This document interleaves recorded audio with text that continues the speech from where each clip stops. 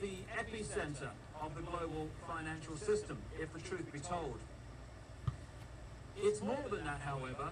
It is the center of a global web of secret societies that control the planet today. And they come from a series of interbreeding bloodlines which you can trace back to the ancient Middle and Near East thousands and thousands of years ago.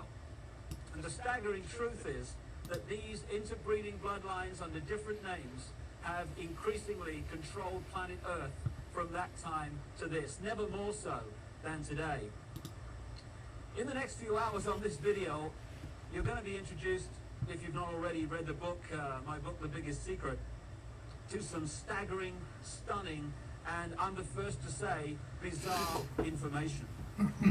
The basis of the video is an interview with a lady called Arizona Wilder, who was brought up and mind controlled from almost the time that she was born to eventually, as she did, conduct satanic rituals at the highest level of the satanic ritual network, involving some of the most famous people on the planet. But we'll get into that as we go along. It is bizarre, and that's not even the most bizarre aspect of this story, which I'll come to as we progress. But the bizarre just happens to be true.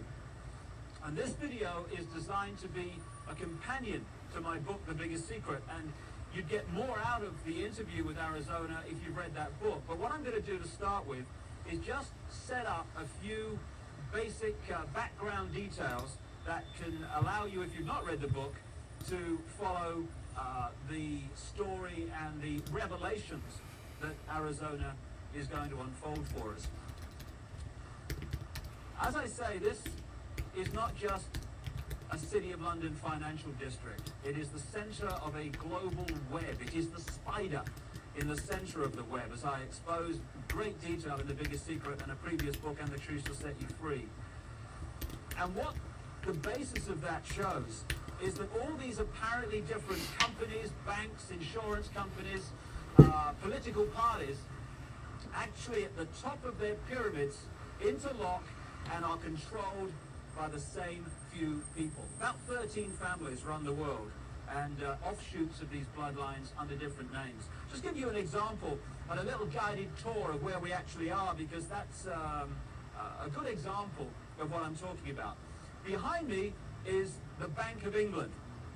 This was created in a charter signed by William of Orange, who became William III, the King of England, in 1688, 1689, and he was one of these bloodlines. And from the moment that he took the throne, then the whole thing started to really epicenter in London. This is when the spider at the center of the web really moved in here. So we've got the Bank of England behind me, which was created thanks to William of Orange and the people that controlled him, because these guys are just puppets, of course. Over there we've got the NatWest building. It's one of the big clearing banks in England. If you just come around this statue, which I'll come to in a second, behind me there is the Mansion House. That's the center of government in the City of London, this city within a city. And at the top, you'll see the red cross on the white background, the flag. It's the flag of England. Can you hear me? That symbol How's the audio? goes back right into the ancient world. It was the ancient sun symbol of the Phoenicians back in the ancient Middle and Near East. And, Is the audio okay? Are you still here? One of them We're was still called here. Barati, the female. One was called Barat, the male.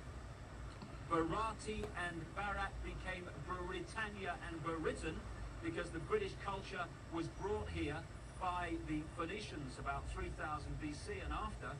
And also they had deities, the Phoenicians, called St. George of Cappadocia, who killed the dragon. Okay, audio's good. That became St. Sweet, George of cool. England, and that's, of course, the flag of St. George. The red Hi. with the white background today. Hello. Also, the Christian deity I just called figured St. out how to Michael do this was on a an Mac. ancient Phoenician deity long before Christianity. So the Mansion House, the center of government, is a very, very powerful place.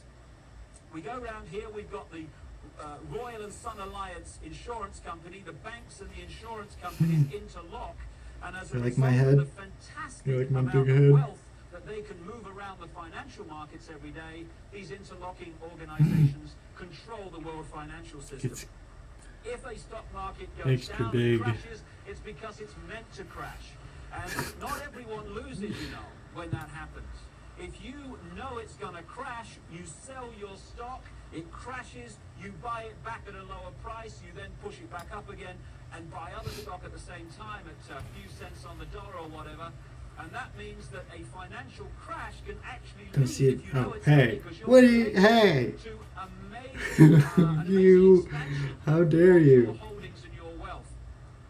Over there, we've got the Lloyds Bank building. That's another one of the big clearing banks. That's which all uncalled interlock for. and I should controlled time by you the same out. people. And then, I should there ban we you. have the Royal Talking Guardian about Exchange building, no another difference. major insurance company, which, like I say, interlock with all the others. And then we come back to the Bank of England. Now, this financial centre, along with places like Wall Street, where the bloodline families interlock again, the same people run America, as run Britain, as run Germany. Any day now. Any day now. They have funded many, many times both sides in wars. And ironically, You're supposed to like the sickeningly, stream and behind and opposite the Bank of England, in the centre of this uh, square, hit the bell is a notification memorial thing. to those who died stuff. in the two world wars. Let's just going to have a look at that. What happens in terms of creating wars? We gotta spread is the a word. technique, Next a mind is, I manipulation don't know. technique that I don't know call what in we my should book watch problem next. reaction solution. And it works like this. Plausible points, maybe. If you want to introduce something, Maybe. say centralization of power through the United Nations, centralization of power militarily with NATO, the North Atlantic Treaty Organization, biggest military organization. You're in the a world, moderator, expanding all aren't the you? time. If you want to centralize power into fewer and fewer hands, if you did that There openly you go. and said this is what we want to do, there'd be a reaction against that. People would say, hey, this is a fascist state you want to create. We're not having this. Okay. But through Just this made you a technique of mod. problem reaction solution, you can actually manipulate people to demand you do what you want to Now do you can anyway. kick people out. So it works like this. First of all, you create the problem, but you get someone else to be blamed for it. You then report that problem through the media in the way you want it reported, because the media is owned by the same people that own the banks and etc. You get the public to react to your problem by saying something must be done, this can't go on, what are they going to do about it? And at that More point, policing. they, who have That's what we covertly want. created the problem and blame someone else, who glean that reaction of do something, then offer the solution to the problems they have created. So if you take the world wars, after the First World War, in which the financial centers of London and Wall Street, etc., funded all sides, power on this planet was in fewer hands than ever before. After the Second World War, it was even fewer hands on the wheels of power. And as a result of the Second World War, we had the creation of the United Nations, we had the creation of NATO, and we had this great centralization of global power. Problem, reaction, solution. This is a wonderful example. Here you've got this memorial in the center of this edifice of global power, and it says, to the immortal honor of the officers, non-commissioned officers and men of London who served their king and empire in the Great War, 1914 to 1919, this memorial is dedicated in proud and grateful recognition by the City and County of London. I'm sure it is, because as a result of the sacrifice they made, power in the world came into fewer and fewer hands, not least into this area I'm talking in now, and also made a fortune, because not only does it create problem, reaction, solution, when you lend money to both sides, they then have to pay you back that money plus interest. When both sides have devastated each other's countries, they borrow more money from you so Started a that poll. they can rebuild their shattered countries. I'm gonna say Therefore, yes. Power equals control of money. Oh, I in the can't world vote. as it Okay, is today. whatever. I don't need to vote Control of anyway. money comes through debt, and wars I control create the massive amounts vote. of debt, therefore massive amounts of control. It says here, Yes. their name liveth forevermore. Total bullshit. People who are manipulated Ooh, to he said a fight bad wars are merely word. pawns in a game they don't understand. The bottom here, it talks about the memory of those who died in the Second World War, 1939 and 1945. How ironic and how sick that that war was manipulated and funded to a large extent from this building here, the Bank of England. The governor of the Bank of England at that time was a guy called Montague Norman, a very, very close friend of Hitler's banker, and it was the Bank of England, Wall Street, and the transnational corporations which had German subsidiaries. What you not least whooping the about? Rockefeller Standard Whoop? Oil in America. Rockefeller's another one of these bloodline families, along with the Rothschilds and others. It was those companies and banks that funded Yeah, Hitler I'm gonna put this and over allowed here. him to build a war machine that cost literally millions of lives. And before we move on and expand this story, on the other side of this square is another very appropriate statue. It's of the Duke of Wellington. The Duke of Wellington fought the Battle of Waterloo against Napoleon. And this is a wonderful example again of the way the financial markets are manipulated to this day. What happened was that the House of Rothschild was funding Wellington and also funding Napoleon. And what they did was they arranged, because communications weren't anything like they are today, of course, back then. What they did, they made sure that they knew the outcome of the war, or the Battle of Waterloo. Oh, is that what it is? Anyone else in this area of London did. So they Do you think it's found my end, or that do you think it's Wellington, your end? The Duke here, another bloody puppet. They haven't got the strings on the statue, unfortunately, so it's not accurate. They realised that Wellington had won the Battle of Waterloo. What they did, however, was put the rumour out in this area that Napoleon had won the Battle of Waterloo. As a result, there was a panic, stocks fell, there was a crash. What were the Rothschilds doing quietly, secretly? They were buying up all the stock they could at those crashed prices. And then along came the real story. Wellington had won the Battle of Waterloo. As a result, the panic was over, all those stocks rose in price, and the Rothschilds were not only fantastically richer, they owned vast amounts I need your more, signal. of the economy of You better this not lose country it. and Don't lose your in a signal. much wider Don't do area it. of Europe. So the manipulation of the financial markets, that's just an example from the watching last you. century, is very much going on to this day. And it's manipulating your life, what your money will buy, and indeed if you have any money at all. And I'll just finish at this location by focusing yet again on the Mansion House. Arizona Wilder, the subject Yay, of this video, babe. conducted satanic ritual at the highest level, and we'll come to that in detail. You'll Still see that in here. the interview. But it's very much part of these bloodlines that have increasingly controlled the planet over the last few thousand years.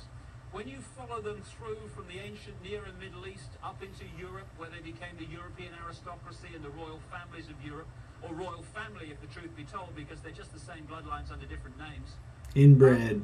over to America and into the modern world, one thing follows again and again. Human sacrifice, satanic ritual, blood drinking, and all this stuff. And I talked to a number of people who have seen these rituals in the City of London, who have been subjected to some of them. And the Mansion House, the centre of government in the City of London. Hold is on, one I of the closed key the places closed the where voting. around here. Here, I'll start a poll. When, work here is finished for I'll the day. start a poll if I can figure it out.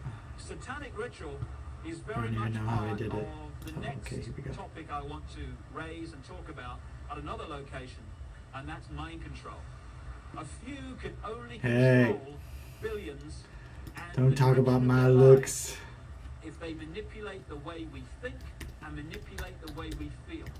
Only by doing that can they control us, because there's not enough to do it physically. And so mind control is the foundation There you of how go. it's done. And we'll talk about that Tell me. at the center Tell me what you global think. mind control at the center of the network that generates. Oh yeah, And that's the that's Tavistock 100%. Institute. Everyone's Not far from here, convinced yet again. aliens are real. Well, we're now just a short drive from the City of London, next to this very appropriate poster, Very Bad That Things, color's and all I'm on fucked my up. way to the Tavistock Institute. It is the center of global mind control, the network The that does center. the research and creates the data and advances the techniques to mind control people in many ways. When you think about mind control, you might think of the Manchurian Candidate and some robot with a gun. Kill, kill, kill, kill. 100% real. It's been decided. If you take the definition of mind control to be manipulating You can't argue the with way those statistics. people think and therefore behave, then the I mean, question is you can't not argue with the how many facts. people, Can't argue are with the mind people. controlled in the world. It's how few are not. Because every time you read a news story which is slanted to get you to see the I mean, it world says it or a right person there, or an event in a certain 100%. way, and you accept that slant and take it as truth, you're being mind controlled. Every time you see an advertisement and it persuades you to buy something you don't really need, you're being mind controlled. So all these different techniques are used all the time to get us to think and behave the way this few, this clique, this elite want us to. Problem, reaction, solution, getting us to react to events and demanding solutions, the solutions the elite want us to demand, also mind control. So mind control is a vast, vast subject. And in the streets of the cities of the world, the towns of the world, you get these people with the clipboards that are asking you questions called opinion polls. Well, Did I get you to subscribe? these opinion polls are to get a feel. Did I for what get you to people send want me so that money? the people what they want. No. Overwhelmingly, those opinion polls are designed to find out if the programming, the manipulation of the public opinion, of the collective consciousness, is actually working. So they'll ask your opinion on various subjects, and if 80% say, yeah, we think That's in a this yes, certain I'm way guessing. about this subject, okay, the programs work, brilliant. If only 40% think that way, then the question is, the manipulators ask, what more do we have to do to get more people to think the way we want them to think? So it's all about mind control and emotional manipulation. That's how it works. And we've just reached a point here, a military establishment. The Honourable Artillery Company headquarters, SUF. What is the military? What is the training of the Yay. military except fundamental? Haha, it worked. When you go for training, especially in the organizations like the SAS and the Parachute Regiment in this country, the Mounted Forces in the United States, Very good, very good. to get human beings Keep that to bingo give card. their thinking processes Might away need it later. to those in the peak caps that have more stars or more stripes on their arm. And you want people in the military to so give their mind away that when someone in a peak cap says, shoot this group of people, then without saying, well, why, or Yes, sir. what have they done to me, or whatever, it's all over. Yes, sir. Yes, sir. The yes, sir mentality, mind control. And if those people had a drink with the opposition, the opponents, the enemy, they'd probably get on fine. But they don't get to that stage, because when the peak cap says shoot, they shoot. They are mind controlled. And this is what the military's about. So you have mass mind control, you have individual mind control, and I'm just going to now walk just around the corner from here and take you to the headquarters of global mind manipulation. Mind control has been known about for a very, very long time. And to understand many of the things that Arizona will be talking about in the interview, I can't help it. explain one of the It's fundamental just so techniques of easy. mind control. It's called trauma-based mind control. There is a mechanism in the mind that shuts out the memory of trauma. You know when you have a car accident and you can't remember what happened before, the trauma of the actual accident and immediately afterwards? That's because the mind puts an amnesic barrier around the trauma. Now, that's very, very good. I can't help it, You don't wanna man. keep reliving and re-remembering severe The trauma, power, accidents, and it horrors just of flows that out of kind. me. But this, they began to understand massively in the concentration camps of Germany. My head under swells a with guy named power. Joseph See? Mengele, the infamous mind manipulator and geneticist. They began to understand that if you could systematically traumatize someone, particularly before the age of 5 and 6, then you could turn their mind into a honeycomb of self-contained compartments, amnesic barriers, which were unaware of the existence of the others. And if through hypnotic keys, triggers, words, signs, whatever, you could pull one of these amnesic barriers to the front to become the conscious level, that could experience something or be programmed. I agree. And then that compartment could be pushed back in the mind and a new one moves forward. Now this new one has no idea the other compartment exists, let alone what it's experienced or what it's been programmed to do. This has become known as multiple personality disorder, or DID, dissociative identity disorder, which is much more appropriate. And for sure, Dissociative. these people are known as multiples, and this is some of the terms that Arizona will be using in the interview. Now, we've reached a point here, we just turn around, of the headquarters of the Global Mind Control Network. This is the Tavistock Institute in Tabernacle Street. I saw a heart. Tabernacle Street in London. It was this network, Heart floated. and is this network, that coordinates the mind Whoa, control program whoa. around the world, both on mass and individual. It's making my brain really The big. background to this organization is this. It used to be part of the British military psychological warfare department, appropriately. And it was developed by a guy called Dr. John Rawlings Rees. And Yeah, other let me get out your way. parts of the network were established around the world. Stanford in America is one of them.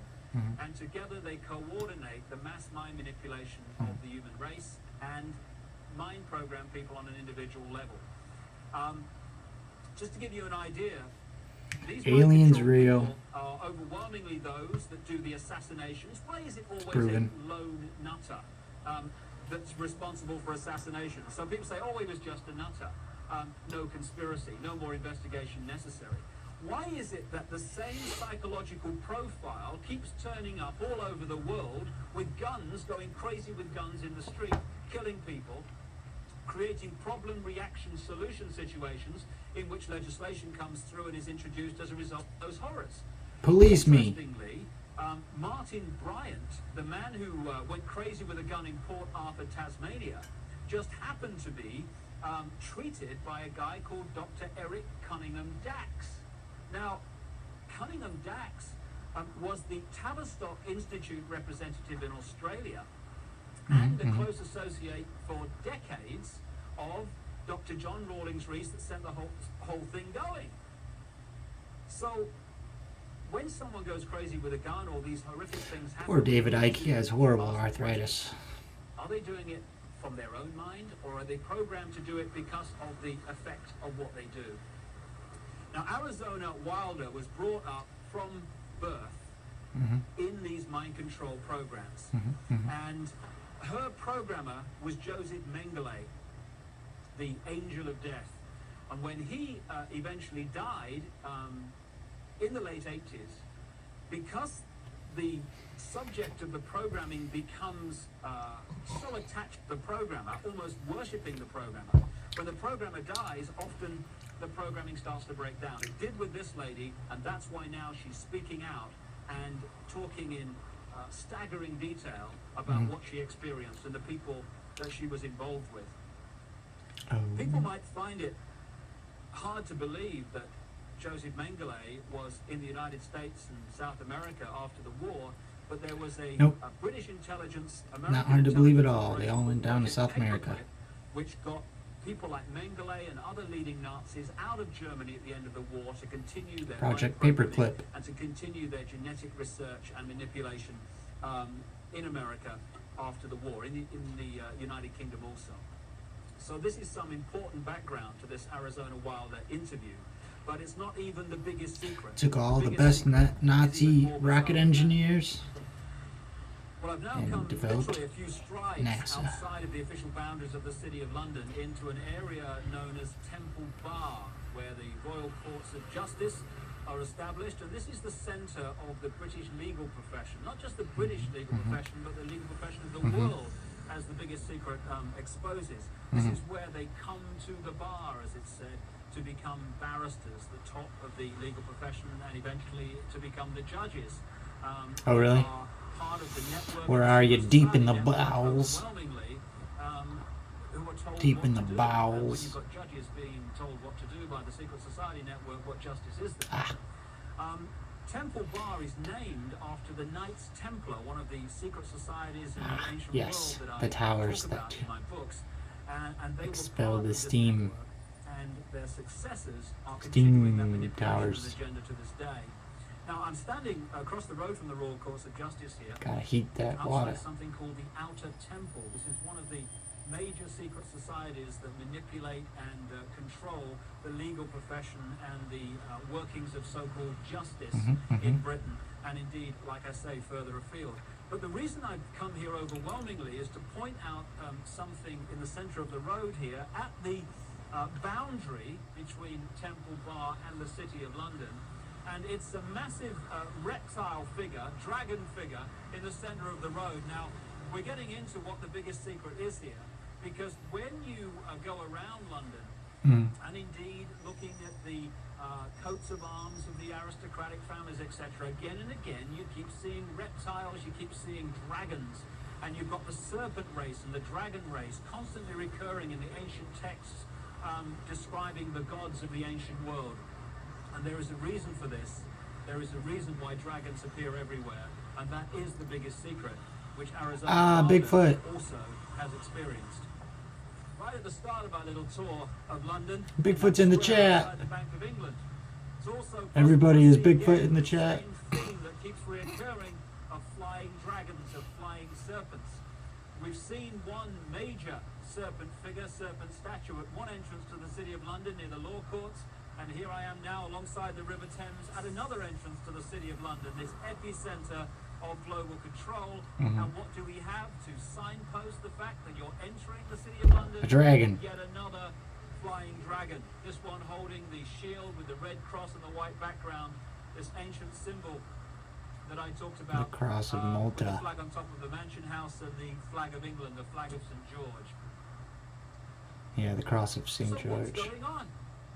Why, when you look at the ancient accounts of the ancient gods, do you again and again see this reoccurring theme of the serpent race, the serpent gods, the flying serpents? Why, in my research for The Biggest Secret, have I come across a stream of people from different walks of life all over the world who have told me the same thing? That they have seen, to their astonishment and amazement, they've seen key people in positions of power just demanifest from being a human physical form and become before their eyes a reptilian figure. When you look at the Yes, Bigfoot's in the chat. Indus Valley, they talk about the Nagas, the gods I knew who, it. wait for it, had the ability to manifest as human. I see his manifest big as footprints reptiles. in the chat. This is The absolutely Bigfoot. vital to understanding parts of the Arizona interview, because she has experienced exactly this. And the background to what's happening is quite simple. This three-dimensional world that we appear to live in is only one frequency, one dimension of existence. We have a frequency range which we can perceive. We call them the physical senses. But outside of that range are other frequencies, other dimensions of existence and life that are sharing the same space that we are.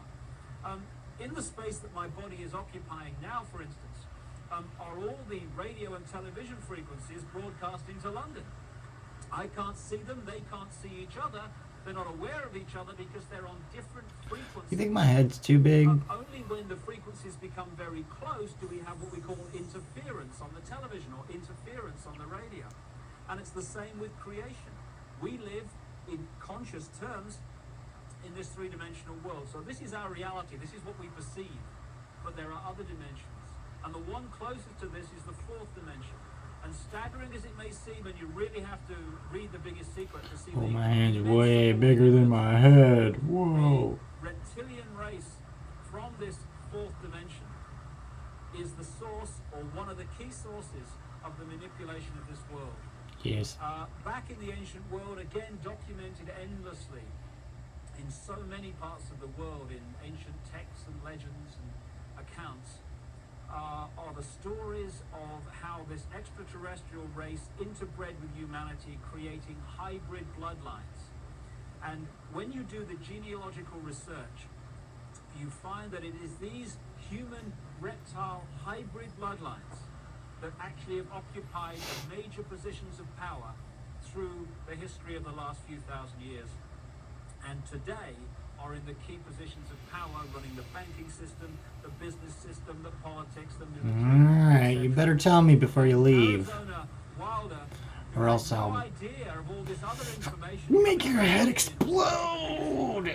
when I met her, she said and told me Or make about my head how explode, one of the two. various satanic rituals involving the most famous people in the world. She had seen them again and again turn into reptile figures and then come back again during the ritual. I got a call from the head of an organization in America called Parents Against Ritual Abuse, who told me again from her experience how many of her clients who had been subjected to satanic ritual had reported the same story of how the participants had shape-shifted, as the term goes, from human to reptiles and back again during the ritual. And one of the key areas, one of the key families identified by Arizona Wilder in her accounts is one not too Okay. far from here. And it's Better let me know. and that family and that bloodline live here, or at least partly live here. Buckingham Palace, one of the many palaces and homes Or else of the abandonment. British royal family, the House of Windsor. They're seen as bastions of the establishment, the British establishment, but in fact, the Windsor bloodline is not British at all, it's German. It's really the House of Saxe-Coburg-Gotha. And on Prince Philip's side, the husband of the Queen of England, he's a Mountbatten, which is really Not allowed. Battenberg. Again, another German line. In 1917, they changed the name from Battenberg to Mountbatten, from the House of Saxe-Coburg to Windsor, because at that time, you may recall, the German nation and the British nation were knocking hell out of each other in the trenches of northern France. And it was good PR from the British royal family's point of view to just change their name to sound more English. And this is just the farce and the facade behind so much, or behind which so much goes on. However, most people, if not almost everyone on the planet, would find the fact that the House of Windsor are one of these reptilian-human hybrid lines that shape-shift between human and reptilian form to be utterly, devastatingly ludicrous and unbelievable. I understand that. But the truth, the real truth, often is. And Arizona Wilder, in the interview that's coming up now, is going to talk about her experiences of seeing this happen. Well, I think that's all you need to know and appreciate to understand the kind of information that Arizona Wilder is going to reveal to us now, except one thing. Across the millennium years is crunch time in this whole agenda, crunch time for the human race. This is the time when this network of interbreeding bloodlines wants to bring in its global fascist structure of a world government to which nation states would be administrative units, of a world central bank and a world currency, a currency that wouldn't be cash, it would be merely electronic, for which there are fundamental implications for human freedom. And also the world army, which is designed to be NATO. Well, it's decided. Expanding and expanding as it is now, of course. to Yes, become the aliens are full-fledged real. World army, world police force. And underpinning that Get used to little it. lot is designed to be a microchip population. 100%. Microchip with our financial details, our medical details, etc., etc. And that would allow not only electronic tagging, people knowing where we are all the time, it would allow the external manipulation through this electronic means of our mental and emotional processes. This will happen unless the human race wakes up and wakes up fast. And to do that, we need to understand what's really going on. And to let people know that, The numbers don't beating lie. about the bush, stop pulling punches, stop pussyfooting around, keeping information from people, oh my goodness, how will they react? And just say, this is going on, take it or leave it, make of it what you will, but this is what's going on. And some of the information you're going to hear now is quite horrific. But if we don't know about it, what can we do to stop it and to change it? Oh no, let's just not tell the people that they're all getting eaten. In Los Angeles, and this is what she had to say. Let's just not tell them. It'd be better if we just don't tell Start them. at the beginning, and can you tell us the story of what's happened in your life from the very start? Fucking shills, man. I'm telling you. That fucking Joe Rogan podcast fucking pissed me off. Before I started looking into my life, Fucking billionaire, fucking that Joe in Rogan 1989, telling me, I was fucking starting to have multi-millionaire Joe flashes Rogan. of things, and my life was not Spreading what that it's Spotify supposed to be, which is bullshit. why I started looking into it. And what I found out was that I had a lot of missing time, and a whole lot of missing time,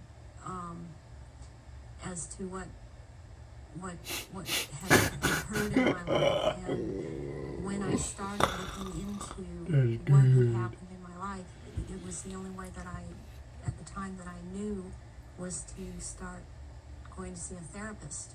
Within a year, I was talking about memories of being sexually abused by my father, which was part of it was supposed to happen.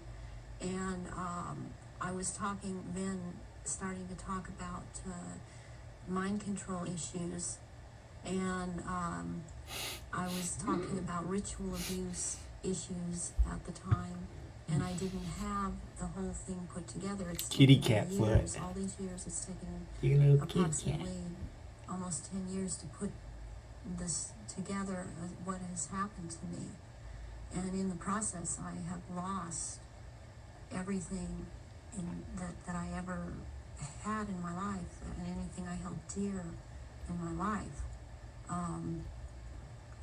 I was bred for this role that I fulfill, and it was planned from before my birth, and it was because of the bloodline of my mother's family, which comes down through Ireland, but before that, it began in France. It was through the Marquis de Stac, which he came to Ireland and changed the name to Stack, and then I was chosen, and the birth was planned. My parents were forced to move down to this area for the reason that the High Council is down here, which is, there are 6 councils of 13 in this country, and the High Council is down here. We're talking the United States. The United States, yes. And so, from the time that I was a baby, I was being abused and traumatized, and on purpose, for the mind control that they need someone to go through to do whatever they say, to be as just a puppet in that they can control every move. When And, was this recorded? You don't remember. I didn't remember a lot Who knows, huh? of things, because I have, And now all that shit's coming as a out. result of all of this, And she was mind saying control, this how split long off ago? many parts. This looks like early Hold 90s. memories, hold feelings, hold programs, hold information, and I've been working very hard to pull all of that up.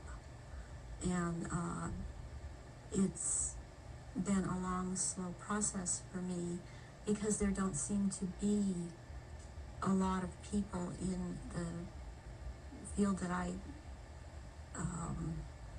only felt was the only way I could go was psychiatric and psychological. They don't seem to know what is really going on, and I believe that a lot of them are afraid of being sued should they suggest Or something, killed, and so they Right. cannot lead or suggest. unalived. It's been a process Sewer for me slide. having to trigger myself to remember, and be around people that Just can like, help me with that The White House really be touched. chef. By False Memory Syndrome Foundation. So what happened? You say you were abused as a child as part of this compartmentalizing of your mind. What about me? What went on after that? What As about you me? got older. Well, I they don't know start what you're with laughing at. they start with wanting to make you an obedient slave at first. Oh, I So know someone. I know they someone like that. do a lot of sensory deprivation. They do a lot of sensory overload, and they switch between the two. And they do out and out torture. They take a small child and they electroshock. In my case, it was electroshock to the brain, and they would take away my chance to sleep. They kept me awake for many hours at night. Would not let me sleep. And I was also told things as this was before the age of 5. I was told things such as they would make me drink water, and they would say, if you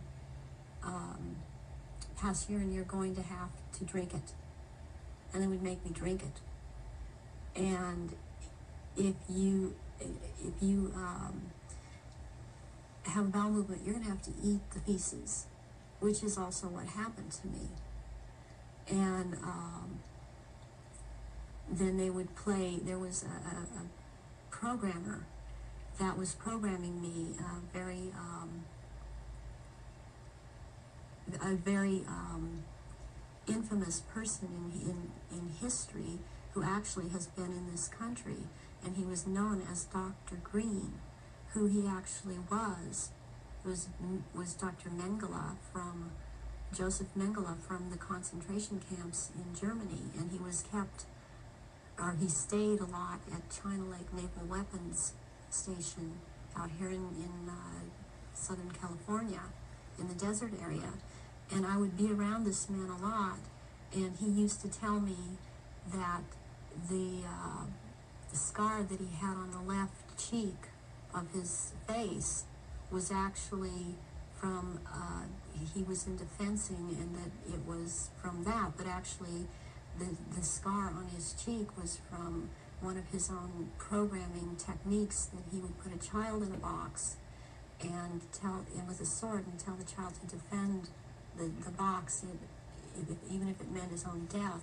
Then he'd tell another child to break into the box, and which this child would do, and then the other child would then jump out of the box and shove the sword or the lance straight through the other child. And at one point he got into it where this child actually got him in the face with the sword. And he would wear a huge emerald ring on his left hand on this middle finger, and he would twist this emerald around and for programming, and he was into using long colored ribbons of different colors, and you had to choose a certain ribbon, or you were given a certain ribbon, and that meant that this certain thing was going to happen to you. And it was like picking sticks out, or drawing sticks out of a hand, out of someone's hand. I saw games of Russian roulette played where it was chosen beforehand that a child would die, and the child would put the gun up to his head and pull the trigger, and this child would end up dying. But it was meant to scare all of us, keep us in terror.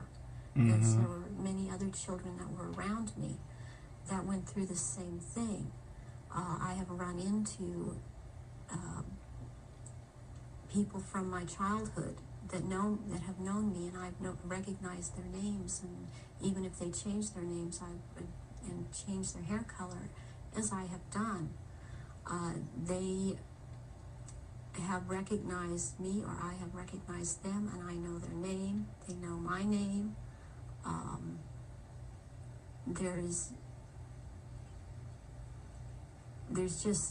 There isn't any way for this to have happened. It's just beyond coincidence.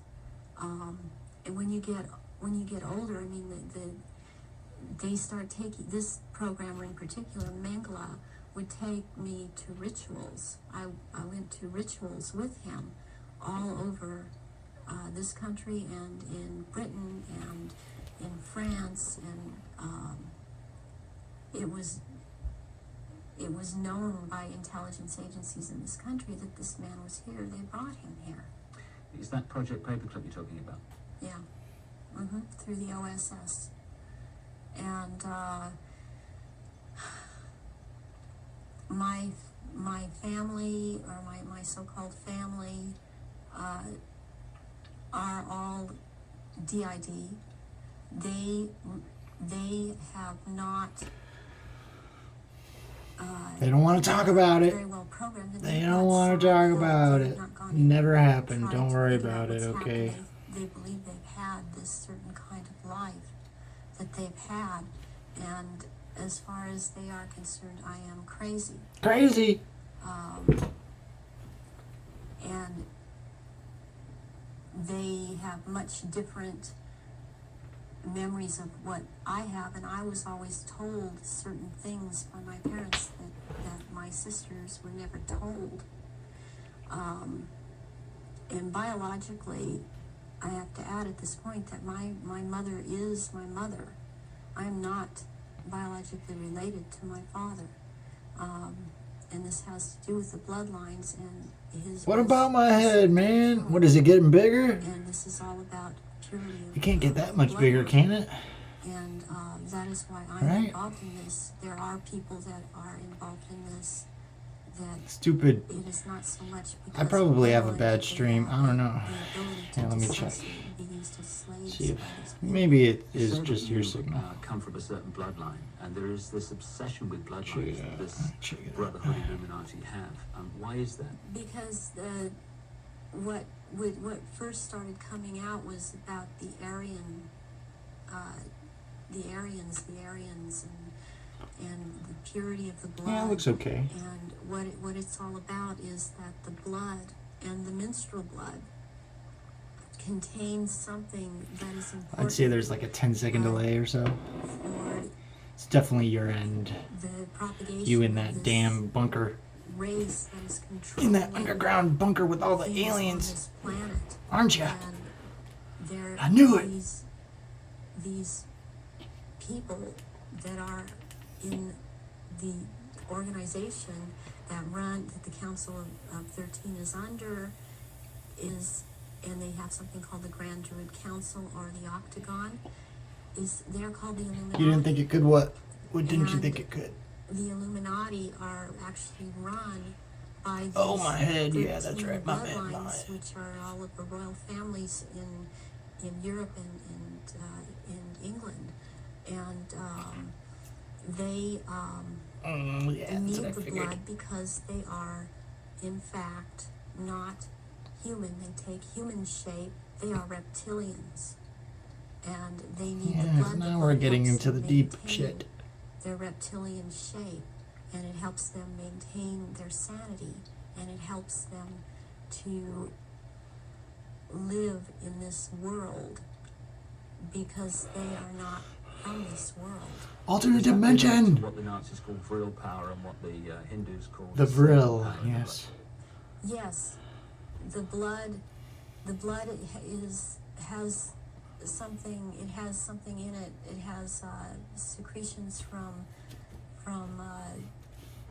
the pituitary gland and from the pineal gland, and it has a very strong drug in it that they also, I mean, this is the one that, that keeps them from going. Yeah, sometimes it gets really big if I and think they- really it's hard. It's like heroin or like endorphins, and it's much stronger. But what they need is, for it to be secreted in the blood, is they need terrorization of their victims before they are killed for their blood. And or if a young woman is beginning to menstruate, they need the menstrual blood, and they have to terrorize them to get this to come out in the blood and be secreted in the blood. Is this the what other people have told me about, that at the point of great terror, like the point of sacrifice, there's an adrenaline that enters the bloodstream? Is this what they're looking for? Yes, that and this other element comes and secretes out through the blood. This all comes out through the blood at that time, and it's at that point they are actually staring into the eyes of the head of at some of these rituals, or at a reptilian. They are staring into the eyes of this person, and they're held. It's a hypnotic gaze these reptilians have, and it holds the victim in an absolute trance, in a trance of terror. And then Are you in a trance of terror? They are killed at that moment as they are staring into their eyes, and not only do they can't hold their shape when this happens. The human shape. The human shape they cannot hold. They go back into reptilian shape as this is happening, because it's like an animalistic type of excitement of the kill. And Blood craze. they oftentimes they will just rip into the victim and eviscerate them and start eating the flesh of this person too. And the fat from the intestinal area is highly valued, as they use it on their skin. And they will drink the blood, and the blood is highly sought after, and it goes according also to rank within these creatures, as to who gets what when. And their sacrifices have increased in the last, it started increasing in the early 80s. The amount that they Where the doing fuck are all these cows has being increased. raised for McDonald's, huh? They use a lot of druidic holidays to do this, but they have other days too. They've mixed all of these satanic and what are called satanic holidays and druidic holidays, and in order to have these rituals, which ritual seems to be important to them, but they also use it in order to drink this blood. They seem to need more. Have you any idea why it's increased since the 80s?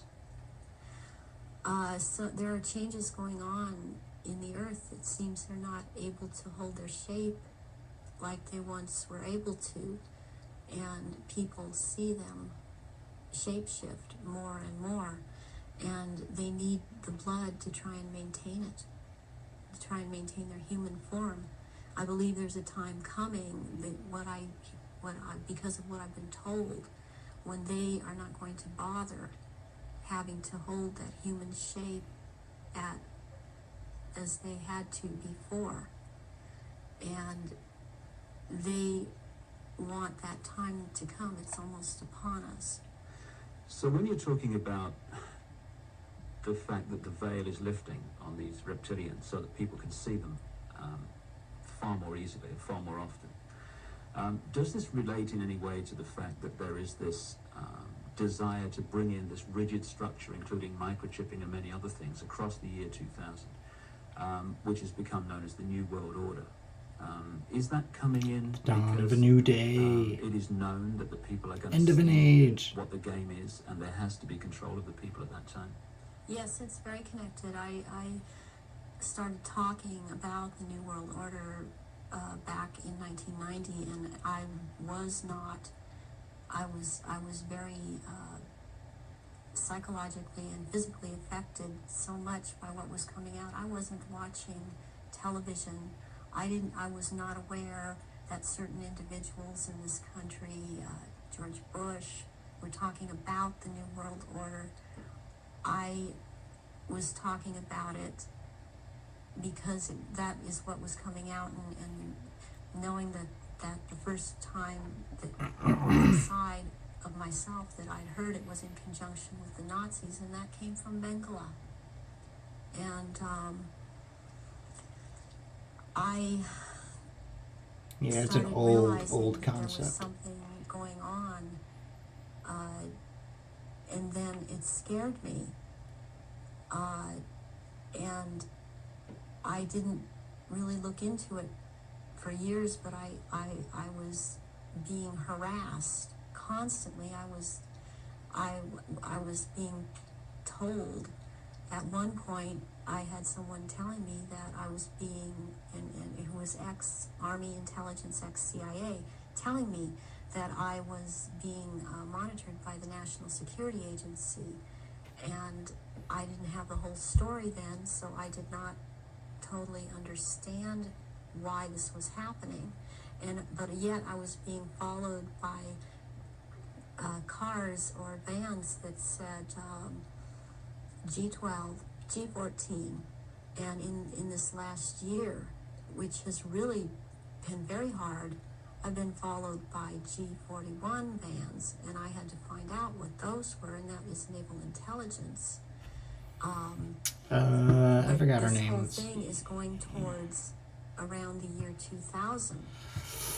And when they are going to Angelina establish Wilder, themselves I think. openly as a new world order, and it's headed toward that, and that's what everything is being prepared. Arizona and- Arizona Wilder. or prepared for. That's her And name. I have actually got, I've got a sleeping program right now to return, because I've left, but to return for that time, and it's called End Times Programming and Janus Programming.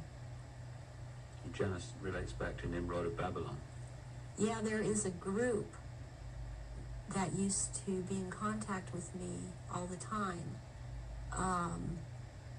and they stopped trying simply because I didn't obey them.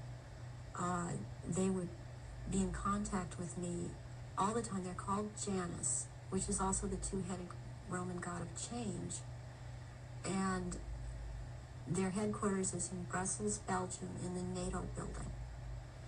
And Like Janus they Films, are a or group that Janus Film Company. of I've seen that come up. psychiatrists and doctors who are into mind control, and they are one of the many groups involved with the Illuminati, and they would contact me and tell me, give me directions that I was to psychically kill this person, or psychically injure this person, or scare this person. They'd give me the location, and I started questioning this, and I had a contact who since has seemed to have disappeared because she couldn't get the funding, and I had called her about this group, and she's the one that was the ex-CIA, ex-Army intelligence person, and she knew about these people, and she said, yes, you're right, this is what is going on. Your experience being brought up in this Illuminati environment, were you ever told anything about where these reptilians came from, and what is the history of it all? I was made to learn through Mothers of Darkness, which is a certain aspect of the organization, because that was an early part of my training. the history of what was the Illuminati on this planet. And what I learned was that the Aryans originally were from Mars, and the reptilians came to that planet.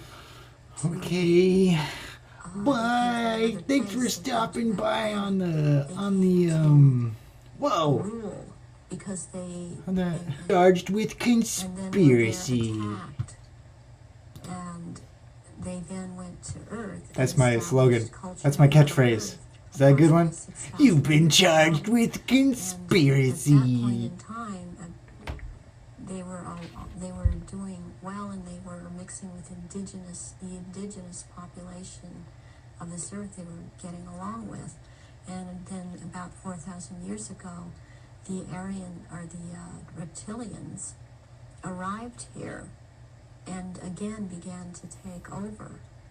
And they instilled themselves in different places underground in the earth, and also this one part of them, the ruling part, took over and became involved in the politics and in the religion, and started controlling through these means at that point in time, and using the gods and deities that were believed in on this planet, started infiltrating into that and becoming that, and things started, blood rituals started happening, and since that time, that is the way that it has been. And presently, they claim to come from a Merovingian bloodline. They are all of there are 13 bloodlines in Europe that all of what are called. That's what the royalty saints are use. The developed saints from use or the come from. Merovingian And sigil, they include the or whatever the Aryans fuck in it this, is. and there's been a big push in this century. For example, when Nazis came into power, the fascists, talking about the purity of being pure and staying, the Aryan bloodline staying pure, and what it actually is all about is keeping the blue-eyed, blonde or light red-haired people, the bloodline's pure because it is more powerful, and what is in that blood for these reptilians is more powerful, and they need that. And when you start mixing it with people that were indigenous to this earth, then it is not as powerful. It Can't has dilute nothing the to blood do now. with someone Execution. skin color or nationality. It has to do with keeping the bloodline pure for their use. So blonde-haired, blue-eyed people are the purest from the reptilians' point of view, and that they want to keep that bloodline pure because of how they need to use it. Yes. When I realized that it had to do with blonde hair and blue eyes, I could not do anything about my eyes, and I am not able to wear contacts, so I would have brown eyes. But one thing I did do was cut my hair off, because that was part of the rank I was. My hair was down to my knees, and I colored my hair darker. And there were times when after I did cut it off, they had gotten to me, and so the hair would be light red. But that is being in compliance with them. And I did not want to be in compliance to them. Never comply. I want to expose them, and this is part of it, and I won't be what they want me to be. Mm-hmm. When you look at some of the ancient accounts, like the Sumerian texts and many other accounts, they talk about the gods interbreeding with humanity. Is this relevant to the reptilian way The of ones infiltrating the human race? from heaven to earth came. Yes, it is, because human beings through the ages have accepted God's interbreeding, or being accepted as humans, and that shows in Christianity, it shows in Judaism. It also, they have used Egyptology, or the Egyptian religions, a lot, and the present head of the Illuminati compares himself a lot with the Egyptian god Osiris and Horus, which is Osiris reborn, and also with the Arthurian legends of the Round Table, and he has a name, the name that he carries from that is Pindar, which actually means phallus of the dragon. And the other name, Osiris, he has carried because he takes the name at this time, the Marquis de Libero, which means the liberator of or from the waters. And the story of Osiris is that he was cut into 14 pieces and thrown into the River Nile. And the one piece, Isis found the pieces and put them back together again. And she could not find the 15th piece, which happened to be the phallus, so a gold phallus was made. And this is very important. That's the Washington Monument. This group in the It's a Illuminati, dick. this is important, and it's important to think that about. You got a the big head old of the fucking Illuminati, huge because erected what dick comes in from your the gold fucking phallus, government. Would be Right there, a right in the superior front lawn. seed for a race, and this is how this. Tell me, this is you guys gonna tell me these motherfuckers aren't pedophiles or To rapists? keep the bloodlines going, are impregnating Aryan people of Aryan blood that hold high stations with them, impregnating them with this seed of Pendar. And therefore it's important to keep this history in mind and the names in mind that he is going by at this time. So would it be correct to say that the reptilians came to this planet because the Aryan Martians came to this planet, and that the Aryan Martians gone somewhere else that have followed them there? They would have pursued them all over the universe, yes. Can we now go into some specifics about your own experiences? What were you brought up to do? You say that you were identified as a bloodline before you were born. What was the role that you were brought through to play? The role that I was brought through to play was, as in the Illuminati, was as a goddess. Specifically, the address is Mother Goddess, Starfire. And the Starfire goes back to the blood in the menstrual blood, what is contained in that. And the address, the way that I was addressed was Mother Goddess. There are only 3 Mother Goddesses. There can only be 3 at a time on this planet, and there is a male equivalent of which there can be only 3 of them. Why Holy mind Trinity. to conduct these rituals like yourself? Why don't these reptilians just conduct their own rituals? They don't seem to have the psychic abilities. They have no and pineal they look for gland. people that have that. Supposedly. People in the bloodline that have that.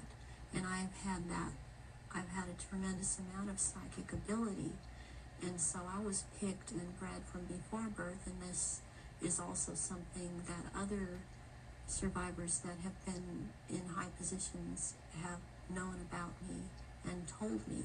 What's the connection then between you having psychic abilities, those being recognized from the start, and you being brought through to conduct their major rituals? Well, it's kind of twofold. first of all, they needed the psychic abilities because they control or attempt to control events, because I would have the ability to foretell what was going to happen, and they needed the information to just try to control it to an outcome that was good for them. The second thing is that during the rituals, you had to have psychic ability. You have to be very powerful in that way to call out the old ones that are also reptilian, that come from another dimension. They actually they materialize from out of another dimension and are present at rituals, and they are so powerful, and their presence is there's such an evilness about them, and they want out of this other dimension, and they have to be called out by someone who has that power, and the reptilians don't have this power. That's very important, that they don't have this power to call out these old ones that have to do with them. And what is it that humans have that the reptilians don't have, that means they don't have the power to connect interdimensionally, and some humans do? we have the ability to foresee, to be able to become vibrationally higher, and see into those levels, go into those levels, and in fact, agencies use this. They call it remote viewing. To go, humans have the ability to go into the past, to go into the future, to go to other places, to astrally leave their body, astrally, and to see things that we've always had this ability, and it's like having a third eye, which they don't have. They don't have this ability. So during ritual, these old ones are called out, and they are what Christianity would have called the demons. They are called out, and there is a circle that it has a hexagon in there, which is a powerful occultic symbol, and then there is a pentagram, and then there, in the middle of that, there is a triangle, and if you're the one calling them out, then you stand in the triangle, so that you're not devoured or taken by these creatures that come out. That creates an energy field around you which they Right. can't penetrate. They can't penetrate it, and they cannot get outside the pentagram, and they want out. They're always demanding to be let out, and so you have to be very powerful to keep them in line and to make them go back when it is time for them to go back. Why do the reptilians I ain't fucking with that want to shit. manifest these quote demons at the rituals? It brings power to the rituals. It brings power to them. They are told things by these entities, and they are encouraged to go on with what they're doing, and knowledge is imparted to them through these entities. But it takes a person with the ability to bring them out and make them answer, because they don't want to cooperate. They have to cooperate when the right person has control over them. And that's to do with that person's energy and ability to use Right. energy. Yes. You talked about the Aryan race coming from Mars. One expression of it seems to be very clearly what we call the Phoenicians. The Phoenicians had two deities, St. George, which became a British deity, who defeated the dragon, which seems incredibly symbolic, and also St. Michael, who, according to the legend, banished Satan, or this negative force, into the abyss. Is this symbolism Jesus of the Christ, abyss anything to fucking do with the fact Bug that scared the shit out of me. reptilian demons of the dimension God. are somehow locked in a time-space prison, and they can't get out? They can only get out when they've Thought it was a fucking Yes, they want out of that dimension. They have been thrown Project into that Bluebeam or dimension, some and shit. They can't leave On that my ass. dimension. And that's actually what the abyss is about, is being in a different dimension. It's like something to do with the fourth dimension. And before I even knew, for example, what I was saying, or I realized what I was saying, I would be saying things to my therapist and other survivors that the fourth dimension was a dimension to stay away from. Not at that time understanding the whole thing. Why do these rituals take place at certain key times of the year, and so often are related to the phases of the moon? Because the moon has an influence on this planet, and also the sun. These also take place during different things that go on with the sun, but the moon it's kind of a really very cyclical thing with the moon. It takes place on full moons, new moons.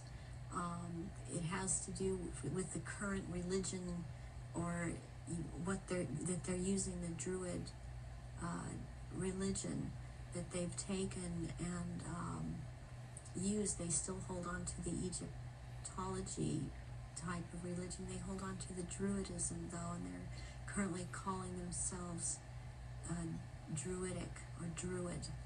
And Druidism is tied in with the cycles of the moon, on which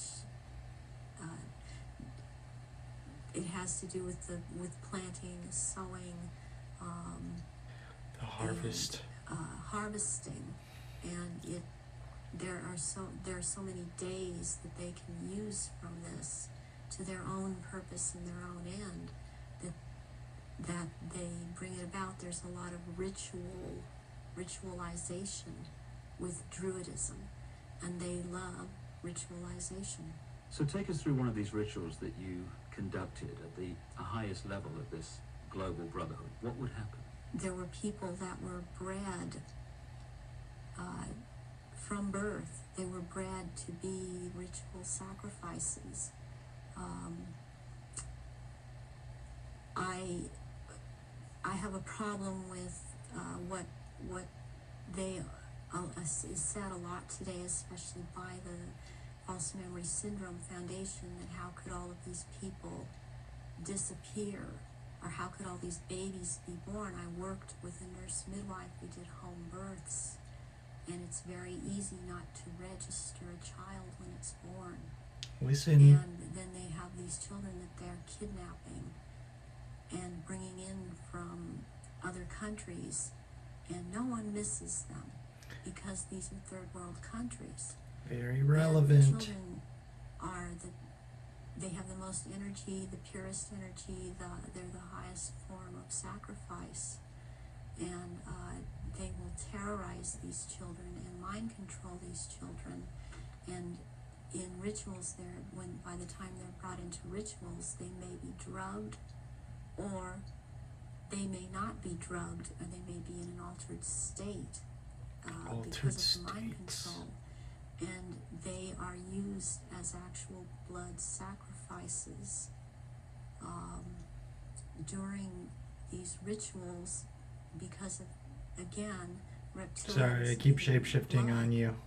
And I don't know which they form to take hold right now. various organs from the sacrifices, depending on what date the ritual may, what the ritual may be associated with on that date. But they will also slit the throat from the left ear to the right ear, and the blood will be gathered in a goblet, and it will be dispersed among the reptilians, and dispersed among, also after that, among people that have been participating in these rituals and seem to have it, even though they seem to be dissociated, mostly these people seem to be cognizant of what they are doing. Are these rituals rare? I mean, how many are there that, say, go on a year? I mean, we talking There is hundreds or thousands of There are things happening every month of the year. There is not a month in this 12-month system that something is not happening. And it's more than one. I mean, it's every full moon. It's in the very important rituals Ah, the of ladybug. summer solstice and the winter solstice, and then there is the vernal equinox and the fall equinox. And there is Samhain, and there is Beltane, there is Imbolc in February, there is Lughnasadh, which is in the beginning of August. There's a whole week leading up to Beltane, and also leading up to Samhain. It's called Grand Climax. So May the 1st is Beltane. May the 1st is Beltane. Halloween, particularly in That's what America, scared has me. become like a mini Christmas, almost like a holiday of celebration. The damn trick or ladybug treat, got all this me. other stuff. But what actually scared me. happens outside the public arena that night of Halloween and into November the 1st? Away from the public arena, there's a Fucking scared the ritual shit that's out of me. taking place in 6 different locations in this country for all of the councils of 13 in the area that I'm in. It is the Eastside Christian Church on 7th and Temple Street in Long Beach. And it is for the High Council of 13.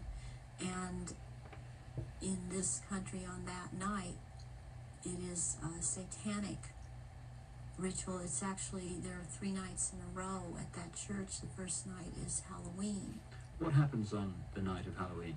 That night is about the worship and homage to Satan. And that is what a lot of people in this country know the devil to be. This is about the devil, Satan.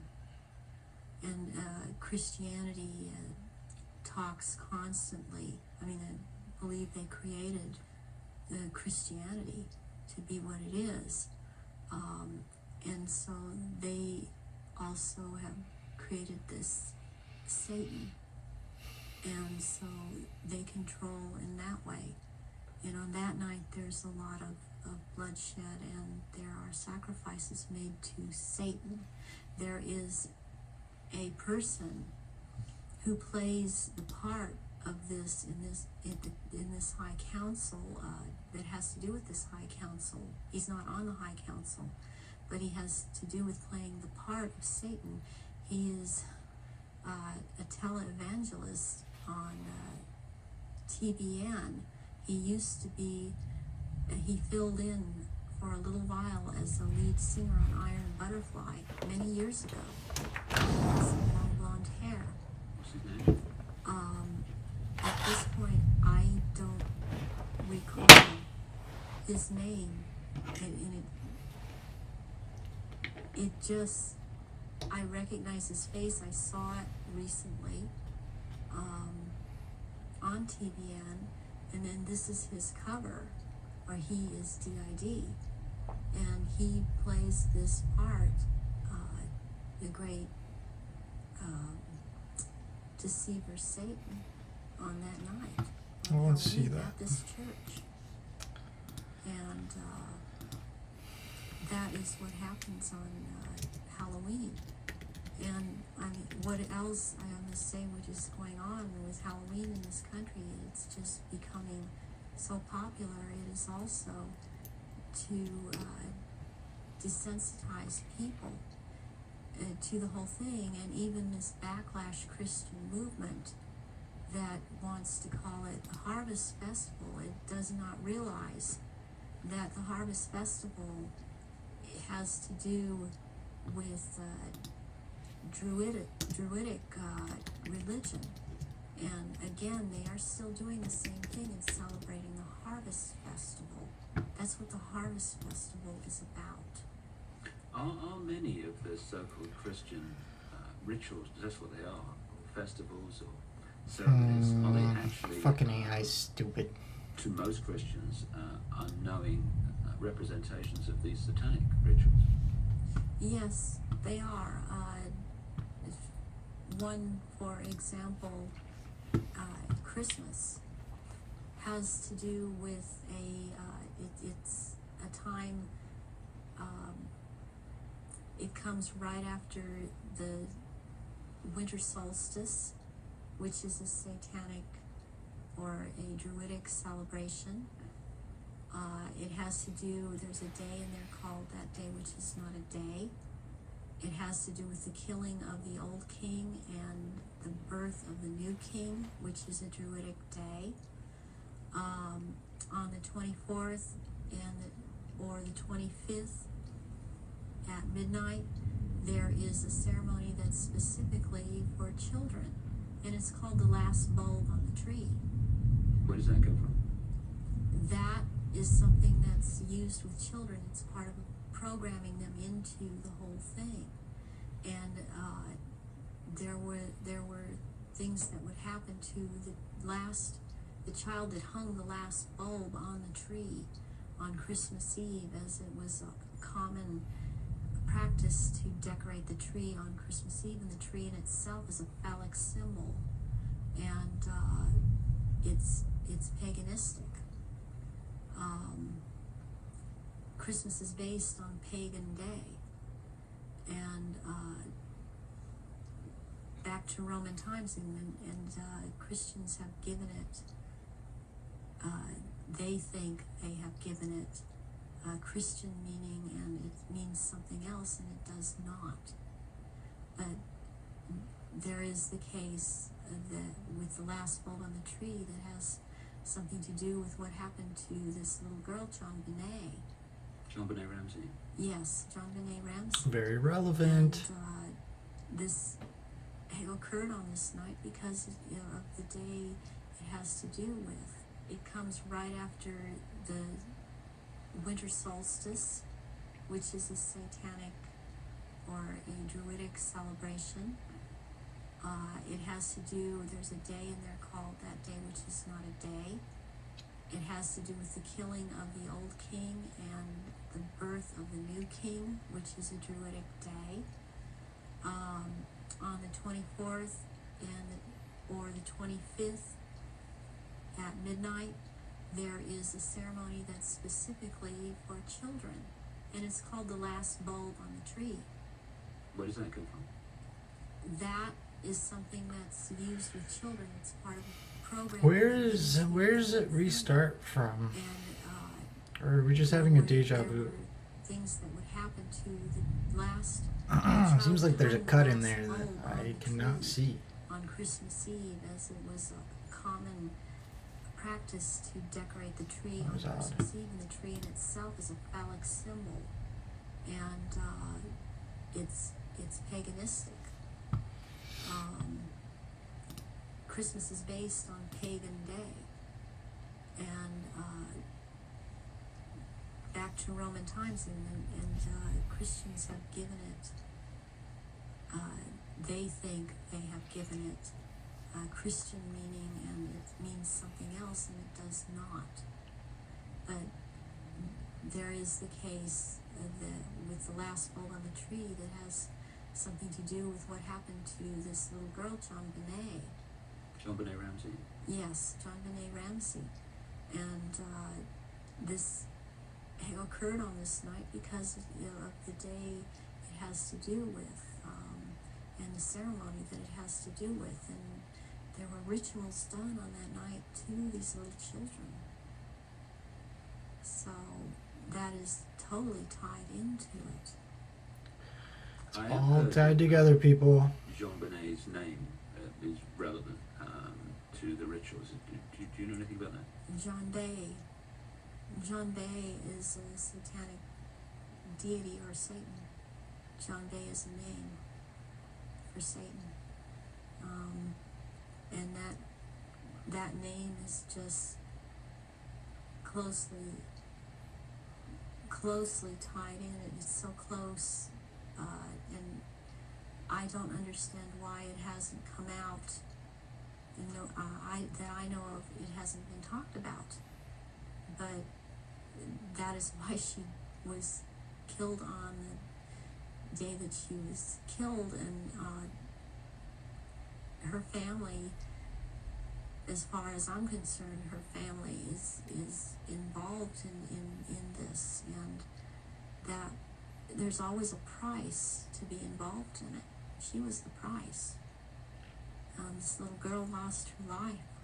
Can we talk about some of the famous names that people around the world would know who, in your experience, have taken part in these rituals that you've conducted? You say you've conducted them in Europe and the United States. Can we start with the United States? Yes, I have seen at rituals, I have seen George Bush. Senior. I have seen Madeleine Albright. I have seen Henry Kissinger. I have seen Ronald Reagan. And I have also, by the way, seen his wife, Nancy Reagan. I have seen Hillary Clinton before Not I knew surprised. she was Hillary Clinton at the time. At these rituals, she is involved. The other people that I have named I have seen shapeshift into reptilians. I have not seen Hillary Clinton actually shapeshift, but she is involved. Are these the sons that have become governors? Yes, one is in Florida and one is in Texas. I have That's seen Junior and Jeb I Bush. mentioned Jay Rockefeller, and he shapeshifts. I've seen George Deukmejian and Ronald Reagan again, having been governor in California. There have been people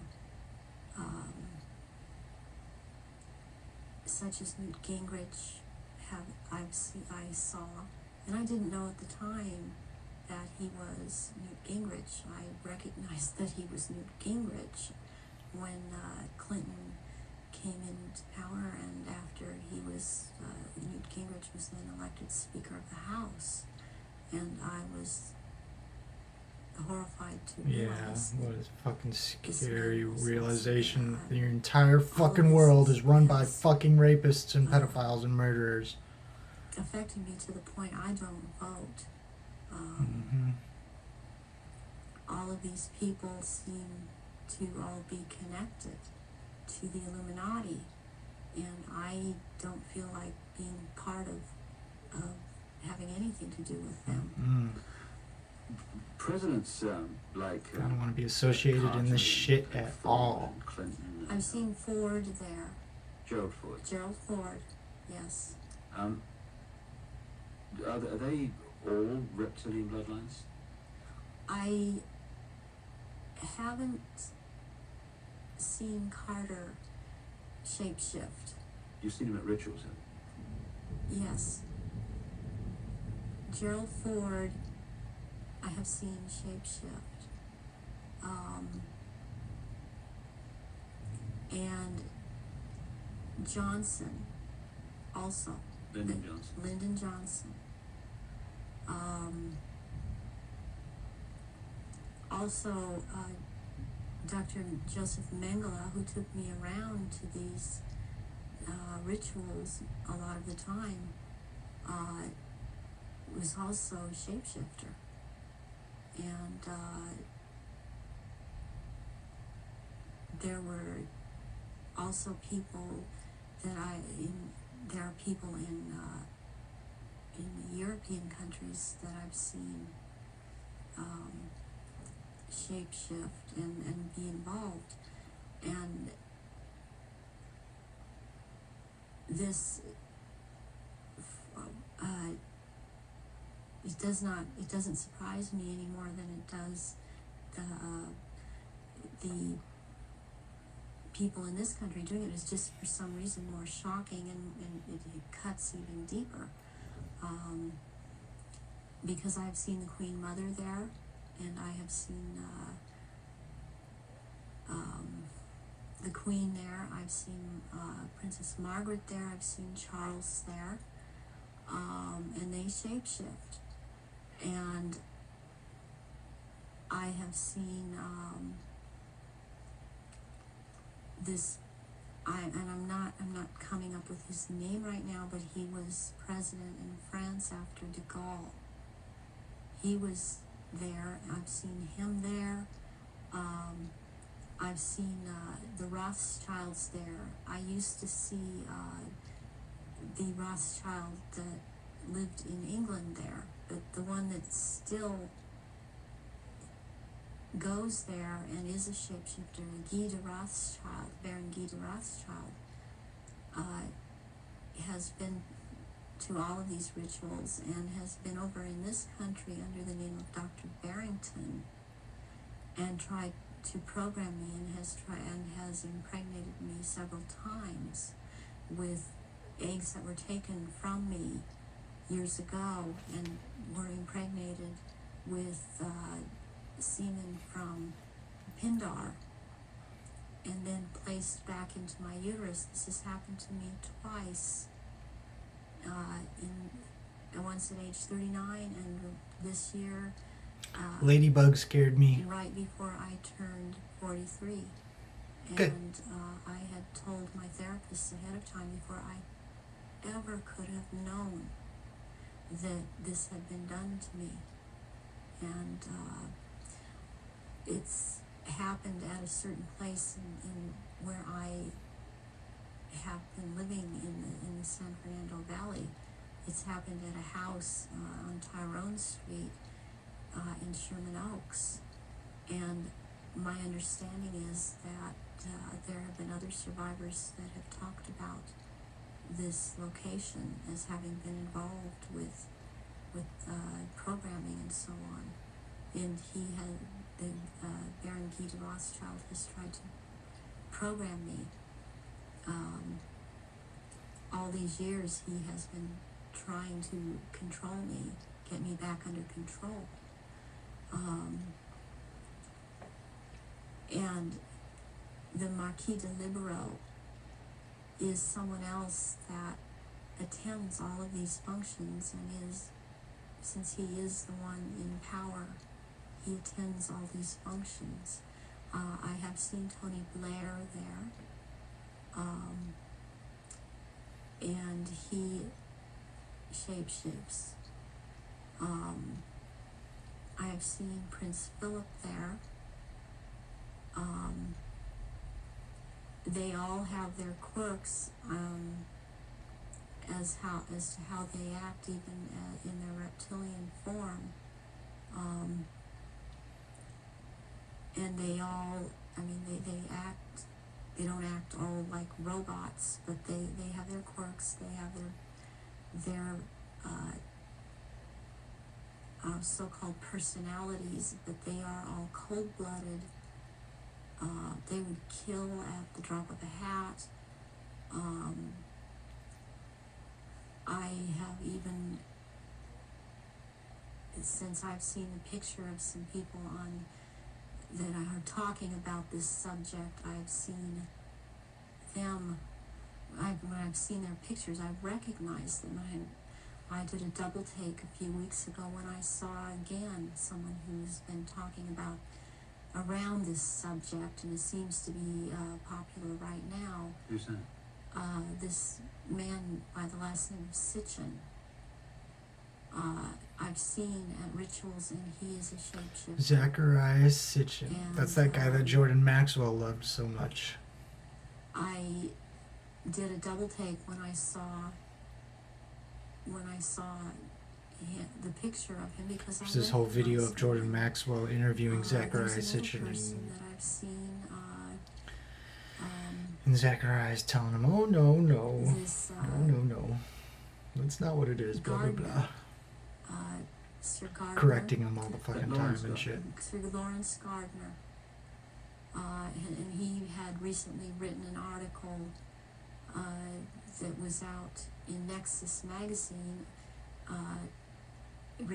Part of it was about the menstrual blood, and what really triggered me was when he called it Starfire, because that is the name of one of the aspects of the three women who are the dressed mother goddess. That is my name in all of this. So this man, I have seen, he has lots of power within this sect, reptilians, and he's someone that is you would want to watch out for. Outside of this too, as is this Sitchin person. What do you remember about Zachariah Sitchin? Zachariah Sitchin was someone in the rituals who are attending the He's a rituals misinformer. who was not a major player in as far as the rituals went, but was someone that others present did not make remarks at or were very careful as to what they said around him. And he was talking about, he would be talking about doing away with people, persons that were in his way or were putting on information that he didn't feel that he wanted put out. He is very much a disinformer, and that is his job, to disinform about what is going on with the Illuminati and with the reptilians. He actually warned me off from investigating the reptilians, interestingly. Where do the rituals take place that you've been involved in, involving the British royal family? Glamis Castle, Stonehenge, Balmoral Castle. I have reason to believe there's a church, and I think it may be Westminster Abbey, and there is a Mothers of Darkness castle or chateau in Brussels, Belgium. They've been there too. And also in France, the Marquis de Libero Pindar has a castle in the Alsace-Lorraine region of France. And I believe it's in the Alsace region that he uses. And there are certain rituals done at that castle down in the dungeon part of that castle, and there's an entrance down there to underground places in the earth, and there is a natural formation of rocks that kind of glow green, and they keep menstrual blood in that formation, and this green glowing from these rocks actually turns the blood a darker color, and it's called black blood, and it's used in certain rituals. But there are also, they keep small, there are smaller, less developed little reptilians that are kept down there. They're kind of pets, But one other thing that's also down there, there are eggs. It's like a nest of eggs kept down in that part where it's warm. It's very warm down there into this entrance. And these eggs are kept down there incubating. And they are the reptiles' eggs. And that's where they keep them. What are your memories of conducting the rituals for the royal family? What happened? What were they doing? One thing that sticks out in my mind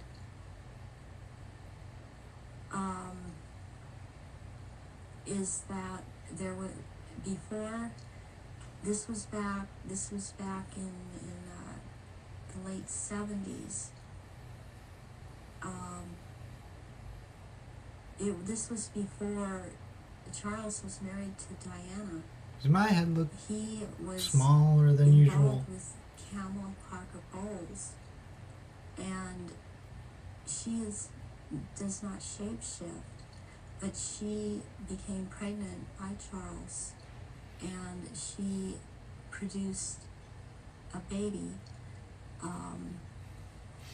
and this baby was presented at the ritual and killed. Okay, And good. that is the price, the firstborn between these two, and then eventually these two will marry.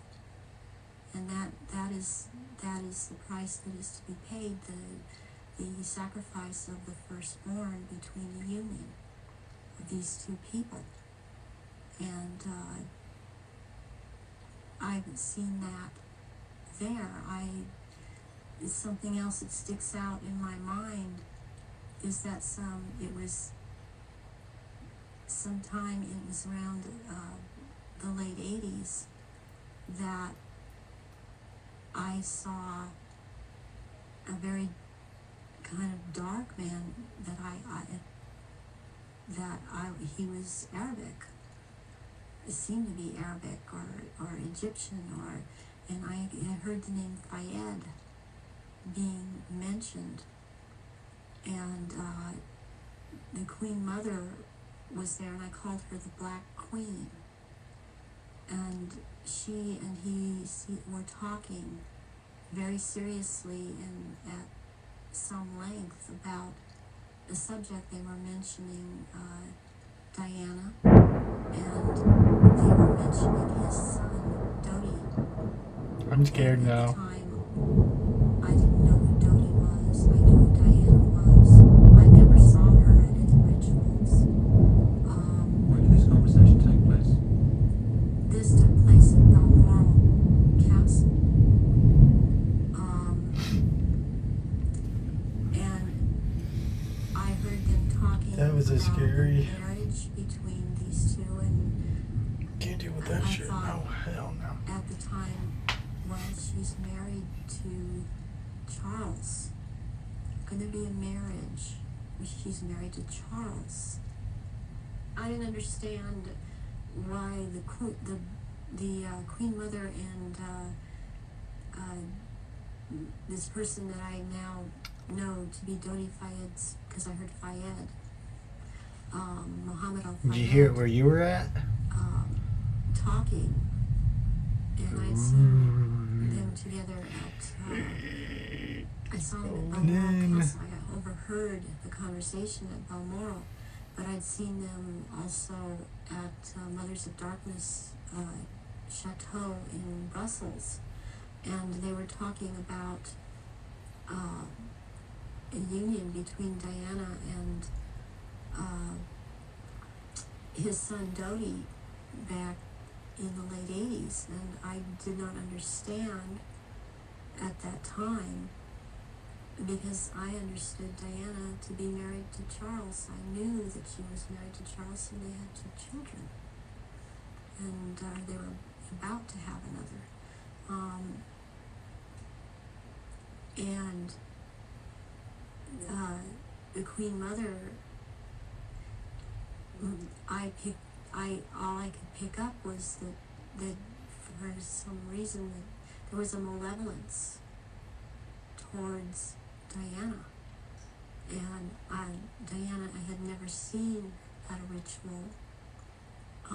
I wondered what she knew about all of this. What have you seen the royal family do, the Queen Mother, and the other people you've seen in the rituals? What have you seen them do? I've seen all of them drink human blood and consume human flesh, and they have their own goblets in which they have blood, and these goblets are encrusted with jewels, and they also have their own daggers, and that the dagger goes into the goblet, and they stir the blood around with it, and it's also what it is, it's a symbol of a phallus going into the vagina when they're doing this. And I've seen them do this, and some of them have even, like the Queen Mother I saw with, she had her own little, like almost it's between a very elaborate ornate chair or a throne kind of thing brought in for her to sit. And because before these rituals actually start, there is a kind of people move around the room and talk, or recognize one Well, another. social It's normal, event. kind of a ritualistic setup, the way they talk and the way they introduce each other. It's like a court. What are they wearing? They're wearing robes. They're not wearing anything underneath the robes, and the robes are very ornate. They all have, the one thing in common they have is they have a red color like blood, and some of them have purple, and they have gold kinds of lines running through them. They have the Merovingian symbol of France, the fleur-de-lis. Yeah, the fleur-de-lis, that's it. There are jewels that are sewn in at certain points on these robes, and they wear these robes, but they don't wear anything underneath the robes, because Doing a patrol in the what paddy what wagon. happen, what the rituals are all about, they're going to shapeshift, and they can't have anything on under the robes, and there are orgy kind of things that go on at the rituals also. And Involving the royal family of Britain. yes, involving the royal family of Britain, and the sacrifice and the eating of, consuming the sacrifice, and they are involved in that. You've seen them do that. Yes, I have seen them do that. People in Britain, listening to what you're saying, would obviously be staggered, I guess, anywhere in the world. But Not what would anymore. stagger them mostly is in Everybody's Britain, fucking the Queen Mother. goddamn 30 years has too the late to the image of fucking being party. The nation's grandmother, the nice old lady, and good old Queen Mum. What a lovely lady. What's your experience of the Queen Mother? Is it? She is very cold in reality, and she Oh, is okay, very okay. cruel, Just a little box. and she is very Don't get blown away. different. Don't get She abducted by comes no across to the aliens public. coming out of the lake. She's cold-blooded.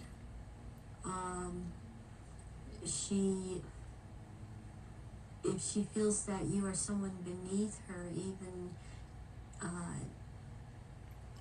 in the Illuminati, that you're at her equal or your station is above her, she will not speak to you. She will not recognize you. Rude. she obviously, from what I see, enjoys consuming human flesh. It's sickening. Don't. Well, if you do, record it. The one person that she seems to be afraid of is Pindar. People would also look at the Queen Mother's elderly, frail stature and find it very difficult to see her taking part in rituals and doing anything, if you like, active. Do they go into a different state in terms of age and strength and all these other attributes? Okay. Good. Yes.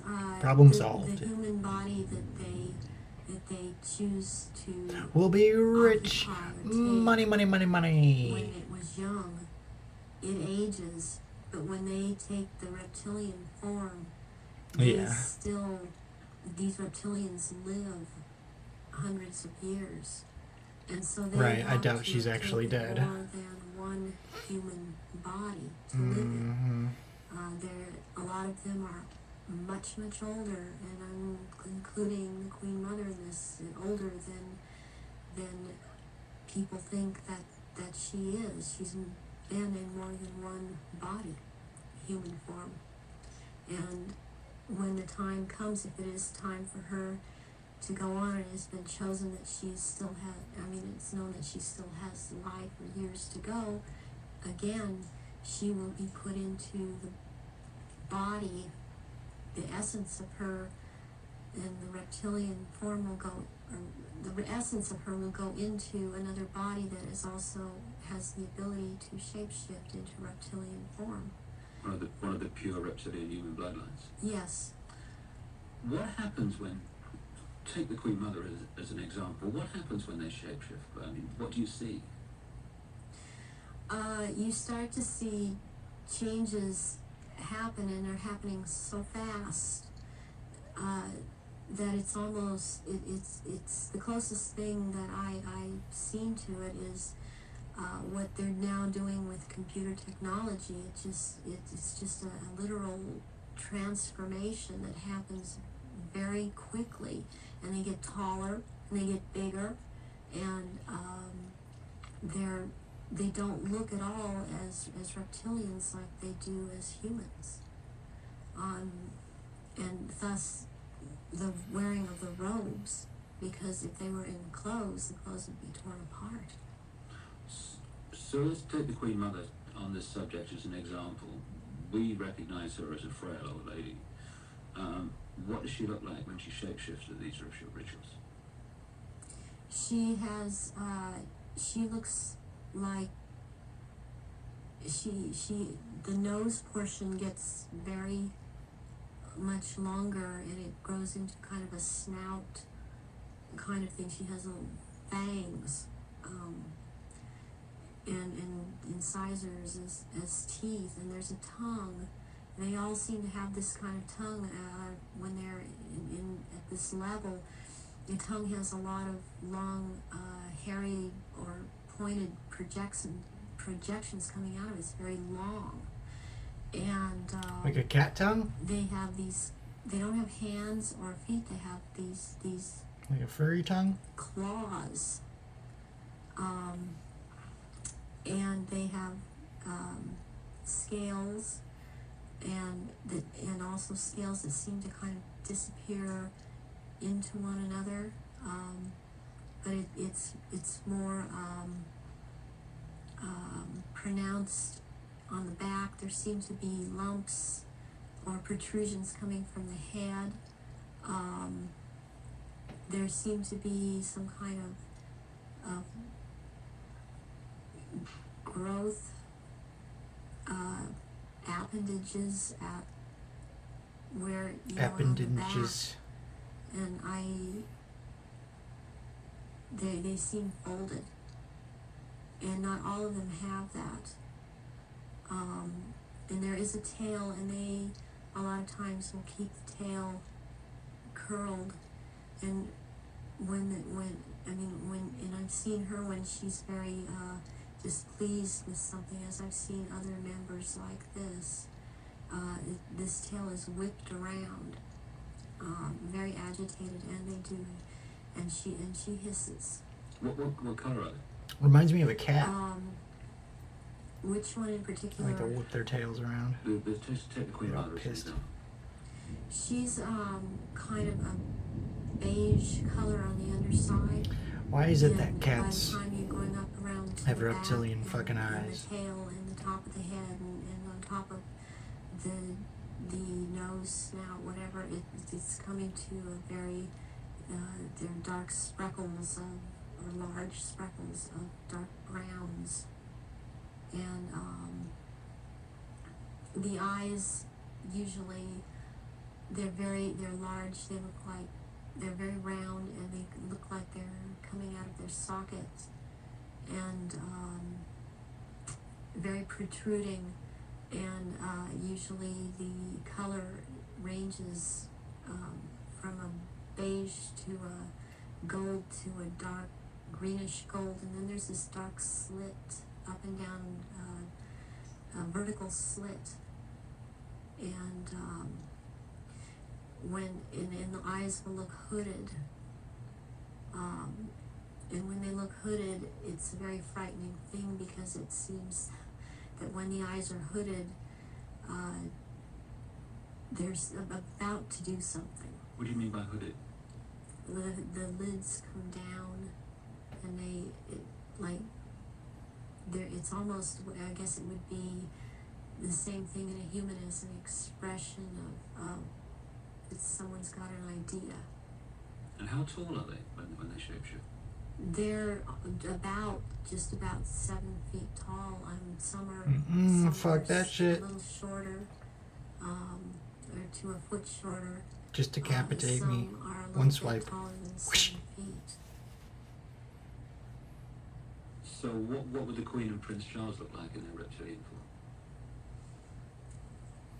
form? As to height, As to general appearance?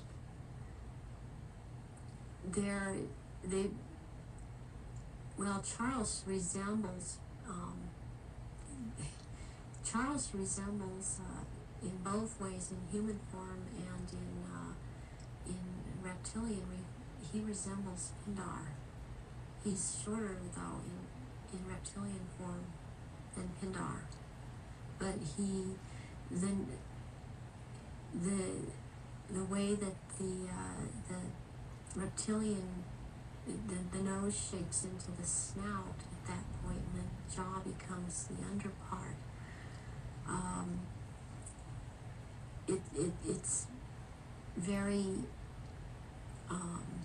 much like Pindar, and his mother doesn't look quite the same as he does. But what does the Queen look like? The Queen, she's darker, not quite so pale. She's darker, all over. She doesn't have the amount of I would call it freckling. It's more like a gradual, like the skin is gradually getting darker. It's more smooth, and she does have the lumps up around her head and down the tail, the spine. Charles has the tails down around the spine, and funny enough, he has the protrusions from the skull in reptilian form, where about or above, right above where it seems like his ears would have been. What is it about the rituals that allow the shapeshifting to happen? When the victims are starting that to fucking be endocrine, sacrificed, man. it's the scent of the blood, and It's the they adrenochrome. start shape-shifting at that point in time, and they can hardly wait to get to the blood. It's like they're addicted to the blood, and then the consumption of human flesh that follows. What have you seen the Queen or any of the royal family do in relation to that? Have you seen them sacrifice and consume human flesh? There are certain times when they will actually do a sacrifice, or there will have been someone doing a sacrifice, and it's not happening fast enough for them. So they will step in and finish it themselves, because the sacrifice the ritual has to be gone through. It's sacrificially, ritualistically, it has to have been gone through, and they will step right in and just start tearing the throat out, and they're getting all this blood from the jugular vein at the same time. And that Yeah, I has think I heard that. happened when there are many I think I heard that. there that are going to be sacrificed, and they just can't wait. Careful, don't get And electrocuted they're now. tearing into Stay in your box. the contents of the abdomen and stomach. Don't of think the outside the victim box. afterwards.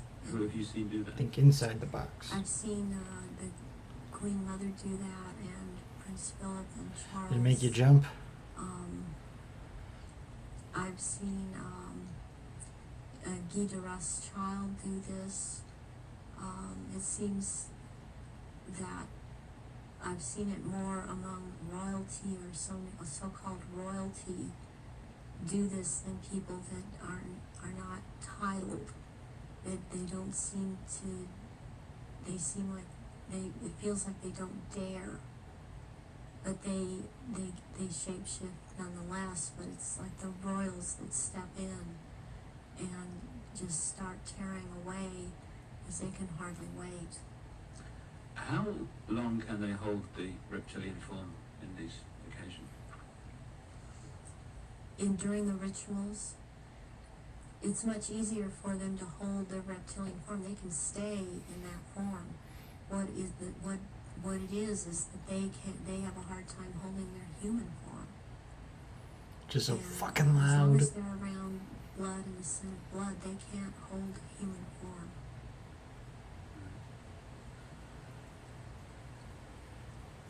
Where do you think the story of Diana Cool. fits into all this? In terms of the ritual that you know about, and the royal family background that you know about? What was all that about? What happened in Paris?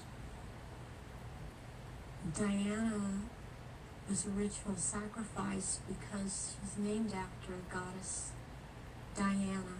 She was chosen from before birth for the purpose in which she served.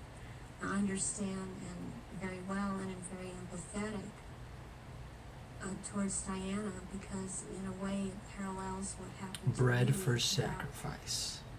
served your purpose, had 2 children, and then be tossed aside. And to her horror, though, she obviously never attending a ritual, she knew something was happening, and she knew what was going on, and could not be trusted to be at a ritual anyways. I don't think that Diana would have attended a ritual. I don't think that they could get her to cooperate in this, because she actually saw for herself that this was going on after she married Charles. Was there any way, when Diana was married to Charles, without attending a blood ritual, that she could have seen him or one of the others become a reptile?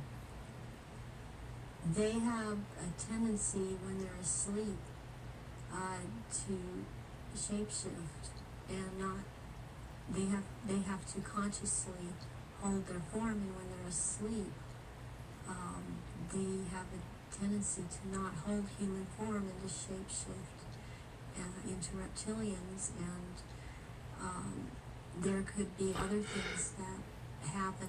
You know, I'm thinking about the times that Diana would have gone through a menstrual period. Well, that would have also really triggered some of these people in the royal family that are reptilian around her to want to shapeshift, or any woman, any human woman in that household that would be having a period that scent of blood would tend to cause a momentary shapeshift.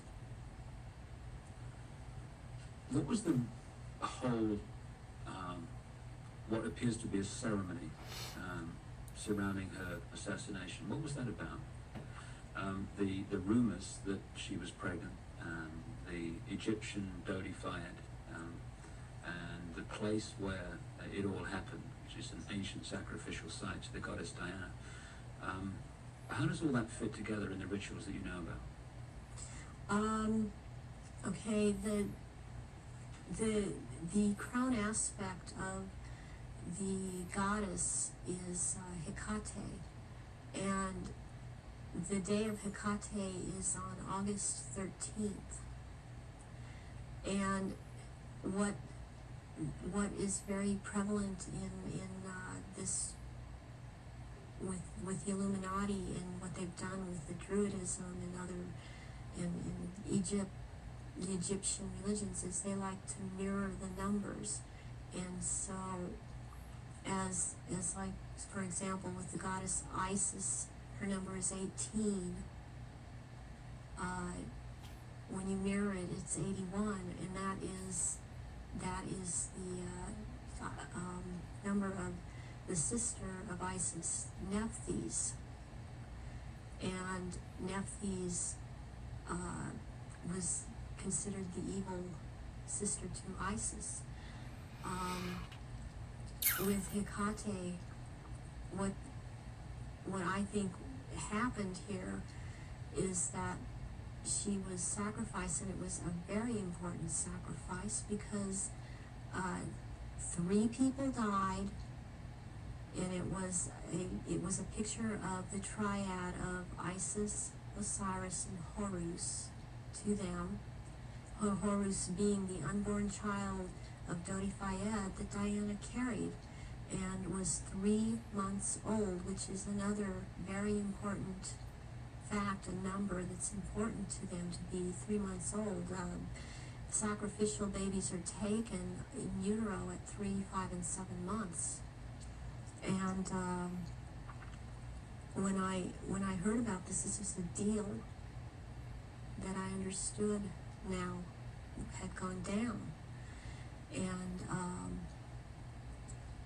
she had to die in that tunnel because that tunnel's the passageway for Diana, the goddess. And she died at the 13th pillar again because of Hecate. And she died on the 31st because it's the mirror image of 13. And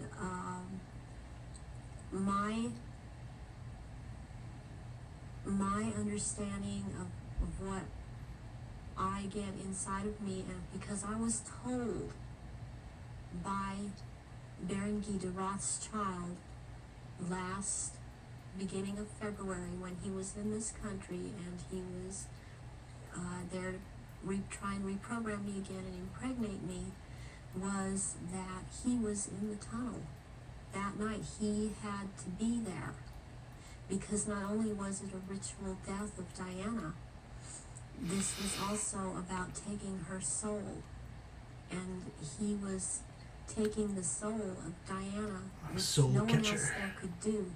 Whoever was present there could not do it. He could do it, and he was in France. This is the hypnotic stare you talk about. Yes, and drawing in the breath. And he had to be there to do this ritual killing, this ritual murder.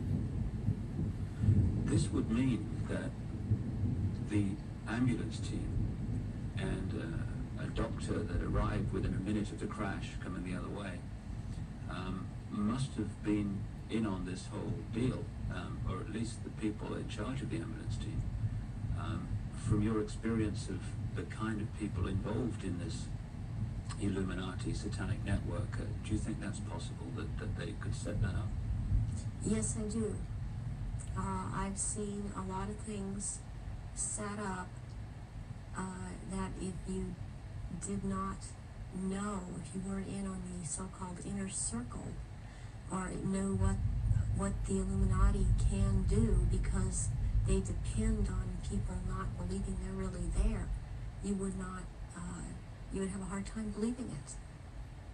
That this has been such a secretive group and worked in such insidious ways to infiltrate and control.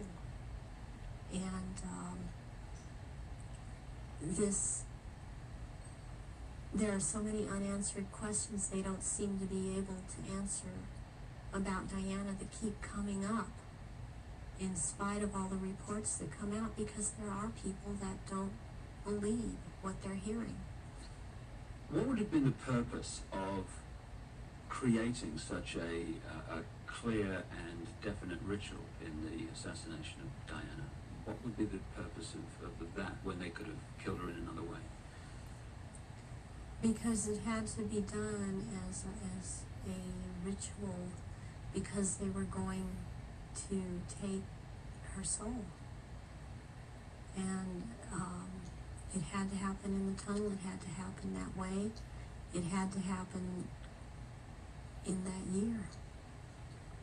And there's all a timeline to all of this. There's been many rumors that she was pregnant, but as I understand it, one of her friends says that was not possible because she knew that very shortly before she'd had a menstrual period. Is it possible to be pregnant and for that to still happen? Yes, it is. This happened to me. I was impregnated with one of my own fertilized egg that was fertilized by the sperm of Pindar. And he sent Guy de Rothschild to impregnate me in this manner. And I was impregnated in October of '94. I had periods up until February when it was discovered, and they seemed normal, not light. And I then was, since I had the background of a nurse, and had worked with a nurse and midwife delivering babies, I was, for some reason, it occurred to me to check my stomach, my abdomen, and I realized that I was pregnant, and so I ended up seeing a doctor who told me, he verified, you're pregnant. He did it with blood tests, with the urine test, and ultrasound exam, and if I don't do an abortion on you tomorrow, you're going to have to go through a different type of abortion, which probably would have been a saline abortion. And I knew what I was pregnant with by that time. And so I was terrified to go through with it, and I could not go through with it, knowing what I knew. And Alien so human hybrid! I had periods the whole time. You were impregnated at the point that it happened without you having any knowledge of it. No, I did not. Is it possible that happened to Diana if she was, as the evidence that I've looked at suggests, also mind-controlled and a multiple from the early part of her life? That is definitely more than a probability. The thing about being multiple or dissociative identity disorder is that the host Handler. person doesn't know that they are. but they Oh. have missing time. Yes. But then they have amnesia for the missing time. They don't realize they're missing time. They don't realize things are happening to them. They show up, pregnant. They show up with marks on their bodies. They don't know, I think I must have bumped myself, and that's not actually how it happened. Or they have needle marks on their body when they've been gotten a hold of and drugged. And it's only when they start to realize something's not right and they try and make a timeline and try and account for their time, they realize there's so much they can't account for that they simply took for granted. Oh, I was out shopping, or I was at this person's house, or I was over there. Then they realize they don't have a timeline for any of these things. Do you think that Diana's two children were Prince Charles's children? I do not believe that William is, I've heard that he was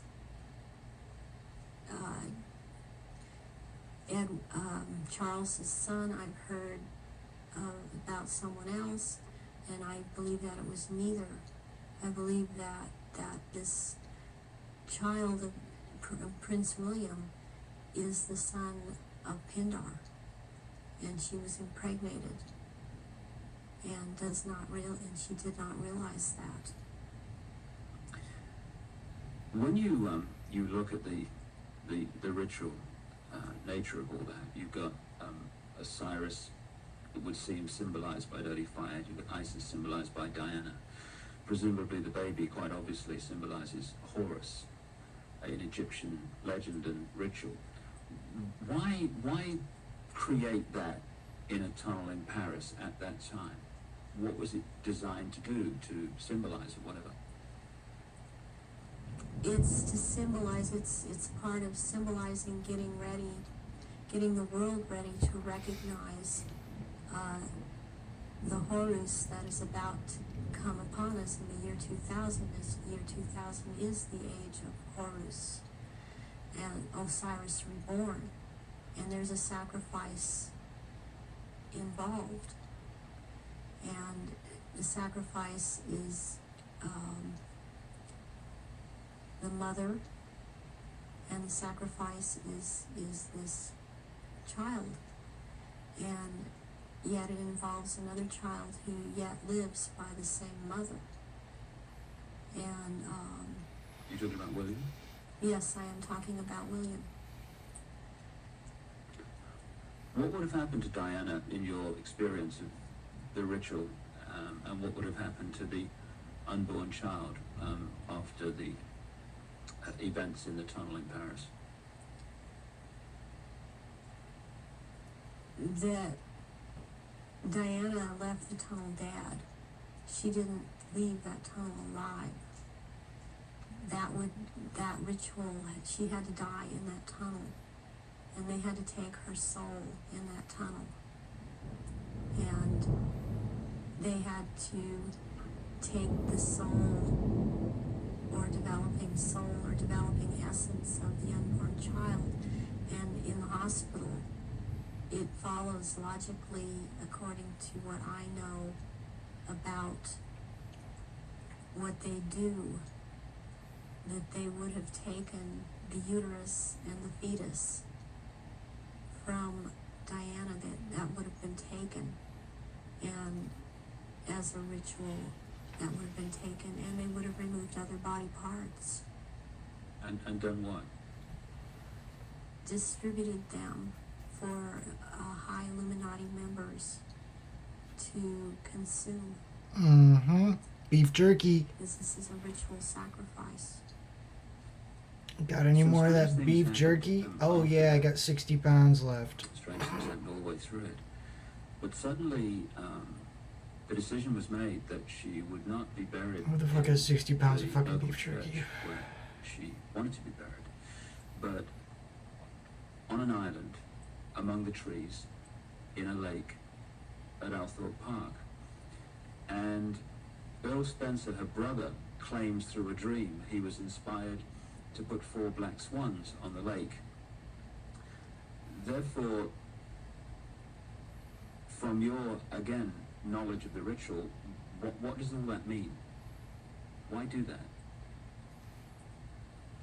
Because 4 black swans have to do with 4 directions, 4 seasons. They have to do with sealing something for all eternity. To have 4 of something black, like that swan's figure in Celtic mythology, quite a bit in the Druid mythology.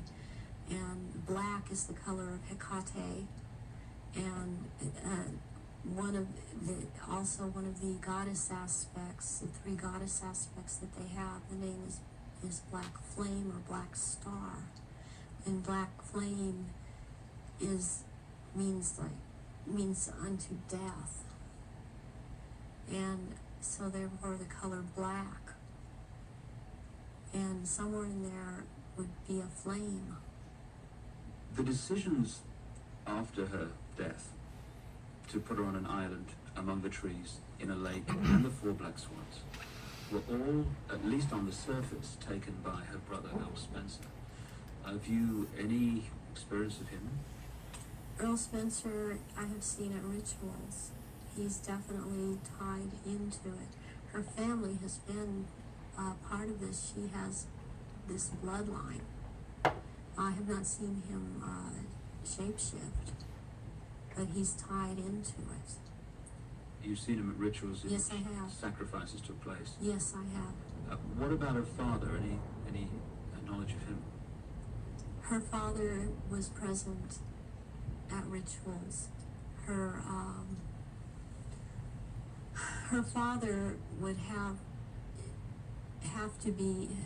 been involved way before Diana was born. For her to have been involved in watch her actions after she was married, cutting herself, being anorexic, being bulimic, just these are so indicative of someone who has been involved in mind control, has been hurt, has been forced to follow mind programming. That this would have started when she was a little child, and her father would have been involved. So if they got her into this mind control stream from birth, presumably they would have been able to shape events right from that point to the 13th pillar. Yes. Yeah, they would have. When somebody becomes what we call multiple personality disorder or dissociative identity disorder, there are many programs that are induced, that can be induced at any point. I mean, you've got the machinery in place when they're a very small child, and as they're grown, they can install programs at any point and have different parts hold these programs, and they can be made to do just about anything. Manchurian Candidate. They're taught things such as red light is a green light, go through the light. They drive faster than they realize they're driving. They are able to memorize or see and just glance at something and right away just pick what the point is that they're going after for some reason, or they can memorize phone numbers in just a glance. The car in the 13th pillar, driven by Henri Paul, who was missing for 3 hours that night, a man who's been connected to both British and French intelligence.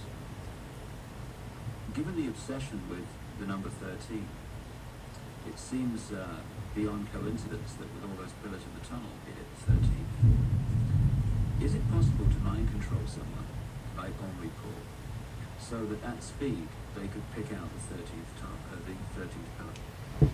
Yes, Liz. He also, it's very, very possible that that he was drugged and programmed in the time he was missing. It's possible for him to have taken medication but not have it affect him at all. Does that include alcohol? Alcohol also, yeah. And then maybe later or not, it would affect him, depending on if that's what the program was, for it to affect him. But it might not affect someone at all. I've been through this myself, so I know this to be true. And What happened to you in this instance? it was a very bad time in my life. The one time in particular I'm speaking of, where my then husband told me that he wanted a divorce, and I took approximately 8.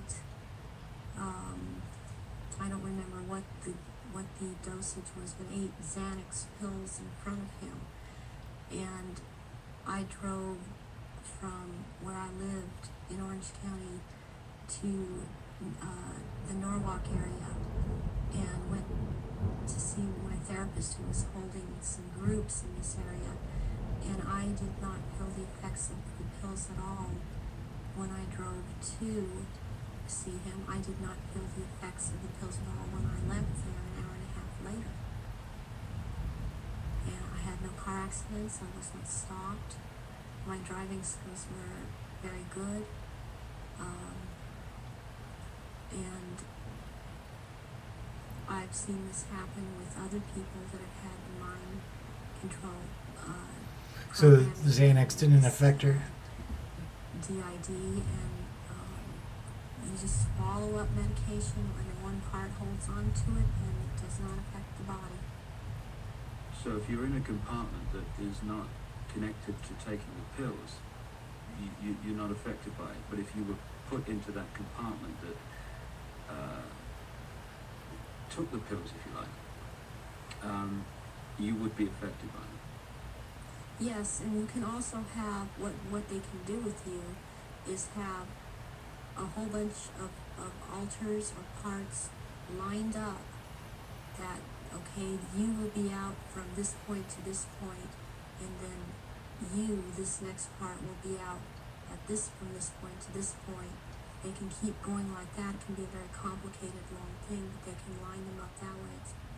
That's where the programming goes. Do you think this could explain the apparent mystery of a alcohol reading of Henri Paul that was equivalent to 8 Scottish on an empty stomach, while the video evidence of the Ritz Hotel security cameras is that this was not a man in the minutes before he drove Diana into the tunnel that was in any way at that level of drunkenness? Yes, that can very well explain it. With this kind of mind control programming that they do, once you go into that mode that they want you in, you can be hurt and in a lot of pain, or you can be drugged to the gills, or have drunk too much. Uh-oh. Do you have to run through the water? Through the thunderstorm? Perfectly with it. Lightning storm? Rainstorm? And you don't feel it. Water storm? All right. Electric storm? People would find it difficult, just coming from their own experience and observation, that someone could drive a car into a tunnel at considerable speed and pick out among 30 on the 13th pillar. How is that possible to program someone to do that? Because that someone has been taught and programmed for quite a while how to do this at a very fast speed. The mind works very fast, and if they have the mind and body connected the right way, they can drive. This person would have been able to drive into the 13th pillar at a fast speed.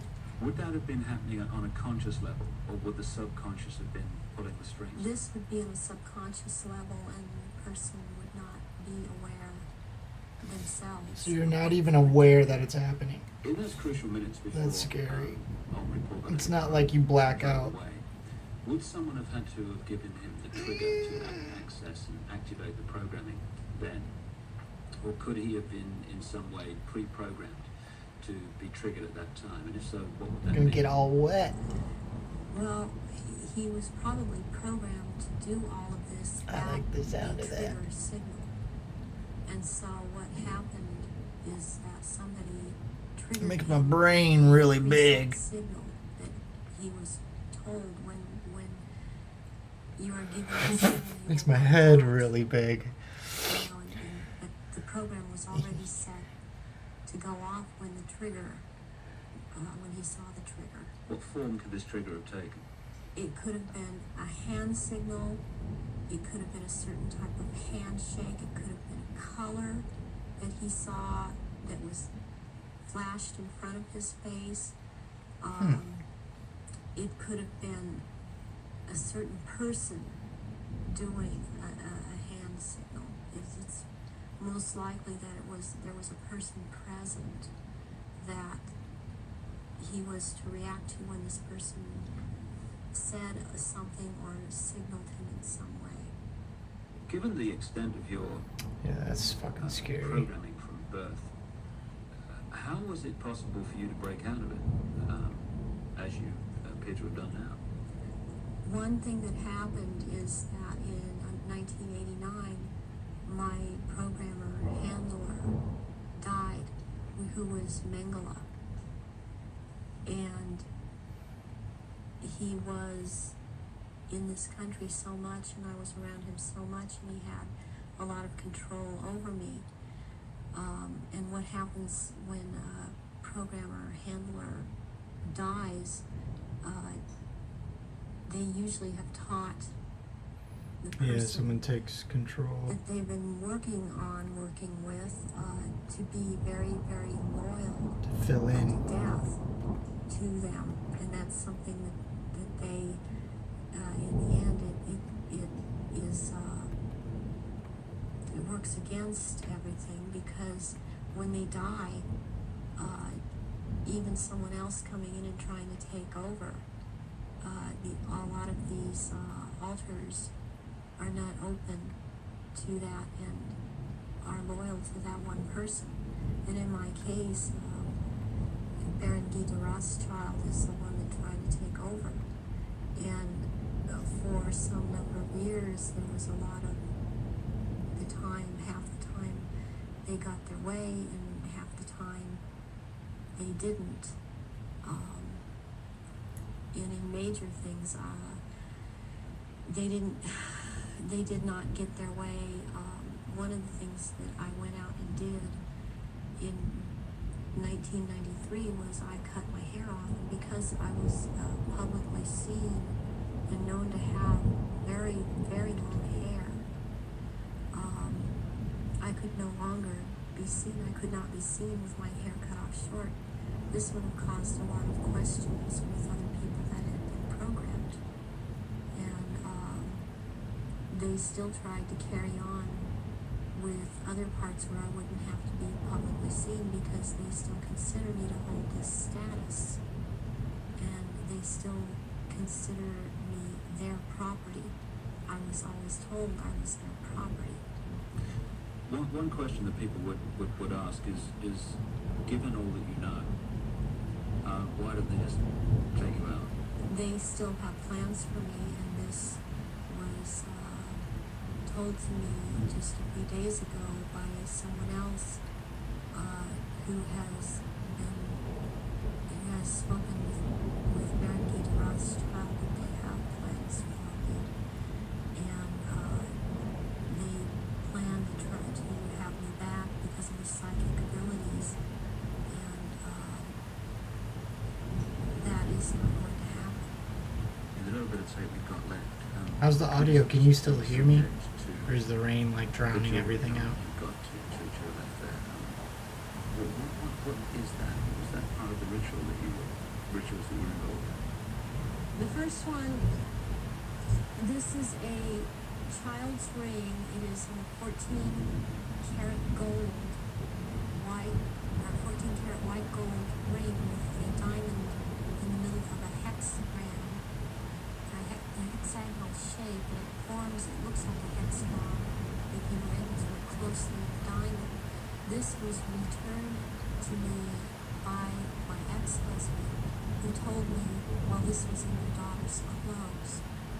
And this was a message to me, and it was a trigger to me for him to do this. Very, well, any high-ranking survivors that I have talked to that know of this ring know there's mothers of darkness. And this is, it would be very unusual. Okay, cool. I don't know of anyone else Yay. that has a ring like this in possession at this point in time. It makes The necklace here is made out of copper. You've been charged with a conspiracy. And That's my catchphrase. to me, You've been charged.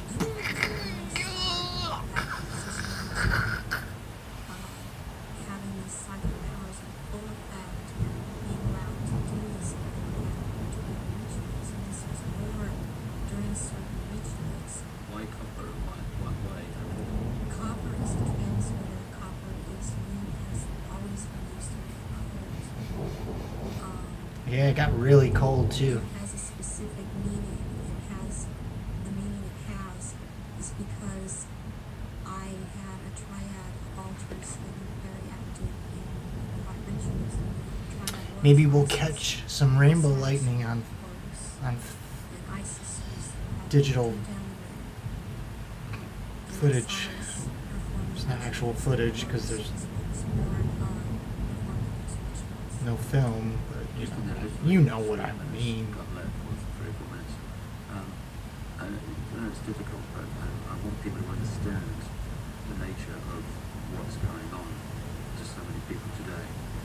What sort of things were done to you as part of your traumatization as a child and later?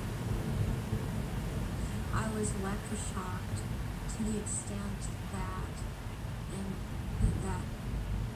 my parents were told when I was incarcerated my IQ was 70 and that I was retarded, and basically I would be retarded.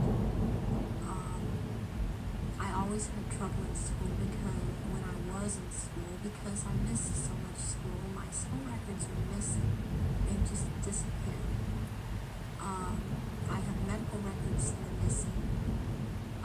My birth certificate appears to have been tampered with. I have had my eyelids taped open, and so I couldn't shut Sorry, my I'm not eyes. laughing at I have her been electrocuted horrendous by torture. I'm bullets, laughing and at I my have stupid ass sleep face. And had earphones placed over my ears and had messages repeated for days. I've had drugs injected into my body so that my nerves were just like on fire, and then they would just touch me. I've had, since I wasn't allowed to have marks on my body, they couldn't use a cattle prod on me, but they do use cattle prods on people in torturing them, and they do use electrical stimulation to the genitals. And Jesus also Christ. teeth.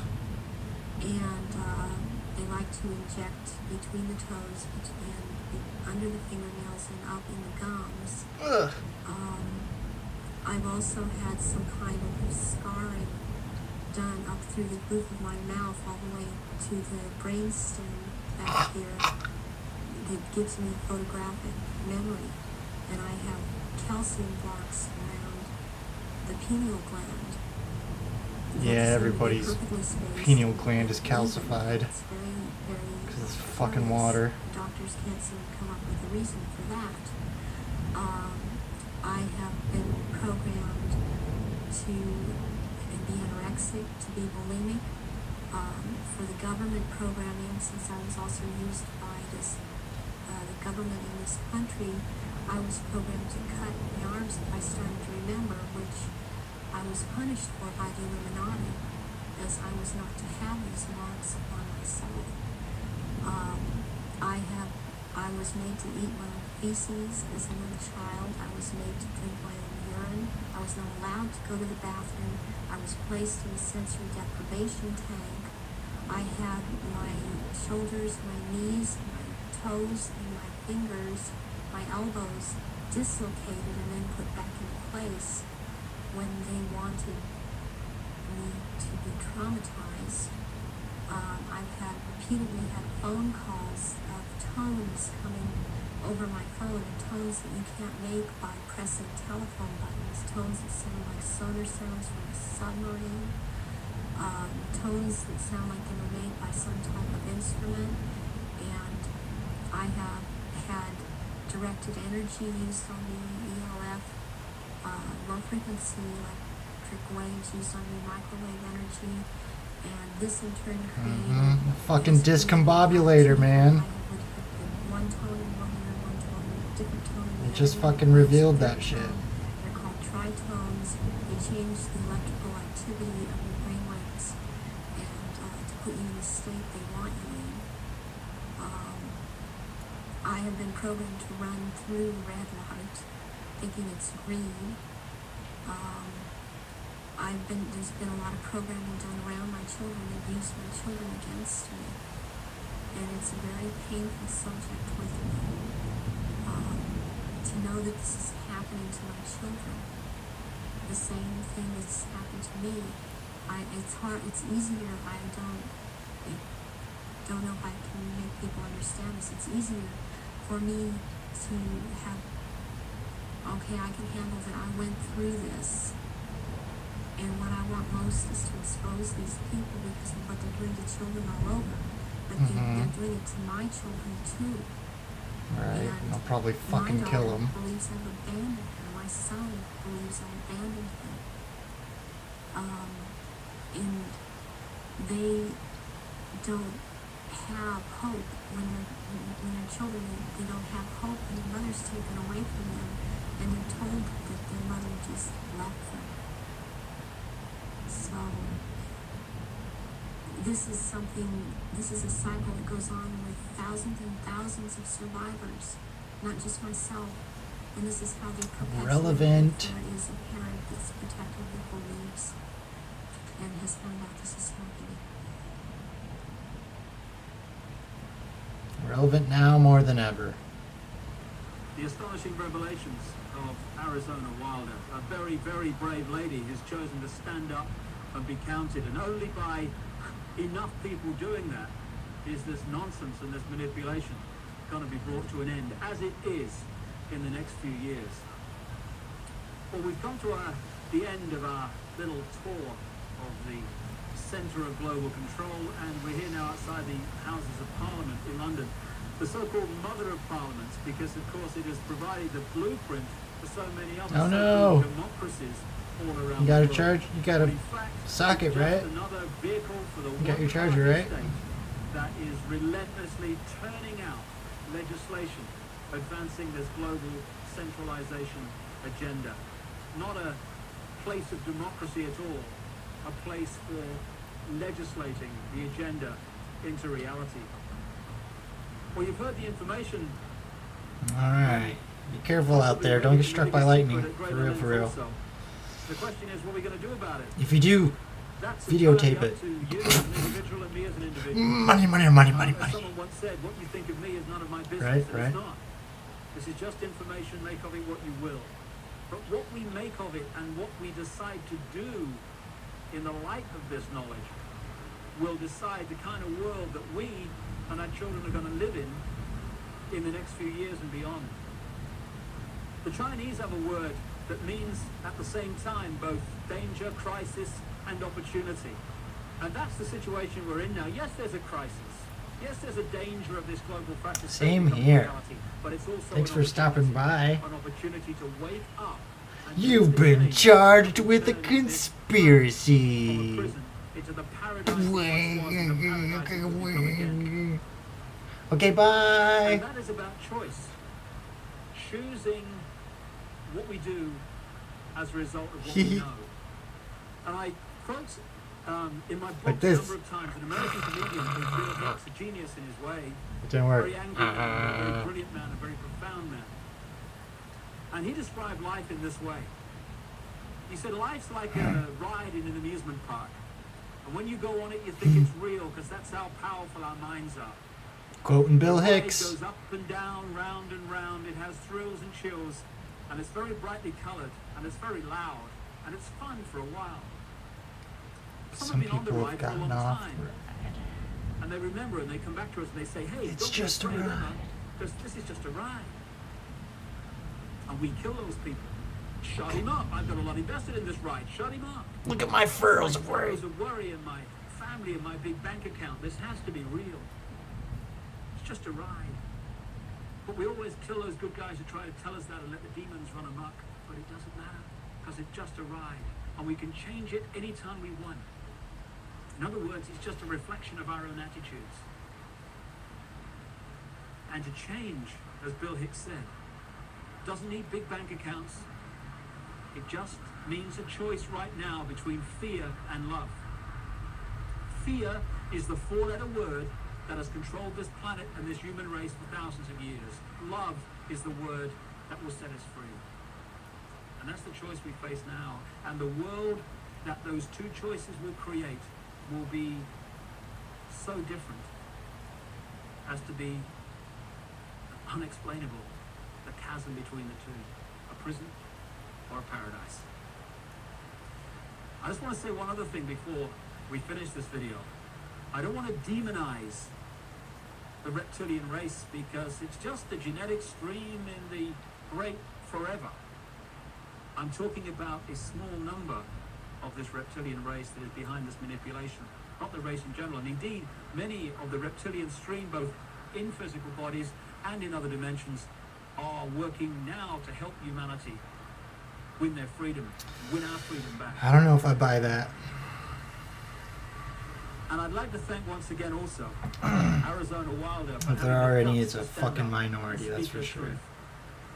And if enough people do that, then this house of cards, because that's all it is in the end, is going to fall. And I'd like to thank also my friend Brian Desborough for helping Arizona and for his own commitment to truth. We're now at the crossroads of the evolution of the human race, or a crossroads anyway.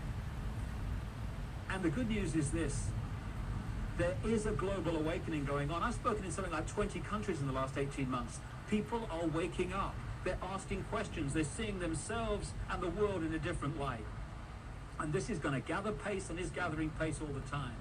And it's this transformation of human thought and perception that is going to bring the change that we've dreamed about for so long.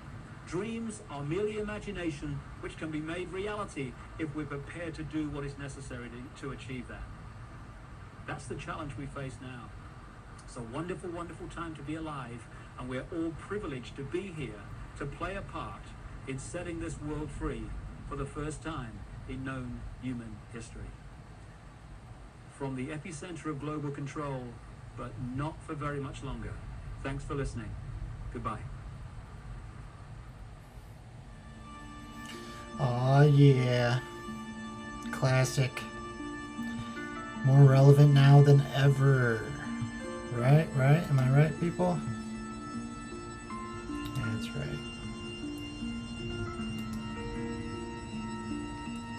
One second. Just give me a moment here. Hold on. Let's see. Working across teams is No, tough, no. but Asana helps you handle it. Get off my shit.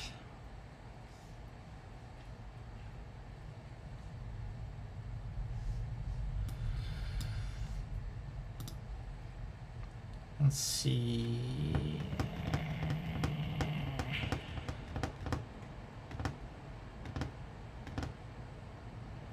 What could we watch?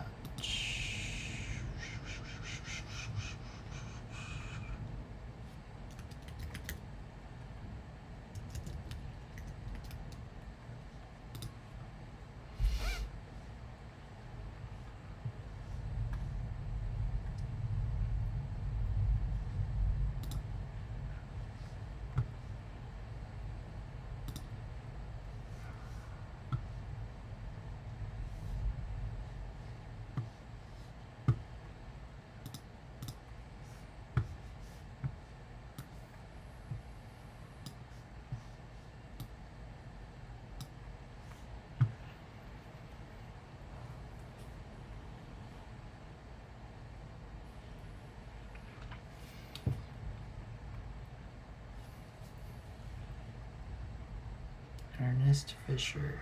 Debbie Grimes over the government's plan to avoid defaulting on its loans. Is that the unemployment keeps rising and it has to keep rising just because, you know, it excess supply of goods, which is This is all borrowed money that our And that debt is owned by banks in other countries. still in the lives of the In the form of a computer. Filter cigarette that delivers the taste and 45 malt liquor. Are you hot?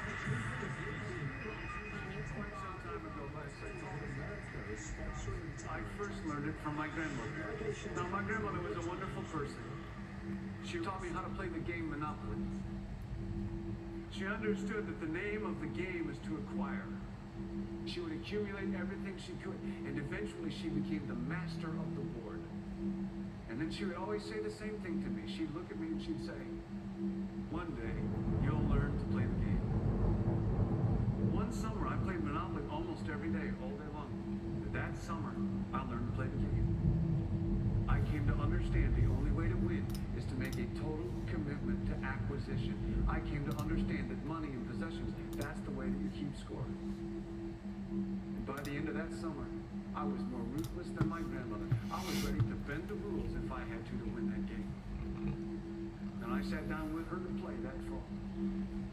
I took everything she had. I watched her give her last dollar and quit in utter defeat. And then she had one more thing to teach me. Then she said, "Now it all goes back in the box." All those houses and hotels, all the railroads and utility companies, all that property and all that wonderful money. Now it all goes back in the box. None of it was really yours. You got all This is these what other I wanted to boxes see. of money. This is what I thought we were on. This empire. They control our media, either through direct ownership or advertising. They control most of our politicians because they finance their campaigns, either through their corporations or through personal contributions that come out of the corporations. And they're not elected. They don't serve a limited term. These are he's talking about the people that are eating your children right now. Very much are running things.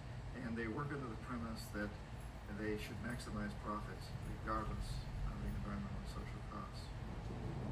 You mentioned that governments, corporations, and how it primary compliance is essentially. Right. And actually, good point. Couple with that, but you mentioned how the government essentially is invisible when it comes to the actions of the autocracy. Right. So it's they put the front group of the unregulated type corporation. Yeah, at the very One second, so I need to make one small adjustment. at the very top of the corporatocracy, you really can't tell whether a person's working for a private corporation or the government because they're always moving back and forth. So, you know, you've got a guy who one moment is the president of a big construction company like Halliburton, and the next moment he's vice president of the United States, or the president who is in the oil business. And this is true whether you've got Democrats or Republicans in the office. You have to moving back and forth through the revolving door. So you really can't distinguish. And in a way, our government is invisible a lot of the time, and its policies are carried out by our corporations on one level or another. And then again, the policies of the government are basically forged by the corporatocracy and then presented to the government, and they become government policy. So it's an incredibly cozy relationship, a very dangerous relationship. I think that's part of what, as we move forward and we move out of this empire and we look for solutions, how do we create a better world for our children and grandchildren? One of the most important things is to break that bond there and to make people responsible more to just creating a decent world, creating an environmentally sustainable, socially just and peaceful world. It's interesting because the big corporations depend so much on the banking system, the whole financial system, the whole Wall Street system, and the banks. On the other hand, the banks depend on the corporations to make their money. So with the money that they have, they're going to invest in someplace. So they're going to invest in primarily in corporations. And so there's this symbiotic relationship between Cyclical. the exist. So you couldn't have the huge corporate structures that we have without the banking structure that we have, and you couldn't have the banking structure that we have without the corporate structure that we have. And once again, it's that corporatocracy, and you've got the people moving back and forth between these things, working with each other. So big corporations almost always have financial people on their boards, and the big financial institutions almost always have corporate people on their boards. And there's this interweaving and intermeshing at the very, very top. And then all of them, at one point or another, probably work for the government or with the government, and the government people come into the banking system or the corporate system when they retire from government, and then maybe they go back again at some point in time. So it's a very insidious and I'd have to say a corrupt system, a system that just feeds into the hands of what we call the corporatocracy. And to The basis, a large the degree, foundation working is corruption, people.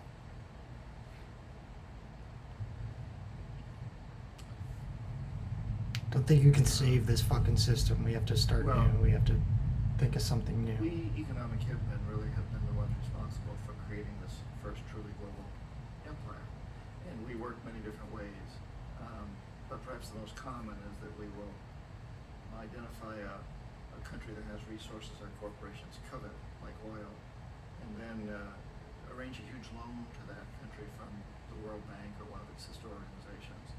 But the money never actually goes to the country. Instead, it goes to our big corporations to build infrastructure projects in that country, power plants, industrial parks, ports, things that benefit a few rich people in that country, in addition to our corporations, but really don't help the majority of the people at all, who are too poor to use much electricity, or the ports, or don't have the skills to get jobs in industrial parks. However, those people, the whole country is left holding a huge debt. It's such a big debt they can't repay it, and that's out of the plan. They can't repay it. And so at some point, the economic hitmen come back to them and say, listen, you lost a lot of money, you can't pay your debt, so sell your oil real cheap to our oil companies. Allow us to build a military base in your country, or send troops in support of ours to someplace in the world like Iraq, or vote with us on the next UN vote. And in that way, we've really created an empire, but we've done it very, very subtly. It's clandestine. So all the empires of the past were built on the military, and everybody knew they were building them.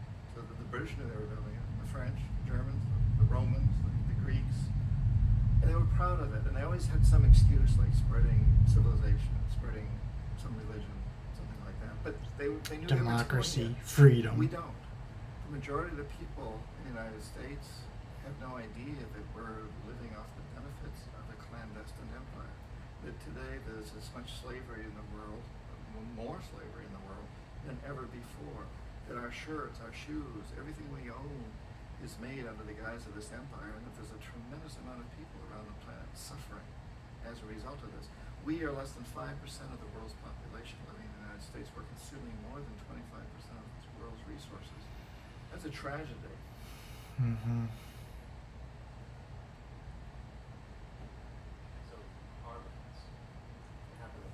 Nobody fucking even realizes. When Arbenz became Everybody's president too of worried Oil, about fucking looks very maxing. much under the Fucking thumbs idiots. of United Fruit Company, the big international corporations, and Arbenz ran on this ticket that said, we want to get the land back to the people. And once he took power, he was implementing policies that would do exactly that, give the land rights back to the people. United Fruit didn't like that very much, and so they hired a public relations firm, launched a huge campaign in the United States to convince the United States people, the citizens of the United States, and the press of the United States, and the Congress of the United States, that Arbenz was a Soviet puppet, and that if we allowed him to stay in power, the Soviets would have a foothold in this hemisphere, and that at that point in time was a huge fear on everybody's mind. We all the Red Terror, the Communist terror, and so to make a long story short, out of this public relations campaign came a commitment on the part of the CIA and the military to take this man out, and in fact we did. We sent in planes, we sent in soldiers, we sent in jackals, we sent everything in to take him out, and did take him out. And as soon as he was removed from office, the new guy that took over after him basically reinstated everything to the big international corporations, including United Fruit.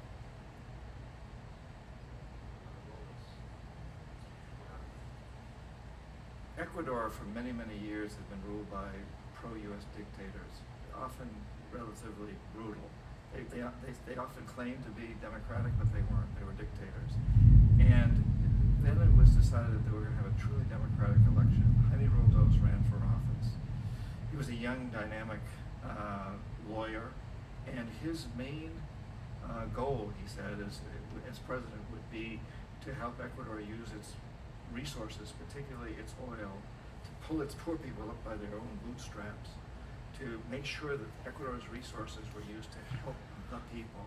And he won Fuck that. overwhelmingly, by more votes than anybody had ever won anything in Ecuador. And again, first democratically elected president after many years of essentially dictators. And he began to implement these policies to, in fact, do that, to make sure that the oil companies were taxed, or if not, to be nationalized, to make sure that the profits from oil went to help the people. Well, we didn't like that in the United States. I was sent down as one of several economic hitmen, and in that particular job I wasn't the primary one. I was going to send in from Panama to help some of the other ones to change Roldos, to corrupt him, to bring him around, to let him know, okay, you can get very rich, you and your family, if you play our game, but if you continue to try to keep these policies you've promised, you're going to go. He wouldn't listen. He knew that his life was in severe danger. I've become good friends with his daughter in recent years. She's now in her 40s and a member of the Congress in Quito, in Ecuador. And she said her dad was very aware that he was taking huge risks, but he took them anyway, and he was assassinated. His airplane, officially his airplane crashed. He and his wife were on board, and several other men and women, and the defense minister and his wife.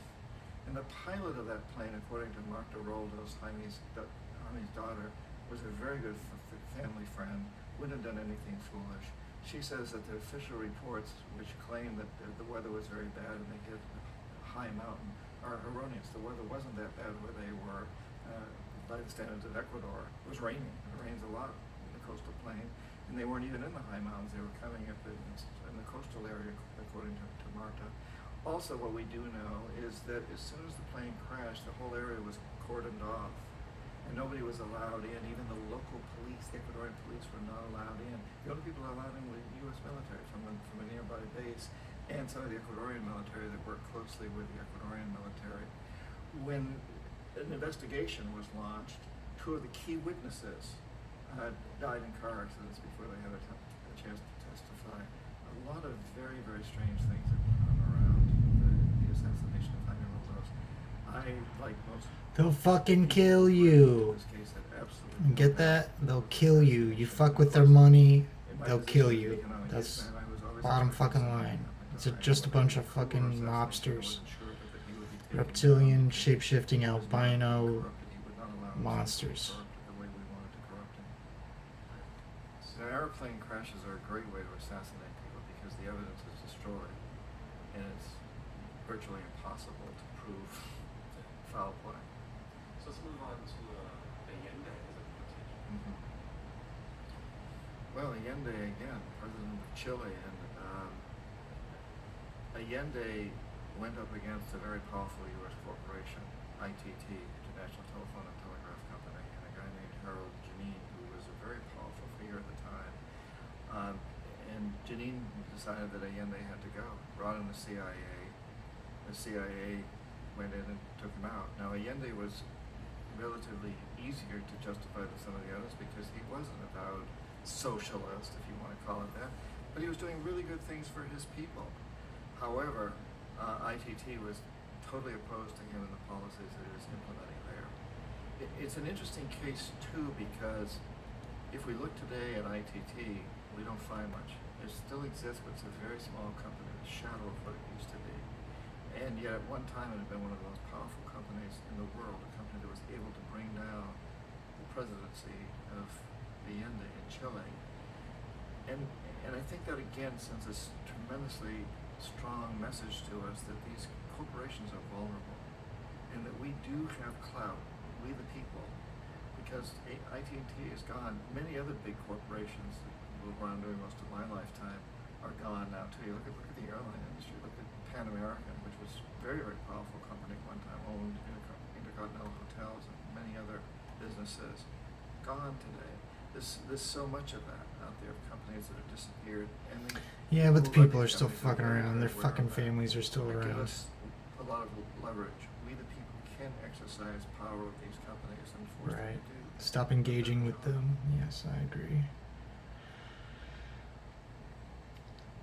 So Torrijos, which described the same kind of brief capacity would happen and denote the plane crash as well as Omar Torrijos, president of Panama, was one of my favorite people. I really liked him. He was very charismatic. He was a guy who really wanted to help his country. And when I tried to bribe him or corrupt him, he said, "Look, John," he called me Juanito. He said, "Look, Juanito, I don't need the money. I got a good life. I got a good house. I got a good wife. I've got whatever I want in terms of yachts." And he was a guy who really liked to have a good time. He was having a good time. And he said, "But what I really need is for my country to be treated fairly. I need for the United States to repay the debts that you owe my people for all the destruction you've done here. I need to be in a position where I can help other Latin American countries win their independence and be free of this terrible presence from the north that you people are exploiting us so badly. I need to have the Panama Canal back in the hands of the Panamanian people. That's what I want. And so, leave me alone. Don't try to bribe me." It was 1981, and in May, Jaime Roldos was assassinated. And Omar was very aware of this. Afterwards, I heard from family members. And Marta Roldos, the daughter of Jaime Roldos, married Omar Torrijos' nephew. And the nephew told Marta, and I've heard this from a number of sources, that after that plane crash of Roldos's, Torrijos got his family together and he said, "I'm probably next. But it's okay, because I've done what I came here to do. I've renegotiated the canal. The canal will now be in our hands." He just finished negotiating the treaty with Jimmy Carter. "So I've accomplished what I need to accomplish. I'm ready to die if that's what it's going to take." And he had dreams about a plane crash. In June of that same year, just a couple of months later, he also went down in an airplane crash, which there's no question was executed by CIA-sponsored jackals. Yeah, there's a tremendous amount of evidence that one of the security guards, one of Torrijos' security guards, handed him at the last moment as he was getting on the plane a small tape recorder that contained a bomb.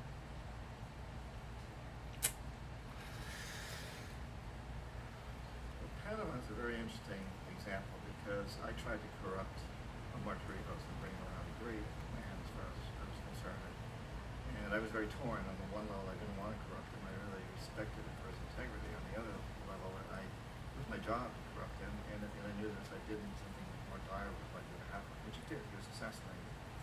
And that sent Panama into a tailspin. The soul was taken out of the country at that point in many respects. And eventually, Noriega became president.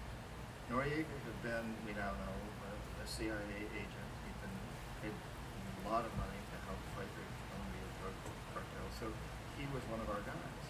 And we figured that once Noriega was in power, that we had to basically reverse the canal treaty that Torrijos had struck with Carter, and turn that around, and also reinstate the School of the Americas, the U.S. military bases in Panama. But Noriega wouldn't do it. He wasn't as much of a puppet as we thought he was. He wasn't willing to reverse those policies. Also, he continued what had begun under Torrijos with negotiations with the Japanese about financing and building a sea level canal. We didn't want to see that happen. If there was going to be a sea level canal, we wanted to finance and build it. And Noriega refused to drop out of those negotiations. So he was no longer our puppet. He wasn't playing the game. And on top of all of that, there's a lot of rumors, and I don't have any evidence to back this up. If there was evidence, it was destroyed. But there was an island off the coast of Panama called Contador, which I do know very well. It's still there. It's a resort. And in the 70s, this was a place where deals were struck, where you could take people on private yachts or for however you want to do it. And there was plenty of cocaine, all kinds of drugs, sex, all kinds of illicit activities in whatever happened on Carpador, stayed on Carpador. And this was a common knowledge. I took people there, I bribed people on Carpador. And everybody was doing it that was involved in South America. And so the question has always been asked, we wanted to take out Noriega. Okay, why did we bomb the city? Why did we kill between 2,000 and 6,000 innocent civilians and destroy this part of the city? And I was just in Panama a couple of weeks ago. It was amazing. I traveled around, went down to the part of the city, and talked to people from taxi drivers to government officials and all of this. And, you know, they're still like furious at the United States. Why did we do that? We could have taken out Noriega. It was not that difficult to take out. That's our goal. But you didn't have to go in and bomb in such a city. The best explanation I've heard, the most logical one I can come up with, is that one of the buildings down there belonged to the military, the National Security Force. Kind of like we're living now. An army per se of the National Security Forces. And this building was totally demolished. There's a lot of eyewitnesses who say once it was demolished, especially when the U.S. military went in and made sure that everything saw this, they fucked people.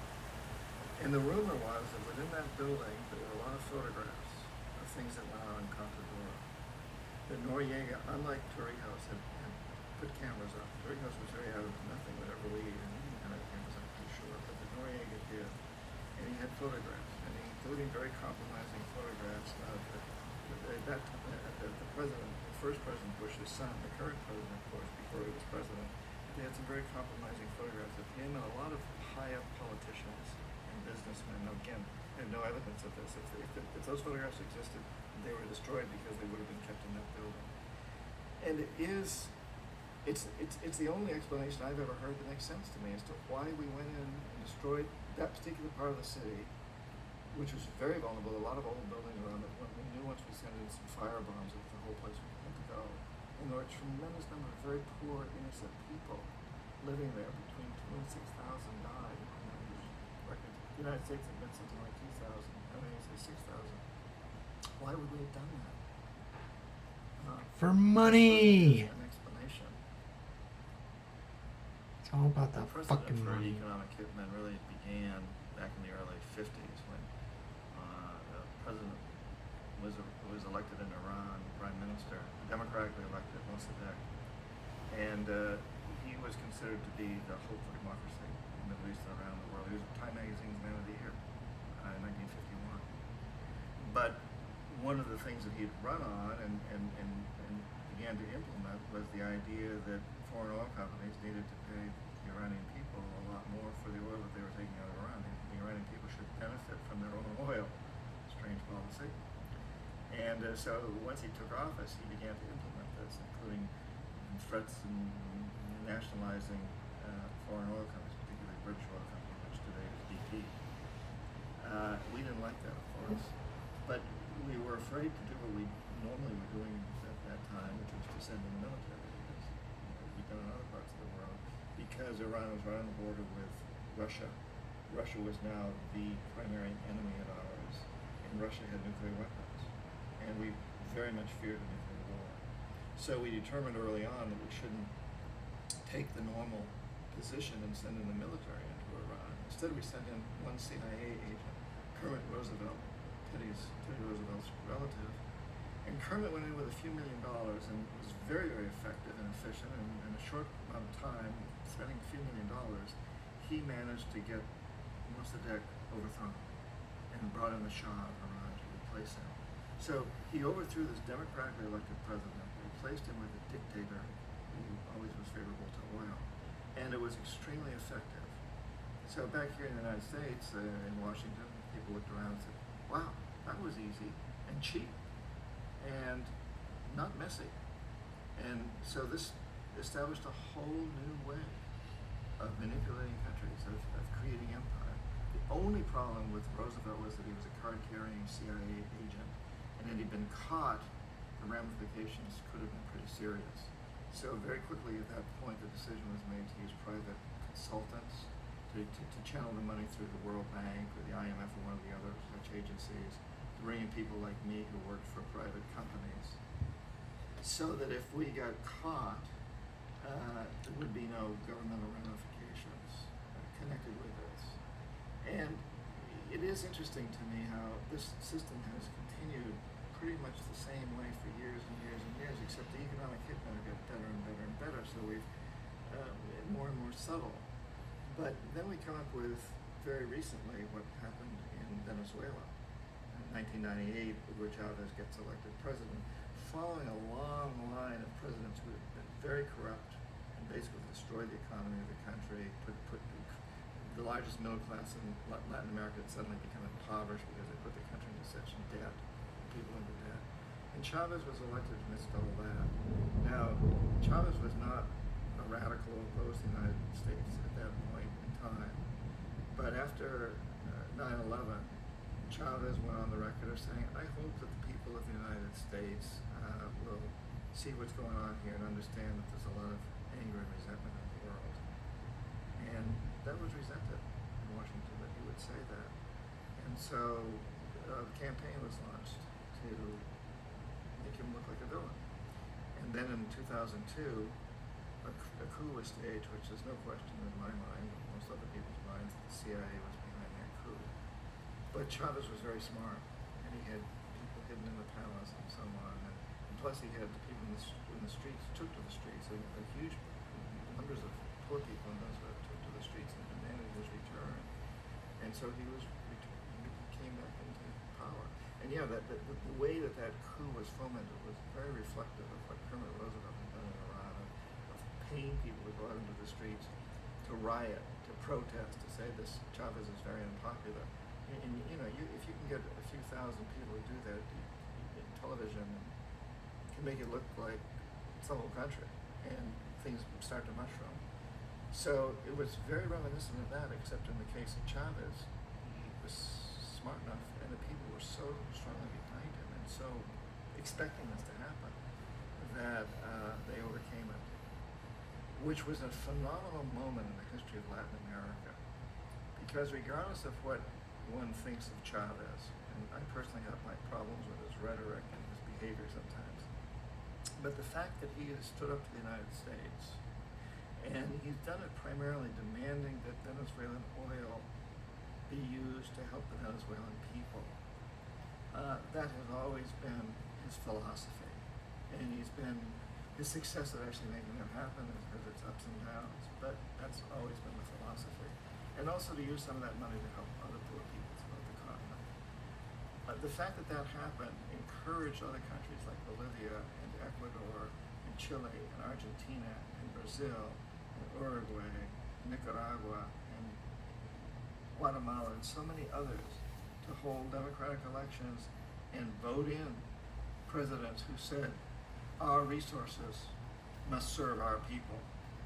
So Correa of Ecuador ran on a campaign basically that says the profits from Ecuadorian oil must help Ecuador's poor people. Morales ran on a campaign that said the profits from Bolivia's gas must help Bolivia's poor people.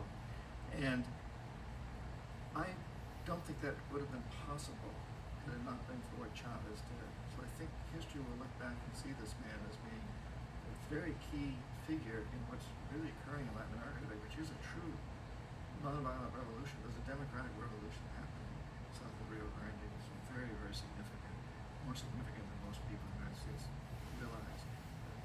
More than 80% of the population of South America in the last democratic elections has voted in the president that said no more exploitation by the corporate democracy. Our resources must help our people. And it's been nonviolent. It's been democratic. It's an amazing process that's going on. Iraq actually is a perfect example of the way the whole system works. So we economic hitmen are the first line of defense. We go in and we try to corrupt governments and get them to accept these huge loans, which we then use as leverage to basically own them. If we fail, as I failed in Panama with Omar Torrijos and Ecuador with Jaime Roldos, men who refused to be corrupted, then the second line of defense is we send in the jackals. And the jackals either overthrow governments or they assassinate people who won't be corrupted. In the case of both Omar Torrijos and Jaime Roldos, they were assassinated because I failed. And once that happens, when a new government comes in, boy, it's going to toe the line because the new president knows what will happen if he doesn't. In the case of Iraq, both of those things failed. Economic hitmen were not able to get through Saddam Hussein. We tried very hard. We tried to get him to accept a deal very similar to what the House of Saud had accepted in Saudi Arabia. Amazing deal from our standpoint. But he wouldn't accept it. And so the Jackals went in to take him out. They couldn't do it. The security was very good. After all, he had one time worked for the CIA. He'd been hired to assassinate a former president of Iraq and failed. But he knew the system. And he had these look-alike doubles. It's very hard to assassinate a president unless there's people on the inside helping you. And if the people on the inside don't even know whether they're guarding the real guy or a double, it makes it very difficult for them and very, very risky for them. So we couldn't take him out. So in 91, the first President Bush sent in the troops. And we figured at that point, which is the last step. If the economic hitmen fail, the Jackals fail, then we send in the military. And of course, all these people always know that the military is standing off in the wings to go in if everything else fails. So in 91, we send in the troops and we take out the Iraqi military. So we assume at that point that Saddam Hussein is going to come around. We could have taken him out, of course, at that time, but we didn't want him. He's the kind of strong man we like. He controls his people. We thought he could control the Kurds and keep the Iraqis. Yeah, maybe he can make us some money. And then once we took out his military, now he's going to come around. So the economic hitmen go back in the 90s without success. If they'd had success, he'd still be running the country. We'd be selling him all the fighter jets he wants and everything else he wants. But they couldn't. They didn't have success. The Jackals couldn't take him out again. So we sent the military in once again. It was time we did the complete job. Took him out and in the process created for ourselves some very, very lucrative construction deals. Money! That we essentially destroyed, which is a pretty good deal if you're a construction company. Nice. So those are really, Iraq shows the three stages. The economic hitman failed there, Jackals failed there. Was the final. Yeah, this world is fucked. The military goes in. Y'all corporate fuckers. It is a good example. Stop. It's the Middle East, so southern. Well, yeah, chaos, mayhem, destabilization are the friends of exploitation. And so, Capitalize. if you have internal problems in a country, then it's ripe for exploitation. It's the old divide and conquer. So, for example, in the Middle East, the fact that Sunnis and Shiites and Israelis all are at each other's throats works to the advantage of oil companies, because the divide and conquer, if they all came together and found a common enemy, which is the exploiting people, then the oil companies wouldn't have a chance. But as long as they can keep it destabilized.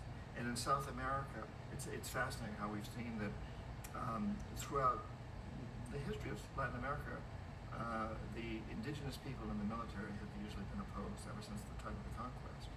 But in the recent elections in places like Ecuador and Venezuela and Bolivia, these two groups have come together. They're united. And as a result, now you have this amazing revolution that's going on in South America, which is not pleasing to U.S. corporatocracy. And we really blew it there from that standpoint, in that the destabilization is no longer happening. These diverse groups have come together because they realize it's to their self-interest to stick together to fight the common enemy, which is the corporatocracy, which is us, really. And Africa is an amazing example. Because who's ever heard of Africa? I mean, we hear the name Africa, but who knows anything about Africa? What do we know about coltan in the Congo? What do we really know about diamonds in so many of these countries? Fucking what do we shit. know about oil in the Sudan? We hear these things, but we don't really know much. What we like to say, the American people like to say, the American press likes to say, oh, it's those corrupt leaders. We don't ask who corrupted them. Leaders are not corrupt. They are corrupted. Somebody does it. And we say, tribal warfare. Well, who's creating the tribal warfare? It's been to the advantage of the British, the French, the Dutch, the Germans, whoever happened to be there, now us, to foster this kind of instability, this antagonism, the antagonism between Muslims and Christians and Jews. This goes on. And Africa I think Africa is truly the canary in the cave, in the mine. And it's a dying canary. It's terribly dying, and we don't even look. We don't know. And another problem with Africa is that the people in our own country whose heritage is African, the African Americans, for the most part, don't even know where they were from. They don't know what language their ancestors spoke. So it's hard for them to really relate. Unlike Latin America, for example, we can't really do something in Venezuela or Colombia or Bolivia without people in this country taking note, because a lot of those people are from there.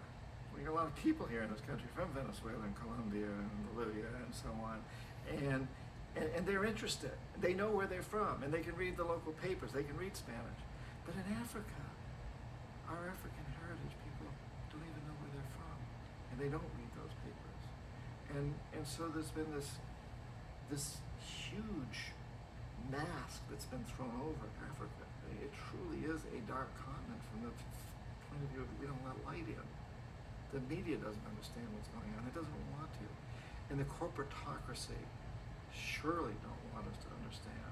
I mean, the corporations do everything they can to foment turmoil, mayhem, instability, chaos there, and to keep the information from reaching the American public, from even reaching the press.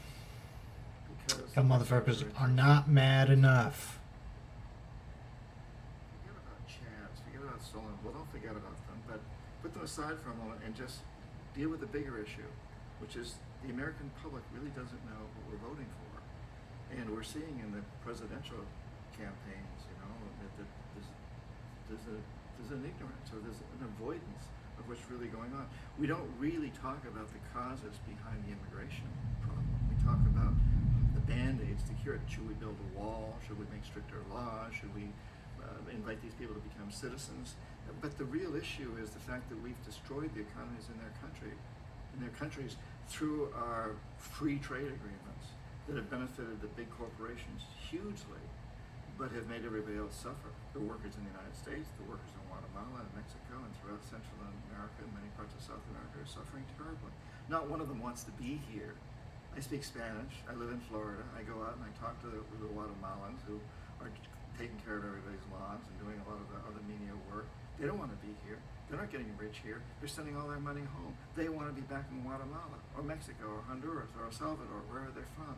These are beautiful countries. They want to be there. There's no work there, and there's no work there because of the laws that we've passed, because of the IMF, because of the World Bank, because of what the corporatocracy is doing to exploit these countries.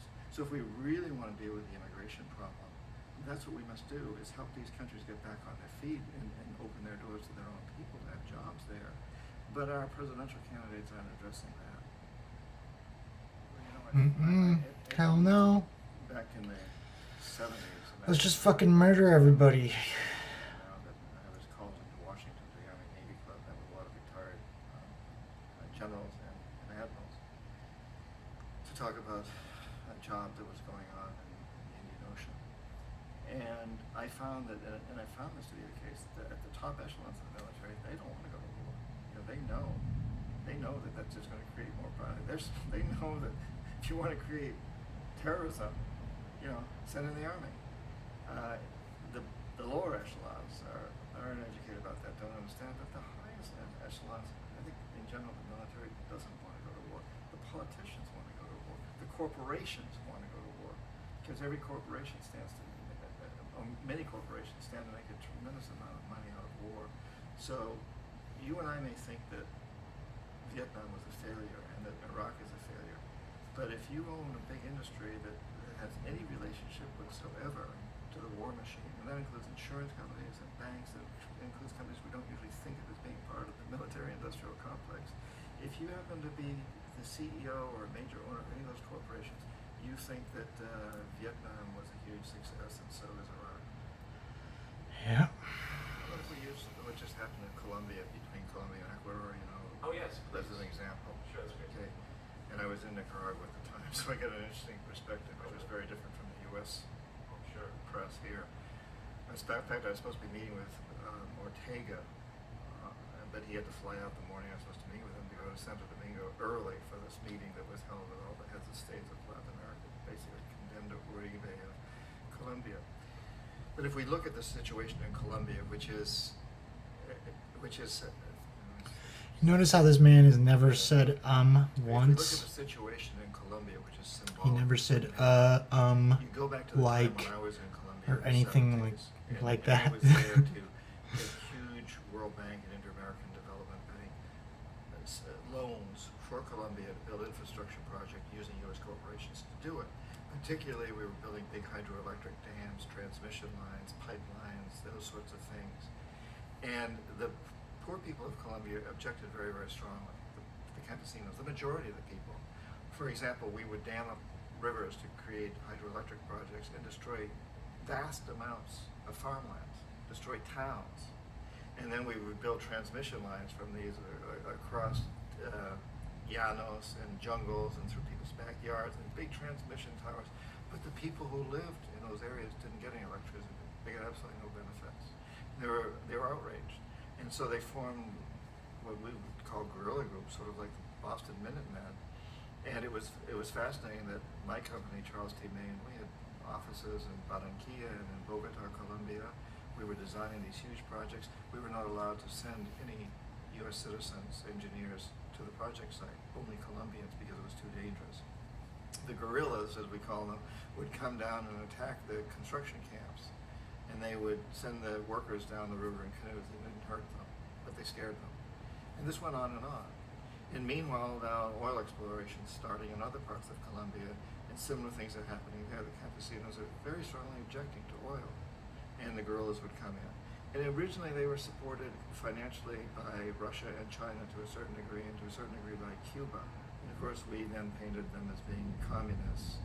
Most of them didn't care at all about philosophy. They just simply wanted to have their lands. These were desperate people. Their lands were being destroyed. Their families were starving. And they wanted to get us out of there. And they wanted not to have this happen anymore. But we accused them of being communists. Well, as communist funds began to dry up, as things happened in Russia and China and Cuba, the funds began to dry up, they turned to extortion, blackmail, kidnapping, and drugs as a way of financing themselves. And over time, that became much more a part of their business. It was one of the few ways of financing themselves. You know, we all think détente is such a great thing, the peace between the Soviet Union and the United States. But there's a dark side to that too. There was a balance when the Soviet Union was there. If the United States put too much pressure on our country to bend to our will, the country would sort of slip off toward Russia. Then we would back off the position. Once the Soviet Union was gone, there was nobody for anybody to turn to, except terrorism in essence. And so today we have a situation, for example, in Colombia, where you have these organizations like FARC that to a large degree are financed through drugs and extortion and other illegal activities. But their basis is in defense of the people to a very large degree. And recently, I was in Nicaragua at the time.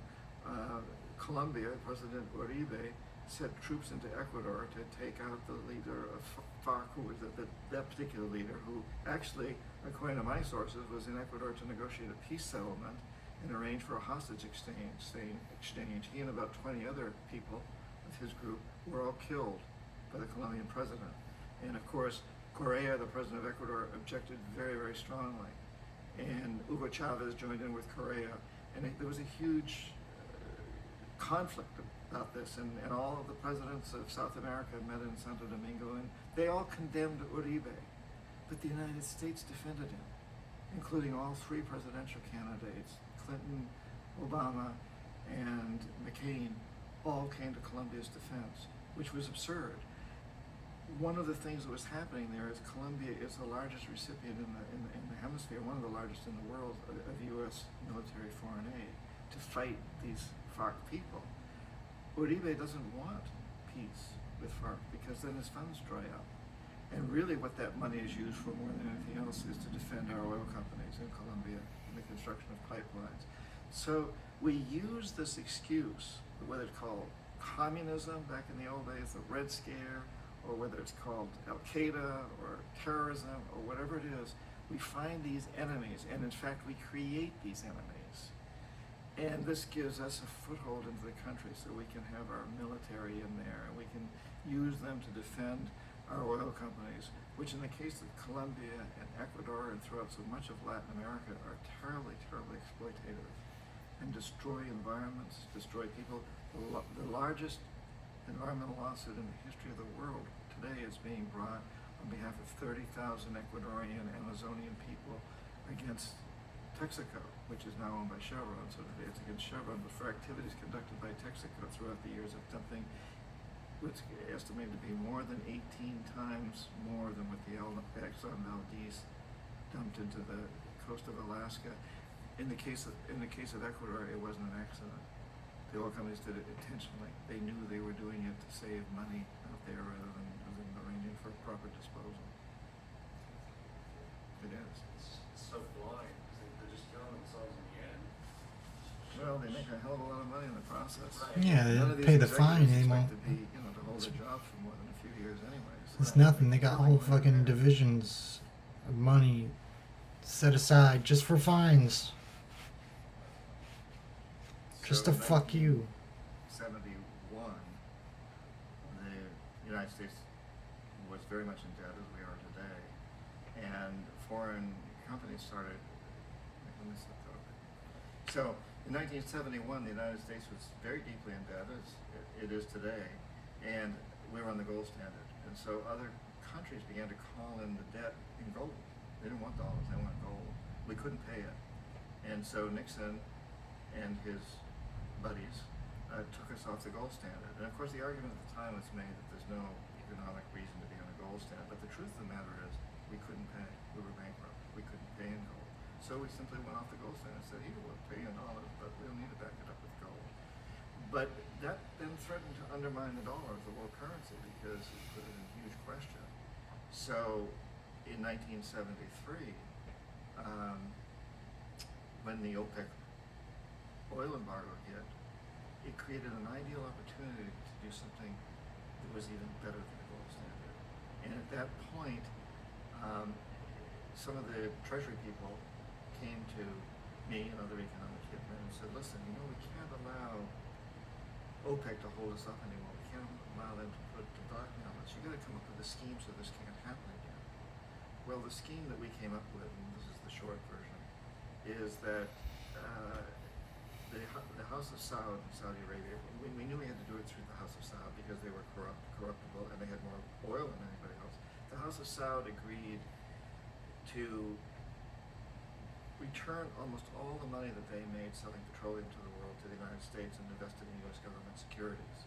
The interest from those securities would be used to finance the westernization of Saudi Arabia, so that the Treasury Department would have that interest to hire U.S. corporations to build power plants, desalination plants, huge cities.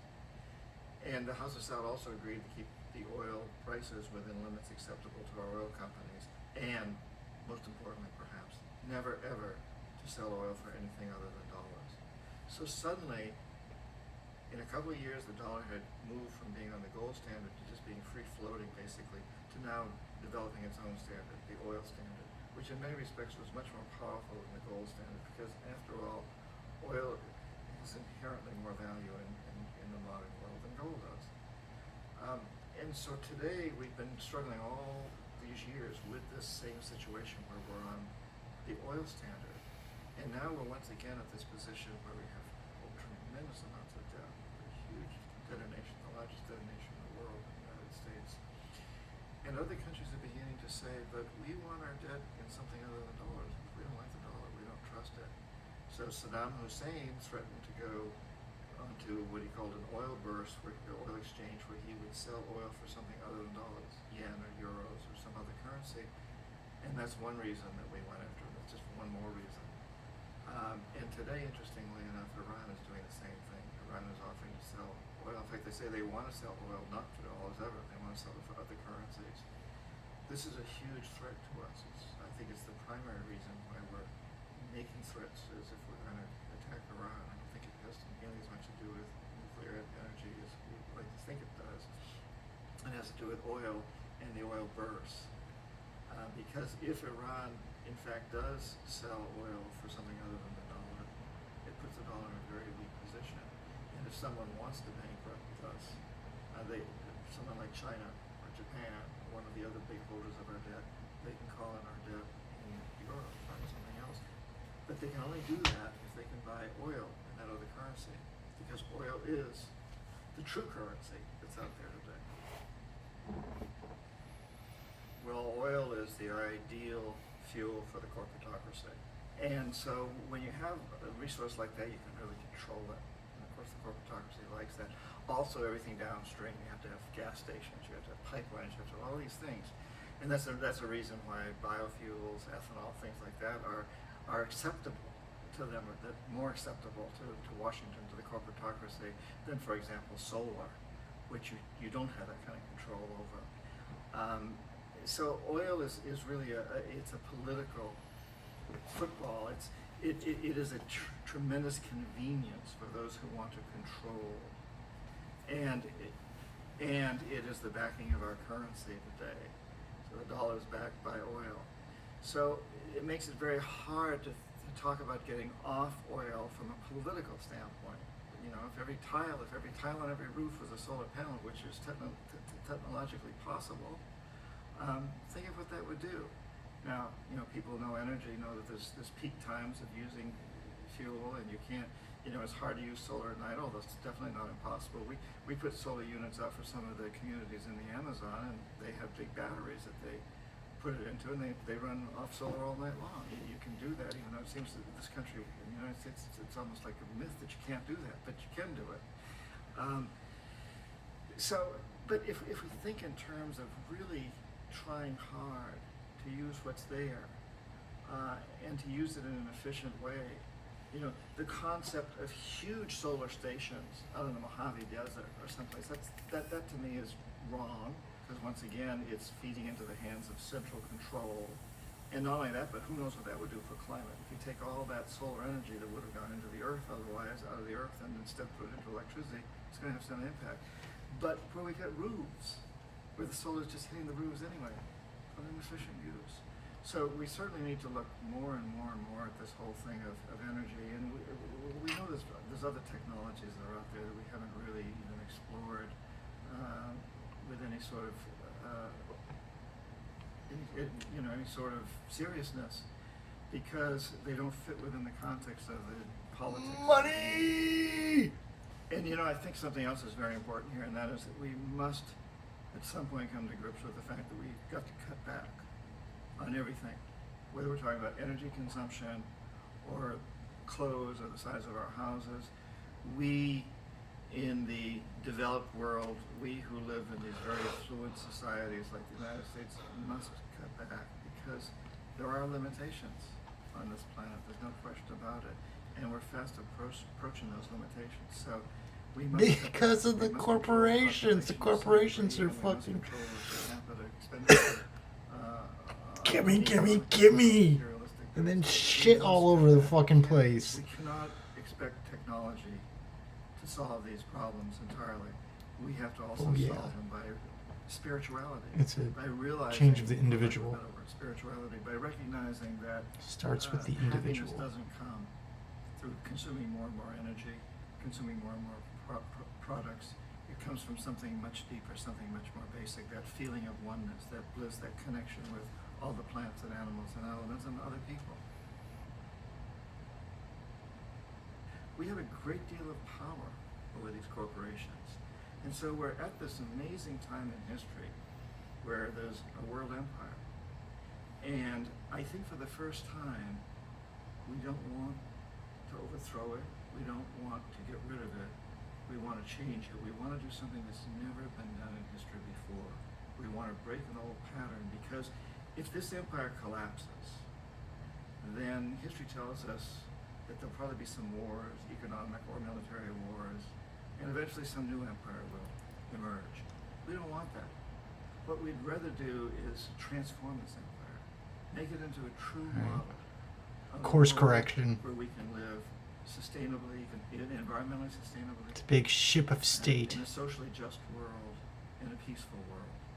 And so, I think we have this opportunity now to tell those corporatocracy people, okay, go ahead, maximize profits, but only do so within the context of always heading toward creating an environmentally sustainable, a socially just, and a peaceful world for everyone on the planet.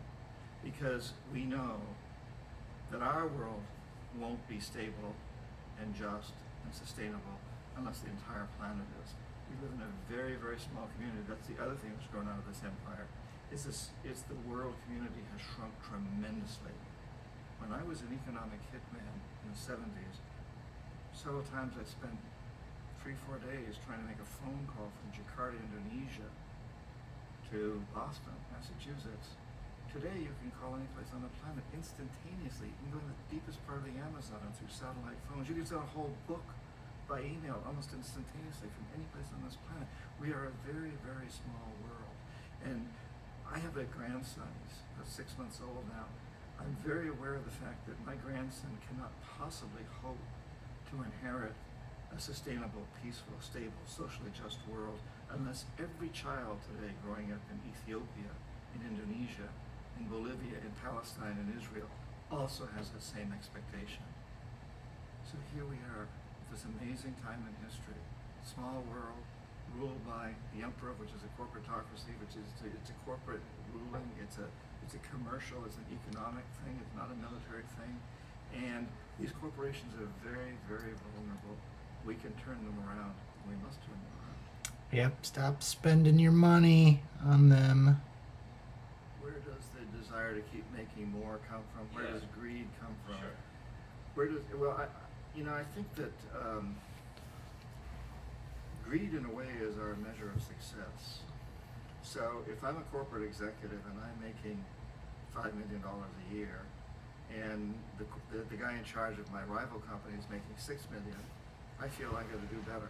I got to surpass him. That's my measure of success.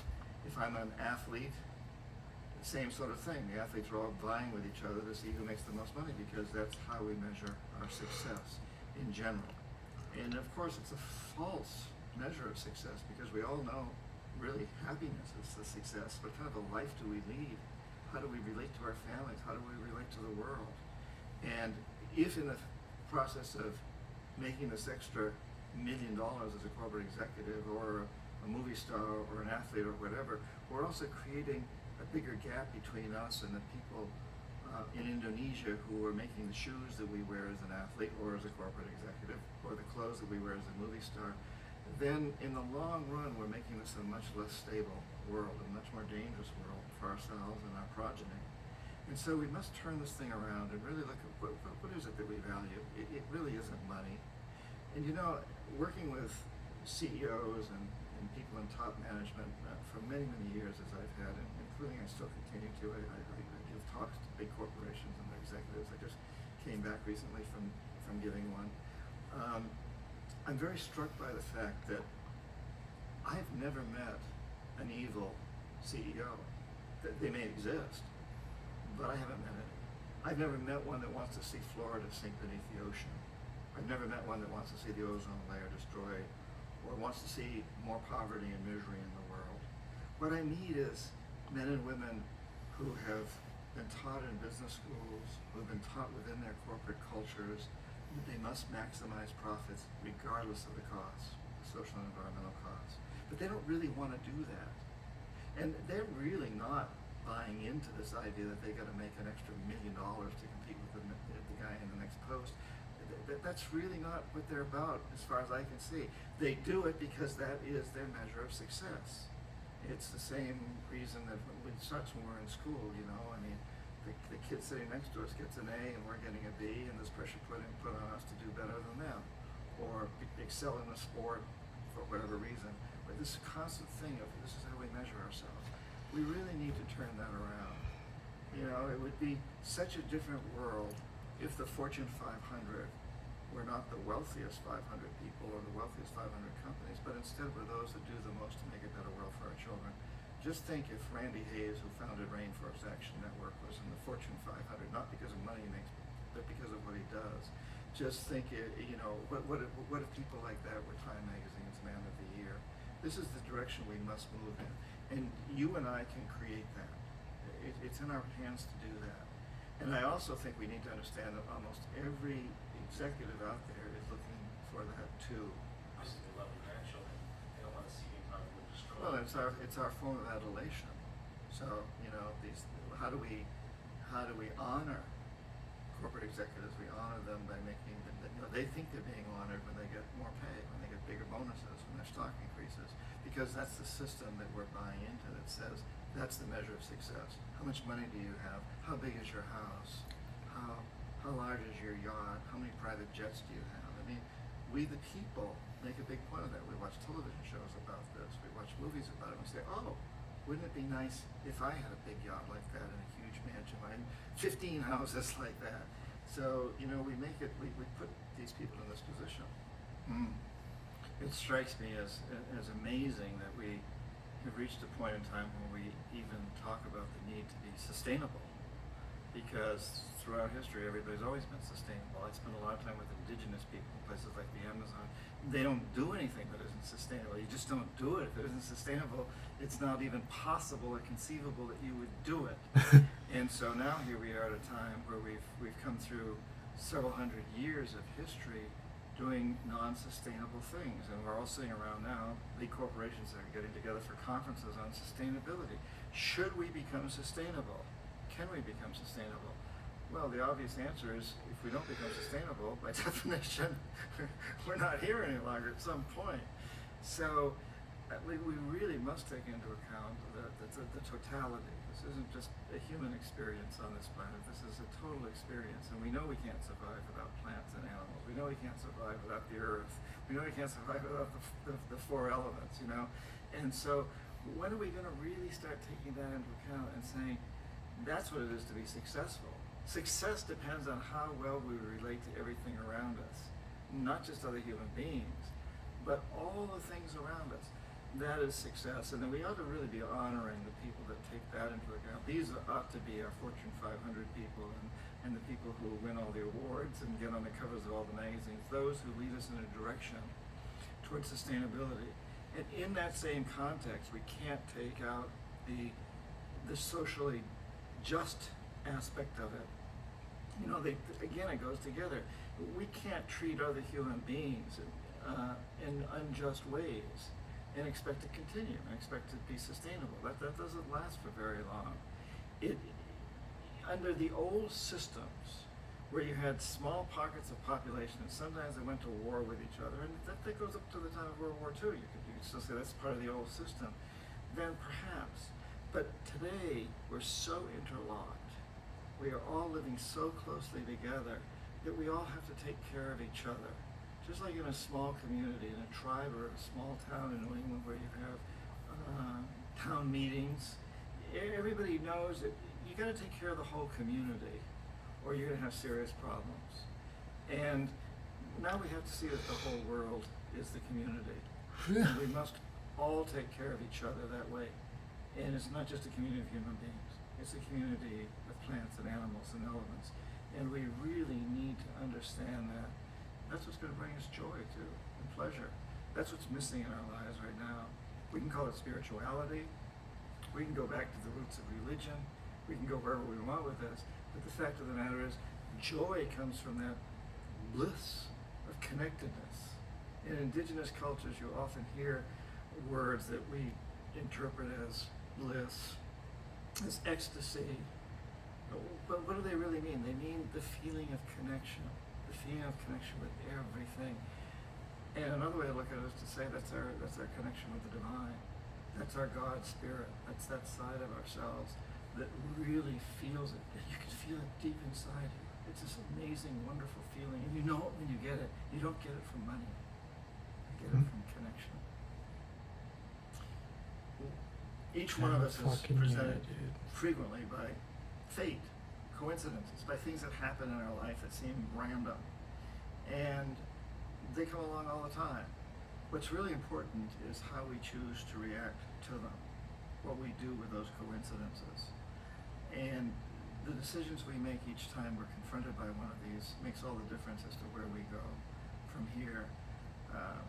For example, I was graduated from college at the time of the Vietnam draft.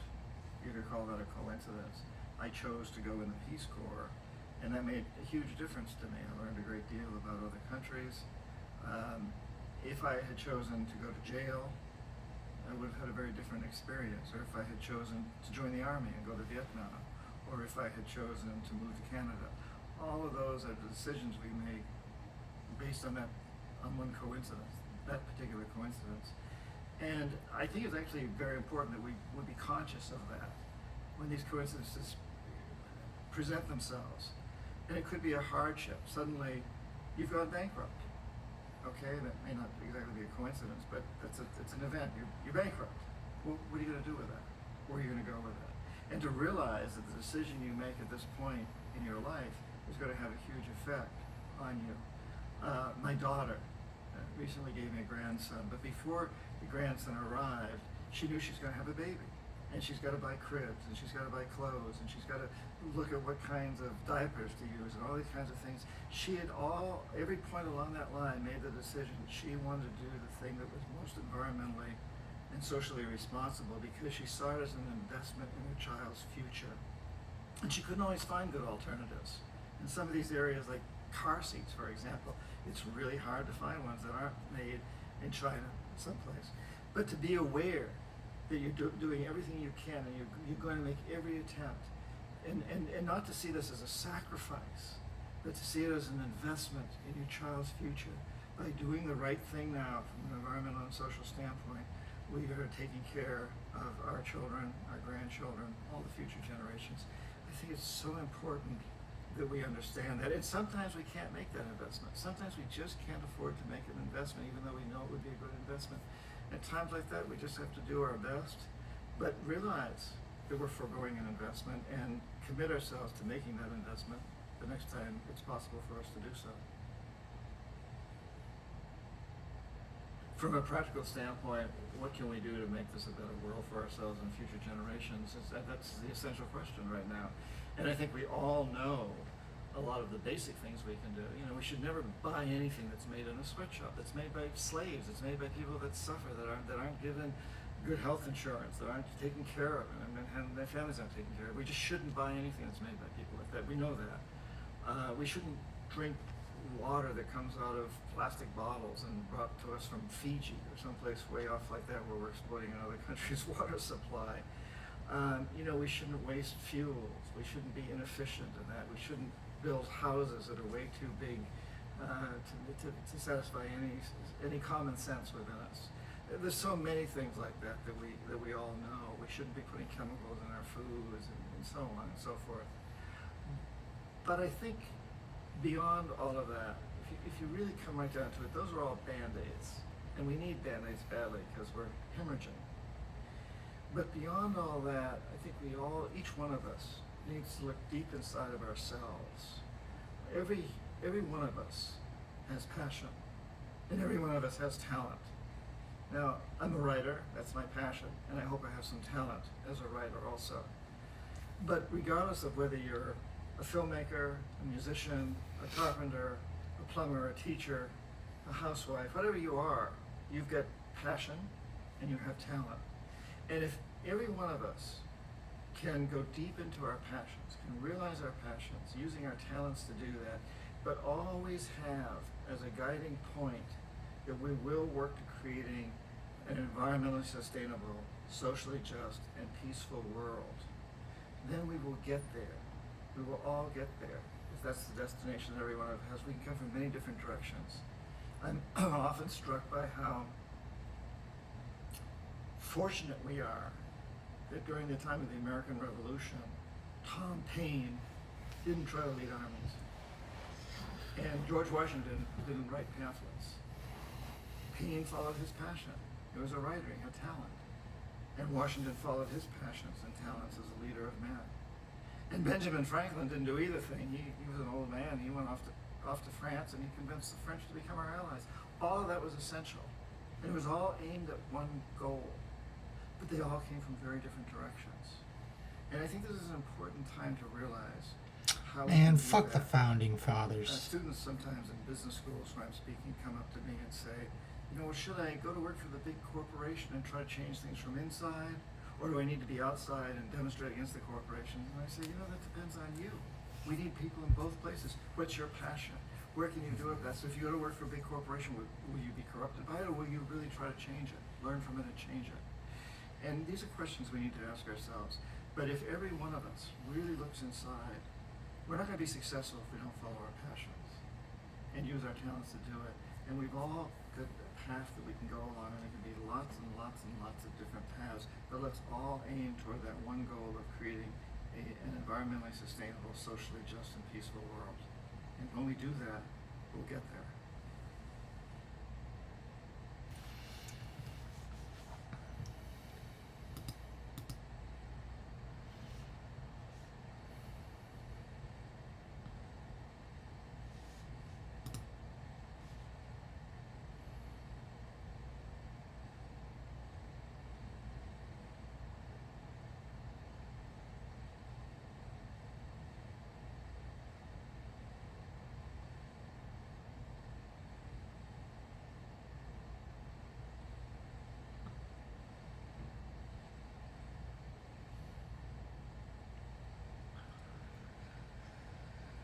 Looking for another interview here.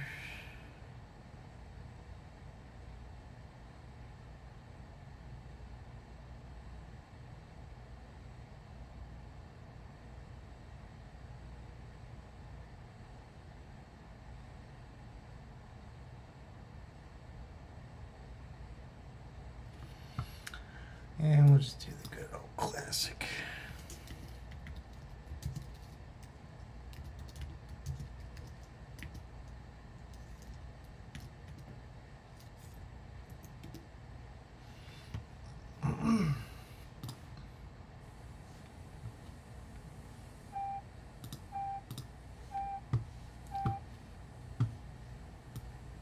This is a new science, socio-cyberneering. And this is his inventor, the extraordinary Jacques Fresco. He's my guest this weekend on Newsweek. Clean the air in the Los Angeles and New York.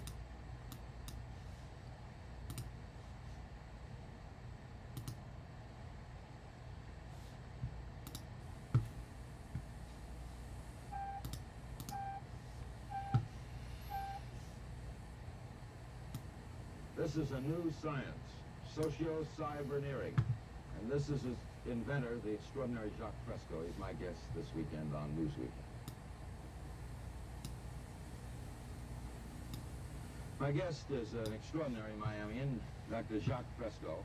I could go through all the things that Dr. Fresco has done. He's a social engineer, industrial engineer, designer, inventor, consultant, was a consultant for Rotorcraft Helicopter, director of Scientific Research Laboratories, Los Angeles, designed and copyrighted various items, ranging from drafting instruments to X-ray units.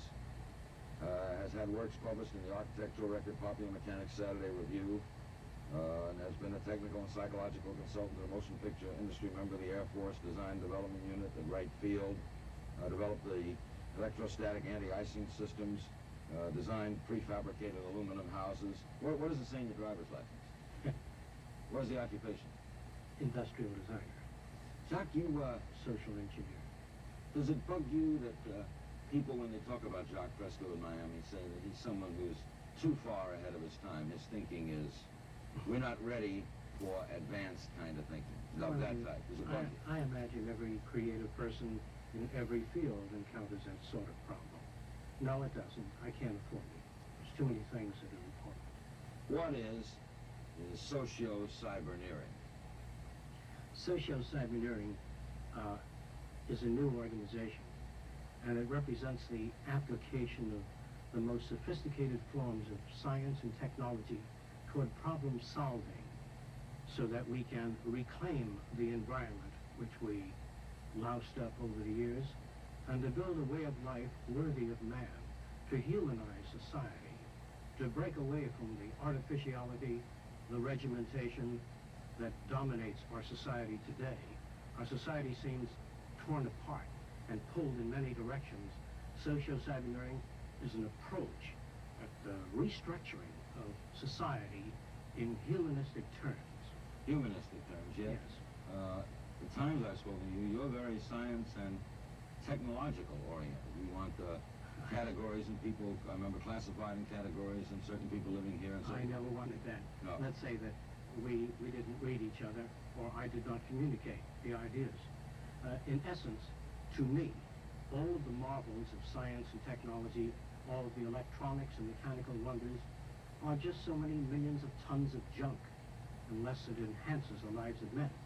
The reason we emphasize machines and technology is to free men to go to art centers, music centers, cultural centers, and to find the meaning of their own existence and lives. How much can machines do? Can they run the things that are necessary to run? Well, Mr. King, if we can launch a rocket off the Earth while it's turning, find a place on the moon, land it automatically, pick up samples of the soil, bring the ship back without humans, I think the Russians have done this, bring the ship back to the Earth, surely we can handle airliners or anything else with redundancy. The problem, though, is a political structure is how do you start changing a society this much which has really no political system? No, it has no political system. It is not affiliated with any political party. It is neither communist, fascist, nor socialist, nor democratic. Socio-cyberneering is a sort of a quantum jump, a severe departure in man's way of thinking. How do you make a severe departure with millions of people?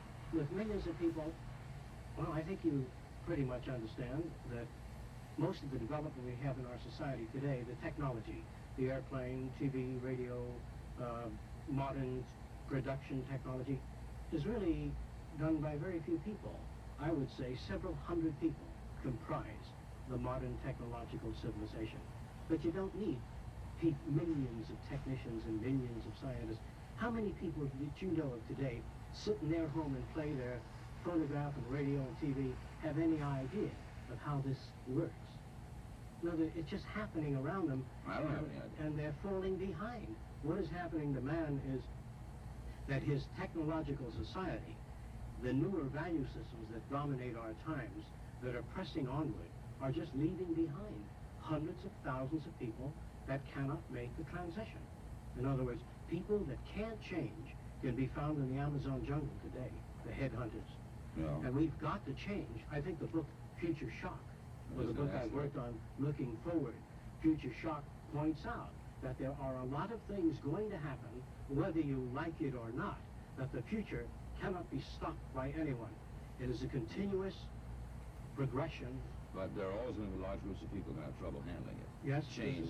Look at the change of someone 60 years old has seen unbelievable change. I believe they can change quickly if the information is made available to them. In other words, to present socio-cyberneering in one shot is extremely difficult. I believe that people should not be divided. The youngsters, the adolescents, and finally the mature young adults, and then the older folks are all divided people. When you get to be 65, you don't want to travel on an ocean liner with old folks. How come we put up these buildings for the old folks? We think that people ought to live wherever the hell they want to live. That cities must be designed so we have an integrated, intelligent society. Einstein, when he was 65, 70 years old, he would talk to youngsters. He kept reading. He kept up with ideas. Why must societies be divided into different groups? We think that you're as young as your life permits you to be, as your exposure, as your ideas. All right, let's, with pictures, explore the thinking of Jacques Fresco and the society he'd like to see, socio-cyberneering. Now, we'll start with this, and you tell me... I'll try to point it out. Yeah, you can point right at it. All of the new cities will be a university, the essence. The center of the city, the nucleus, will house an electronic computer, which only controls the weather, water purification, the atmospheric conditions, that is, it controls air contamination systems. The computers do not, I say it again, do not control people. They maintain safety, they oversee the environment, maintain ecological balance between animal life and plant life. All the machines do is control the physical entities that comprise the environment. The center of the city is a university that covers all subjects related to man. It is not a commercial university. It is not based on there's no courses that are used to exploit or abuse any other human being. All business courses will be phased out. All repetitious jobs will be phased out.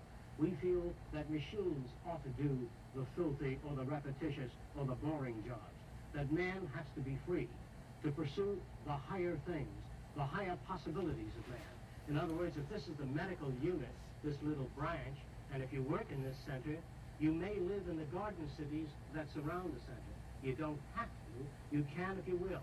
Each of the garden cities contain lakes, recreation areas, and between cities, we let everything go back to nature. Will computers be able to control the weather? This is a relatively easy project to manage. Easy to control? Yes. You could control the weather? I can go into that with you in a little while. All right. Can I finish that? Well, okay. Sorry. On the outer rim of the city, we have the agricultural belt. All of your garbage is compressed and pumped, recycled out to the agricultural belt. There are no garbage trucks. There are no dump fields. We use everything. All waste is recycled. This is an ecological program. All right, now this is what the total city... The total city looks like this. There's circular conveyor belts that take you anywhere in the city in 3 minutes. The city population in this particular city is 15,000. We have larger cities designed up to 2 million. The cities are all immersed in beautiful gardens. There are no trees in a row. It is not a mechanical environment. It is essentially a city immersed in a second Garden of Eden, where there are lakes, recreation areas, art centers, music centers, cultural centers, and surrounding the city, we have the agricultural belt where we grow foods hydroponically. Between cities, we let everything go back to nature. The deer, the coyote, the entire ecological balance is maintained. We grow foods how? Hydroponically. What's that? Soilless agriculture in some instances, and in other instances, we use conventional agriculture, which we'll get onto in the drawings as we go through the subject. All right. What, before we get to the other pictures, what jobs that we now know will not be present in this concept? Like garbage men gone, right? Yes. All repetition. All Mailmen, people working, wouldn't in he fact, no mailmen, no waitresses, no waiters, no cooks. There'll When be you no go jobs. out to eat, how will you get your food? Well, there are beautifully designed areas for eating in which you have all kinds of food. Japanese, French food, organic food, and the standards if you like it. And how will it get to you? The way the food gets to you, what we do is monitor the behavior of the cook. That is, we do a multi-channel tape on the best cooks that we know of. You're and a as they wildcat, prepare Doc, their Doc. food, we tape every move they make and how they handle the food and how they dice the carrots the way you like it. Then you dial 2736 and you get the kind of food you want, Chef Milani style or individualized. It's You gonna can even happen, tape folks. your own cooking. I remember 5 years ago I used to laugh at you, and now all this is very believable. All right, onward. What do we have here? Areas like India, where you have high population densities, or areas like China, we just can't afford to go on and make an individual house for every human being. We just don't have that kind of energy. Our population has already surpassed the point of no return. We have to unify our architecture, not that I like it, but we're trapped. We have to unify it and then make art centers, music centers, and gardens between the cities. In India, this would only extend 6 miles. And then you'd have countryside, lakes, and hiking area for most people. But if you try to spread your cities out, as we're doing, you're going to louse up the entire area. Are you betting that people will not declare war on each other? So that you can get at building all of this? Well, we don't have much choice. We're going to destroy each other, or we're going to make it. Now, this looks like some sort of submerged stadium with something flying In an away. area like Penicam Park, we might build circular cities in the sea, where the water's about 30, 35 feet deep. Most of the apartment houses will open out into the sea. You can observe marine life and fish swimming by. There'll be no zoos, no seaquariums. Everything will be observed in natural conditions. There will be boating, scuba diving, recreation, and universities built in the sea. Socio-cyberneering encompasses the entire social spectrum. These drawings all made by you? Yes. This might represent an individual house. Most of the homes will be individually contoured. If you're an artist, you'll live in the kind of house that is most suitable to your areas of interest. If you're a technician, a musician, the house will be designed for your needs. Most of the houses will be self-generative. That is, the heat of the sun falls upon your roof and lowers the temperature on the inside of the house. The sunlight is scattered on the inner walls, in which you have a phosphor coating, and the room glows all evening with a soft glow without any electricity, without any power waste. All of the pavement in the area is black. Under the pavement are heating coils, that is, built-in PVC tubing or wiring or conveyor tubing for water. As the sun beats down on the pavement, We get all the hot water we need without burning any fuel, conserving energy all over the world at a much lower cost. Who's going to pay for all this? Where's the money coming from? If you took all of the gold and all of the wealth of this country, all of the certificates of debt and all of the land ownership, all of the diamonds and rings, and dumped it off the coast of Japan, as long as you didn't touch the American way of thinking, our technology, and our resources, we would not be impoverished at all. America's wealth is not its gold, is not its banking institutions. These are false institutions, that the entire money-structured and materialistic-oriented society is a false society. 10 or 15 years from now, our society will go down in history as the lowest development in man. We have the brains, the know-how, the technology, and the feasibility to build an entirely new civilization. You believe that we teach competition, that it's not bred into some... Competition is dangerous, socially offensive, considered right and normal, because you are brought up to that value system. What kind of competition did Jesus have? What kind of competition is there in your body?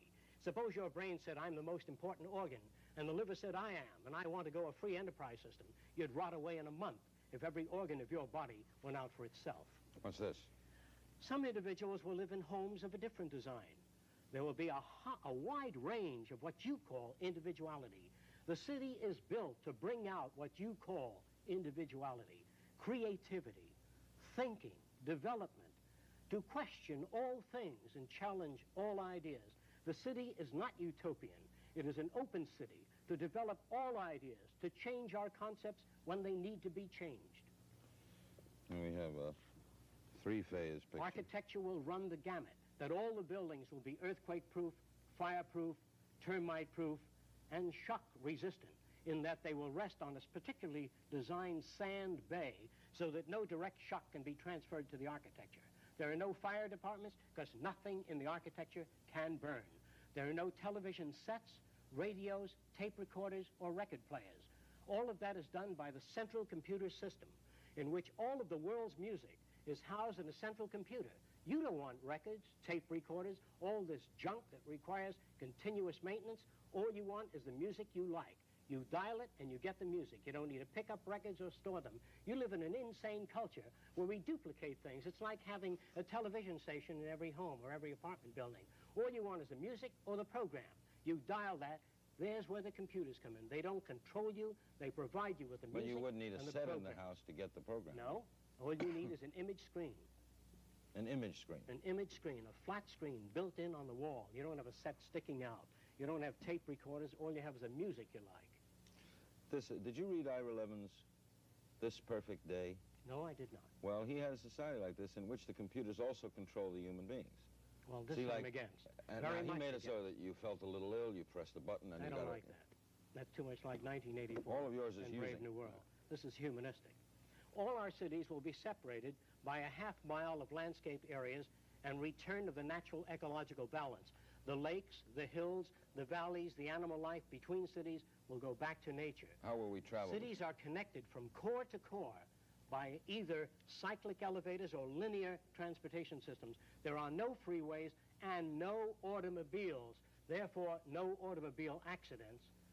No automobile accidents because they don't exist. We have continuous transportation. You don't need to wait for a bus. We have continuous moving conveyors.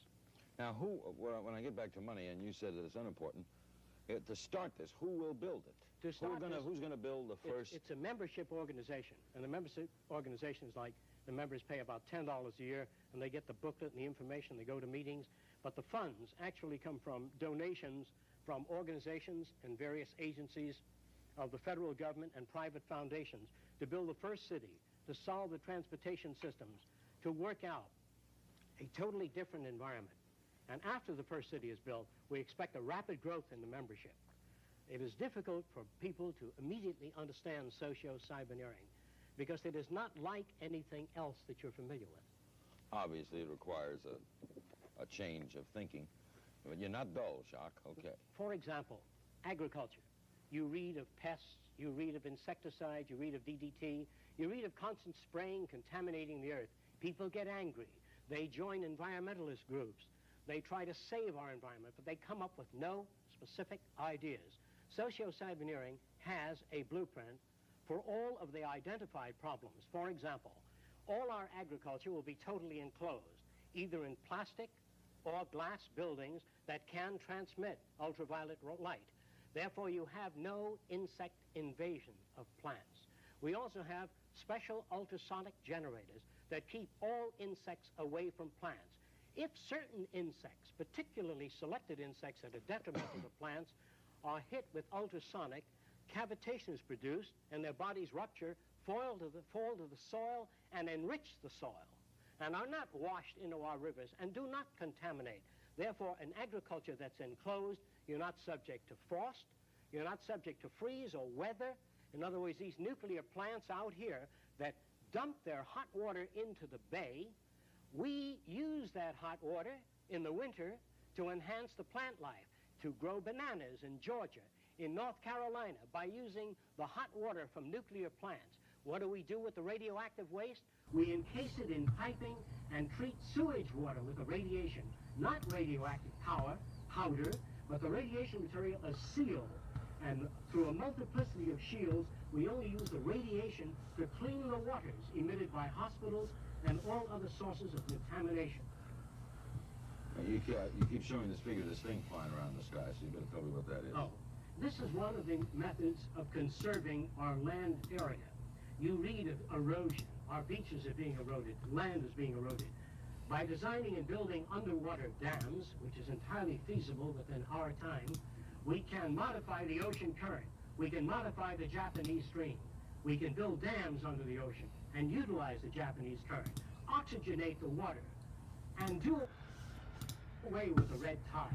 The red tide, by the way, can be dealt with by oxygenation, by recirculating the water, by building dams under the water in the Gulf Stream to set up greater turbulence in the water, and this is feasible. If we don't do it, we will cease to be as a nation. We have the energy, the know-how, the raw materials. Socio-cyberneering is an organization that is probably the boldest organization ever conceived of. Right. And we're undertaking the most ambitious project in the history of mankind. What's this? This represents a surveillance equipment aircraft to survey the areas and movement of the currents and to monitor... To survey the environment, Imagine not being people. able to build an app with your name The on fuck? it just by thinking about it. Meet Don't Base tell me these have been 44. going on. All right, Doc. This represents a variation of a circular scheme. Most of the cities are big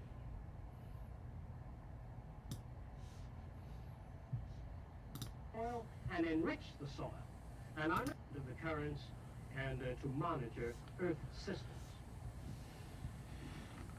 All right, Doc. This represents a variation of a circular scheme. Most of the cities are based on natural configurations, the atomic structure, basic designs in nature. The center of the city might be related to studies of the human organism. This center here may be studies of diseases of the eye. Other systems, diseases of the nervous system. An all-out research project on enhancing the lives of men. There are no military programs or projects in socio-cyberneering. There's no need for an army? No need for an army. Now, what if one people decides to attack another people? We then invite, after the first city is built, we tend to go Socio-Cyberneering International, to invite the participation of all nations of the world into a system of monitoring the Earth and using the Earth to enhance the lives of men. What about what if one group of people get together and attack another group of people? We believe that is done due to scarcity, or that a society suffers from economic deprivation, lack of arable land area, or No, you overpopulation. believe it would not occur. It would not occur. What is this wild looking thing? This is clean sources of power. By utilizing the natural heat of the Earth, that is volcanic energy, or the magma, or the molten lava under the Earth, of which there are approximately 500 potentials. If we tap a mountain in Hawaii called Mount Aloha, we can get enough power to electrify the world. We can get enough power from that volcano alone. We have 500 potential volcanoes we can harness. We can use that natural heat from the volcano. No smog, no smoke, no dirt, no gases, no fuels, no oil spills, and no more burning of fuels in any city to generate power. If Japan used Fujiyama, they don't need to burn oil. They don't need oil.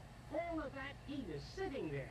20 million years of power right under the Earth's surface. In fact, you don't even need to use fusion power or nuclear power. And it's easy to tap, and it's clean and available.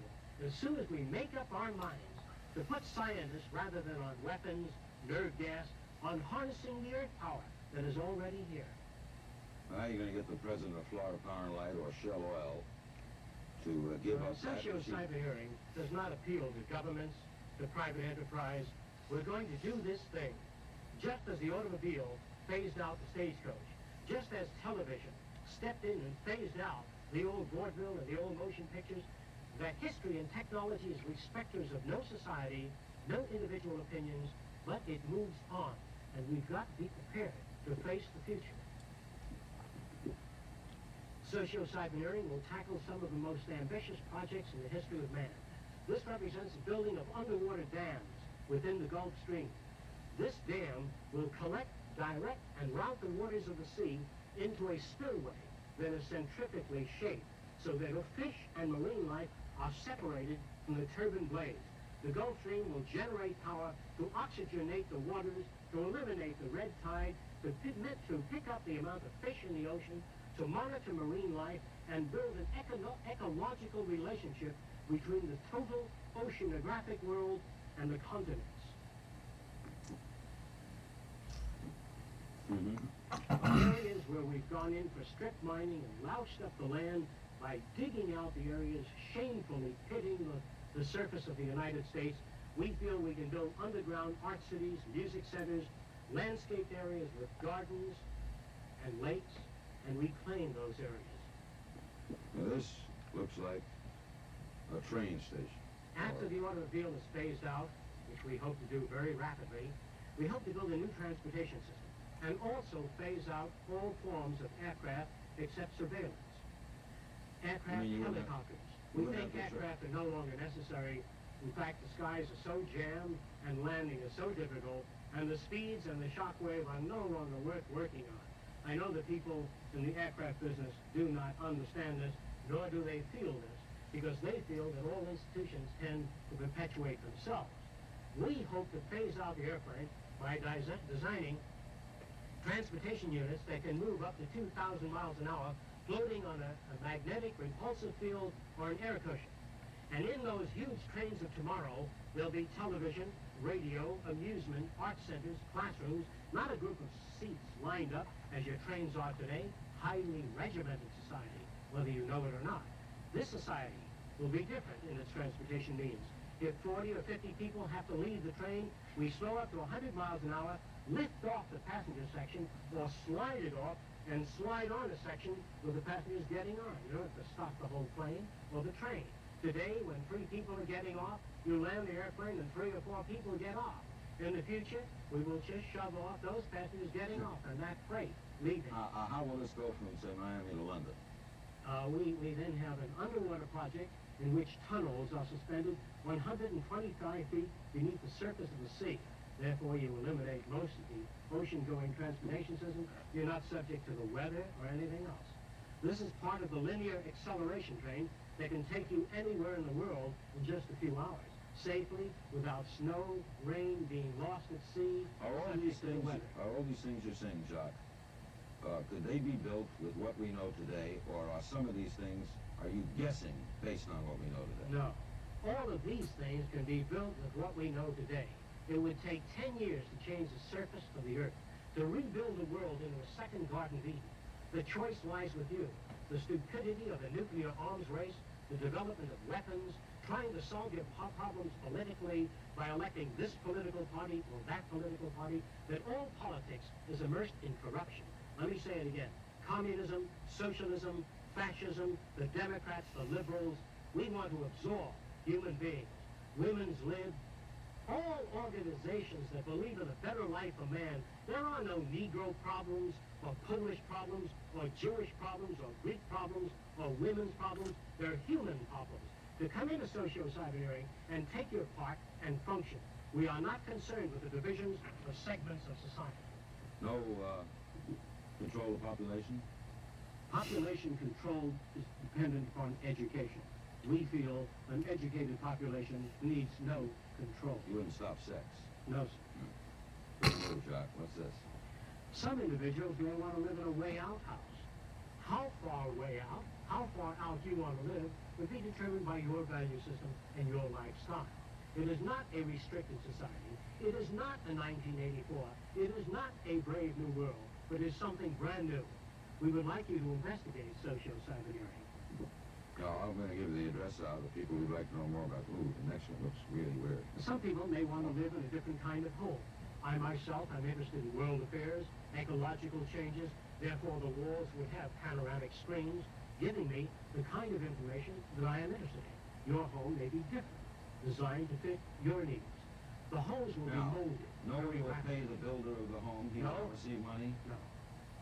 Why will he build the home? What He is- doesn't build the home.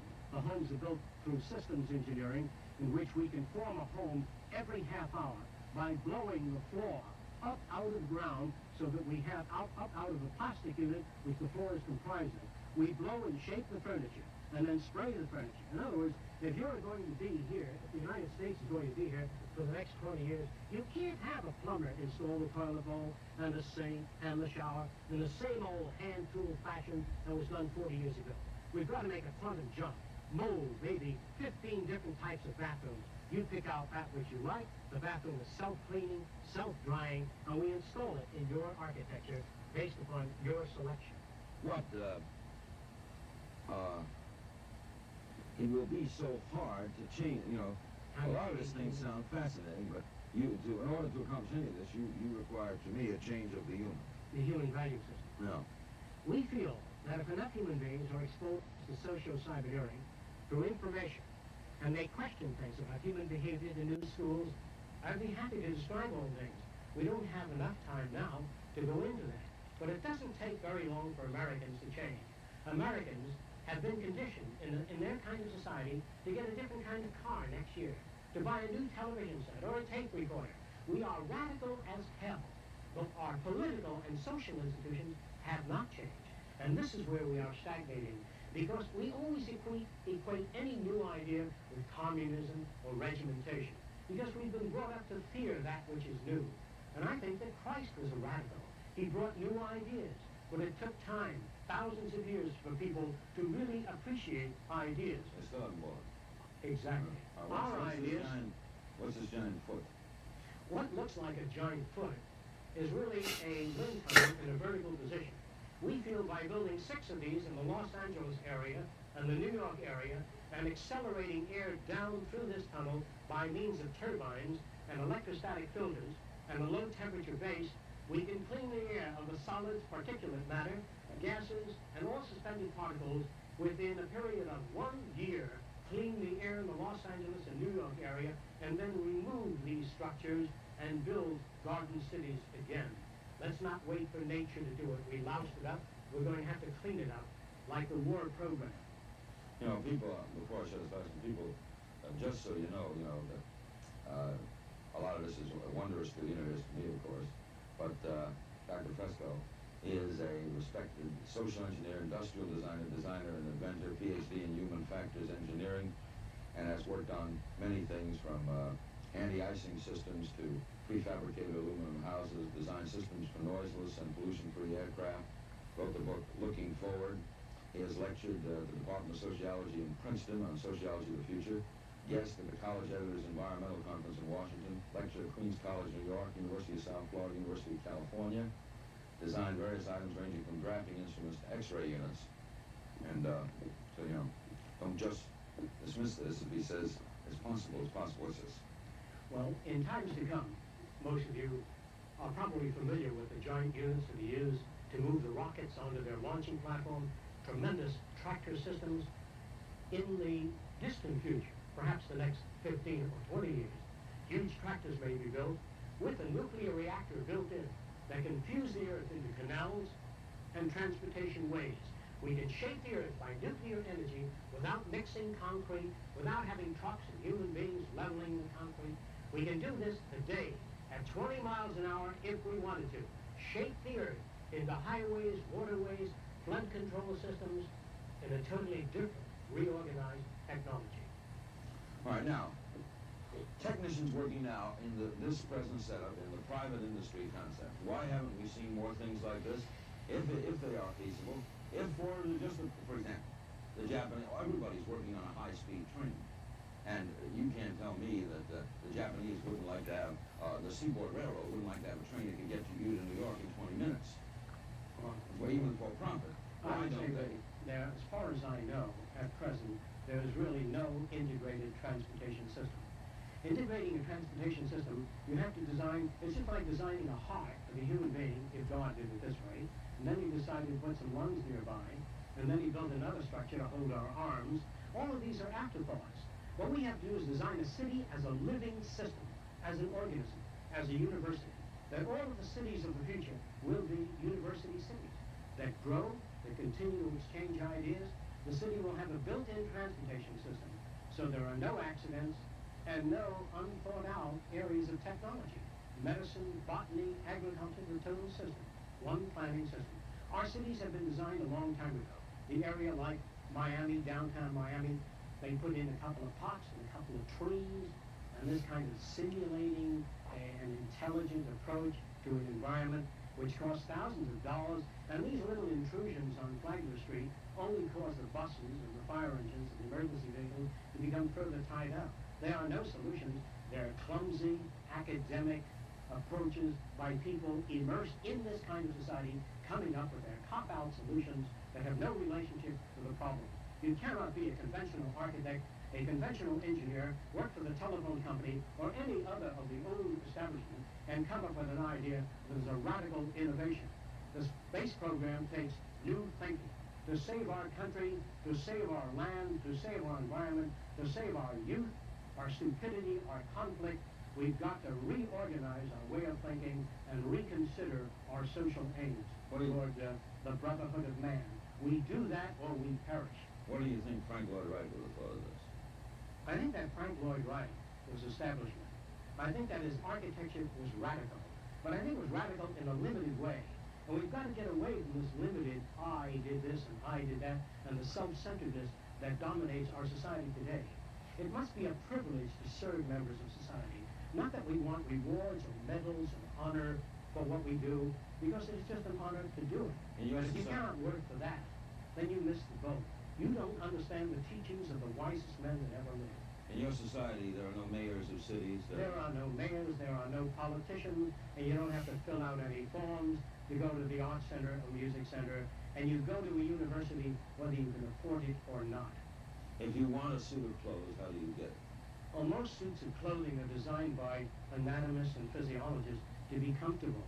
Most of your shoes will breathe as you walk. They will be very different than the shoes that dominate your society today. Most of your clothing will be organically designed in that as you move your arms, it'll aerate and breathe. And most of your clothing will be washed by ultrasonics. No detergents, no washing machines, no centrifugal separators. We can knock all of the fluid off clothing today by vibration. We can knock fluids off clothing. In other words, if you could move a piece of fabric from position A to position B rapidly enough, the fluid will remain behind. Ultrasonically vibrating the fabric can remove the fluids, and you need not contaminate your waters. You don't have to use any of the systems today. Let me briefly say this. You have a bumper in front of your car, behind your car. But your society, your car's hit on the side also. You have safety belts and harnesses in your car. But that assumes that you're going to be hit by the rear or in front. If you're hit on the side, you go right through the side of the windshield. What good are these approaches? They are designed by men that are cerebral insufficient. You've got to design a society with a bumper all around the car, phase out human drivers, put electronic guidance systems in cars, or eliminate the automobile, design a holistic transportation system. We must put our mind to this as we do to put a man on the moon. We must put our mind in social problems. We wish to get away from politics. We wish to get away from the old world method of solving problems. If you can barely understand what it is I'm trying to say in this short period of time, please investigate socio-psychology. Are you saying that General Motors could build a safe car today, totally safe car, with the knowledge at hand? Yes, if they're given that assignment. They're not given that assignment. Well, because they're working on their own initiative to make more money.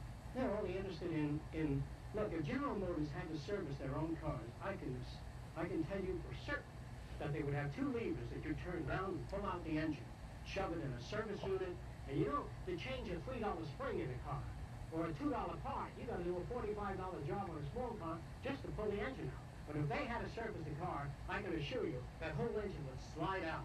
You know, they put a race car wheel on with one turn, that's the way your wheels would go on. You'd have bumpers all around. You'd have no chromium, no ornament. The chromium would be in the engine when you have chrome steel, tougher engine. In other words, the automobile companies have total, actually they have contempt. Let me say this again. All manufacturers have contempt for you. To sell you the toothpaste, the products that they sell you are deliberately designed to wear out, break down, so you have to continually service those things. You notice that your telephone is pretty reliable. Well, we here in America can think. We can design things that don't wear out, and don't break down, and don't require maintenance at all. Yeah, the instrument, Yes. the phone, that stays forever. You bet. If the automobile companies had to maintain their cars, it would be a Oh, yeah, but the phone company has to maintain the phone. That's why it's good. That's why your unit's held up. I never thought of that. I know. I mean, you know, operators can be bad, still can be bad, but the phone itself. It's the same for your TV sets. You mean if RCA, if everybody had to maintain their own? You bet. There'd all be automatic system which you pull out, shove in a replacement unit. If your engine breaks down, you pull out the engine, shove in a courtesy engine, and you take off. Why hold up the whole car when you need a battery job? If you did that in the Army Air Force, you couldn't operate at all. Your society is really comprised of very stupid men. Let me say it again. All politicians, all lawyers, all businessmen will be phased out. I'm not going to do it. It's not going to be a revolution. You don't need it. Our society cannot be maintained by this type of incompetency. It was great, the free enterprise system, about 35 years ago. That was the last of its usefulness. Now we've got to change our way of thinking or perish. Our system is dying. If Nixon remains in, it'll die in his lap. If a liberal group gets in, the society will fall. Our cities are going broke. We don't have the money nor the type of mentality required to save our society in politics or government. I am not your enemy. I am not trying to destroy things. I do not believe in revolution. I believe that ideas must be presented to American people. They have to make the decision. Now, Dr. Fresco is in the local phone book, am I correct? Yes. Is that the number of people who would call the company? It's F-R-E-S-C-O, Dr. Jacques Fresco. And we're going to do some more with you, because you're, you know what I'd like to do one day? Maybe we can do a special.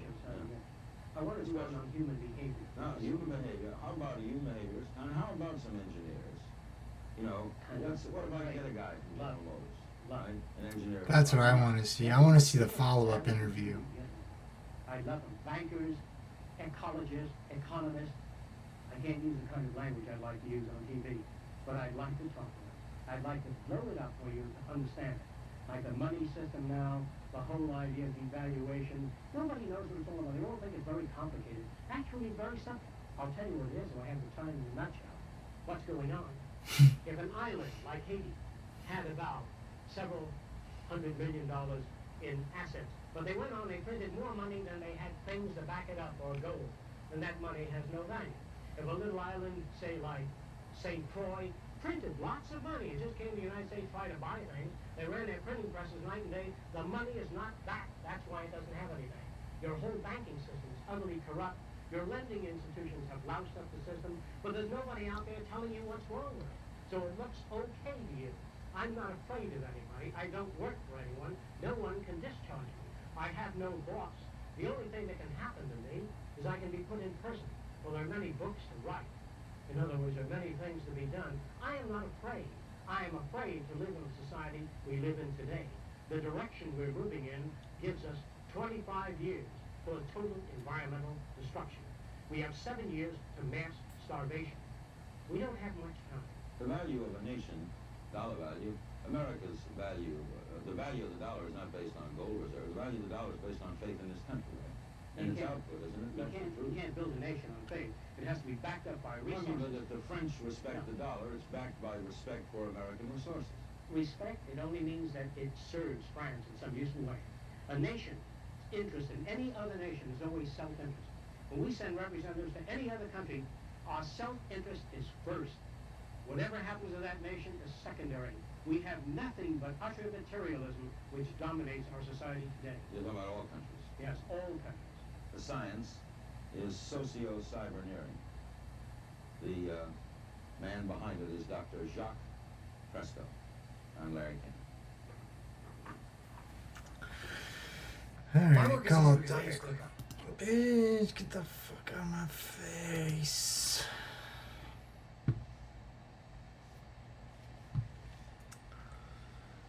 That's it.